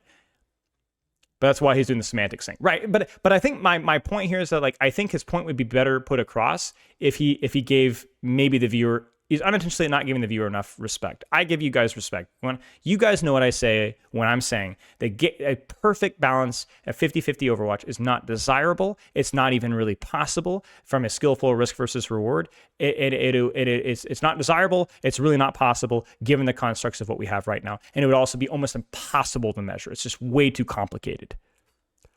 But we can do better. Maybe his example is that you shouldn't always change things to try to make the balance better if the balance is good enough, and instead on focusing and making your game more interesting. And I would agree with that. I'm not necessarily a proponent of change for the sake of change. I think there's been times where we've had balance changes when I thought the game was fine and we didn't need balance changes. And then we just upset the ecosystem. We upset the harmony, as he would say. For sure. This is a good video. I am being the critic here. And this guy knows way more about this topic than I do. I've just enjoyed it. Don't take my criticism exclusively for being antagonistic. I'm just very passionate about this topic, and I really like talking about this topic. So that's. I hope that comes across here correctly. Down into this still pretty long video is quite the challenge. If you have follow-up questions or want to chat sometime, just drop a comment and I'll try to check it out. I want to thank AA for his hard work helping me write, execute, and edit this video that I've wanted to make for so long. I'd also like to thank Noah Sasso, Ultra David, Infilament, Mean Salty, and Ski Sonic for their help editing the script. The intent of this new Game Design Direct channel is to deliver more developer talk straight to you. So if you're interested in that, go ahead, click like and subscribe and all that. Yeah, let's do it, boys and girls. I highly recommend giving this. I think this is video. This is only a video. This is great. I might reach out. I doubt that'll go anywhere, but that would be an amazing. Love to kind of pick at his brain on some of these points and see what he thinks. Ultimately, he fails to see the word balance for the simple, generalized term that it is, conceding to the idea that its perfect, most literal form is unattainable when that's rarely even implied. Right, like that. That to me is like the good faith that you have to extend to the community, to the majority of the community, or the portion of the community that's actually paying attention and listening.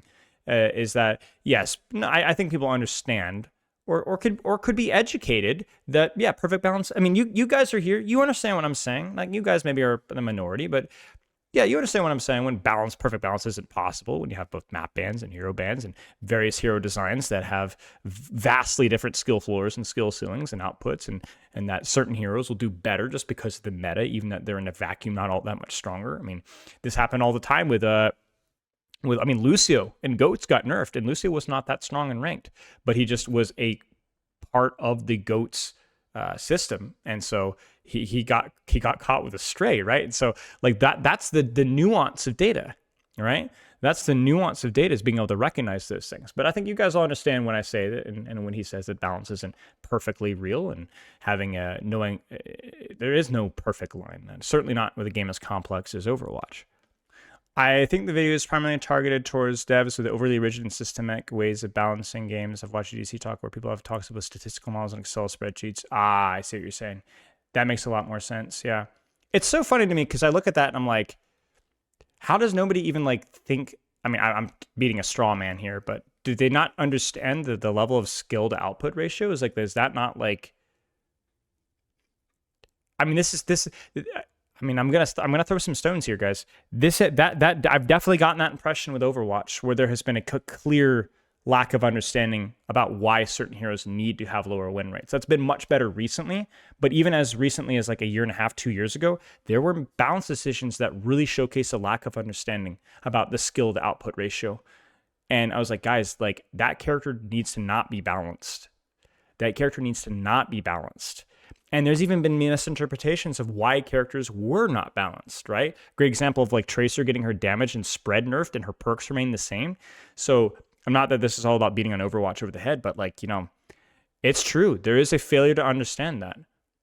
Mathematical balance target isn't actively bad. It just often has unworthwhile byproducts. Right, exactly. It's like the concept of, it's like eliminating unemployment, right? It's like, yes, that's admirable, but you do have to understand why unemployment exists and what your intentions are, and are there other downsides to eliminating unemployment with your efforts? And like you guys what I'm saying? It's like the goal of itself is something, but it is a complicated topic for sure. I agree with you, Cuz, to an extent, but even that, I think you're missing a little bit of context. Cat Bastion was not easy to play at the pro level. I mean, if you guys listen to the recent Uncoachable podcast, Landon talks a great deal about how a lot of teams were even struggling to implement Cat Bastion at a fundamental level. Like the character, like a lot of teams realized that, dude, we cannot play this Cat Bastion. We cannot play it. We don't have the skill to do it. And also, Cat Bastion is not good in ranked in 95% of circumstances. I rarely see Cat Bastion from the champion streamers. I'm telling you, man, I don't see Cat Bastion in ranked from streamers, and I don't see Cat Bastion in my casual games either. When it happens, it's annoying, it's frustrating, but it's extremely punishable for a lot of heroes. For some heroes, yeah, you're right. There's nothing they can do, and that feels bad. But again, I think that's like, you kind of unintentionally kind of give an example of why it isn't in rank because it's getting banned. It's not getting banned. I mean, Cat still has a decent ban rate, but I never see Bastion getting banned, and I don't know what the ban rates in Cat are right now. Let me actually look that up. Let's not just speak from conjecture here. I would be surprised if it's over like 70%. Like that still opens up a large portion of games. So if we look at ban rate right now, ban rate for Cat is 26% in America right now. 26%. 3 games out of 4. And Bastion, well, Bastion's 5%. Yeah, I hope that doesn't come across as rude. Like, you're 100% right. Like, I think, listen, I literally, the first time I play tested Cat, I told them that they needed to give them a tether duration. I've talked about this publicly. I've even given them public critiques. I think they need to give a tether duration. I agree with you. It's not a fun interaction, but that's definitely for more of a design thing. I don't think that that's fun and interactable. So yeah. So I hope that makes sense. So because I'm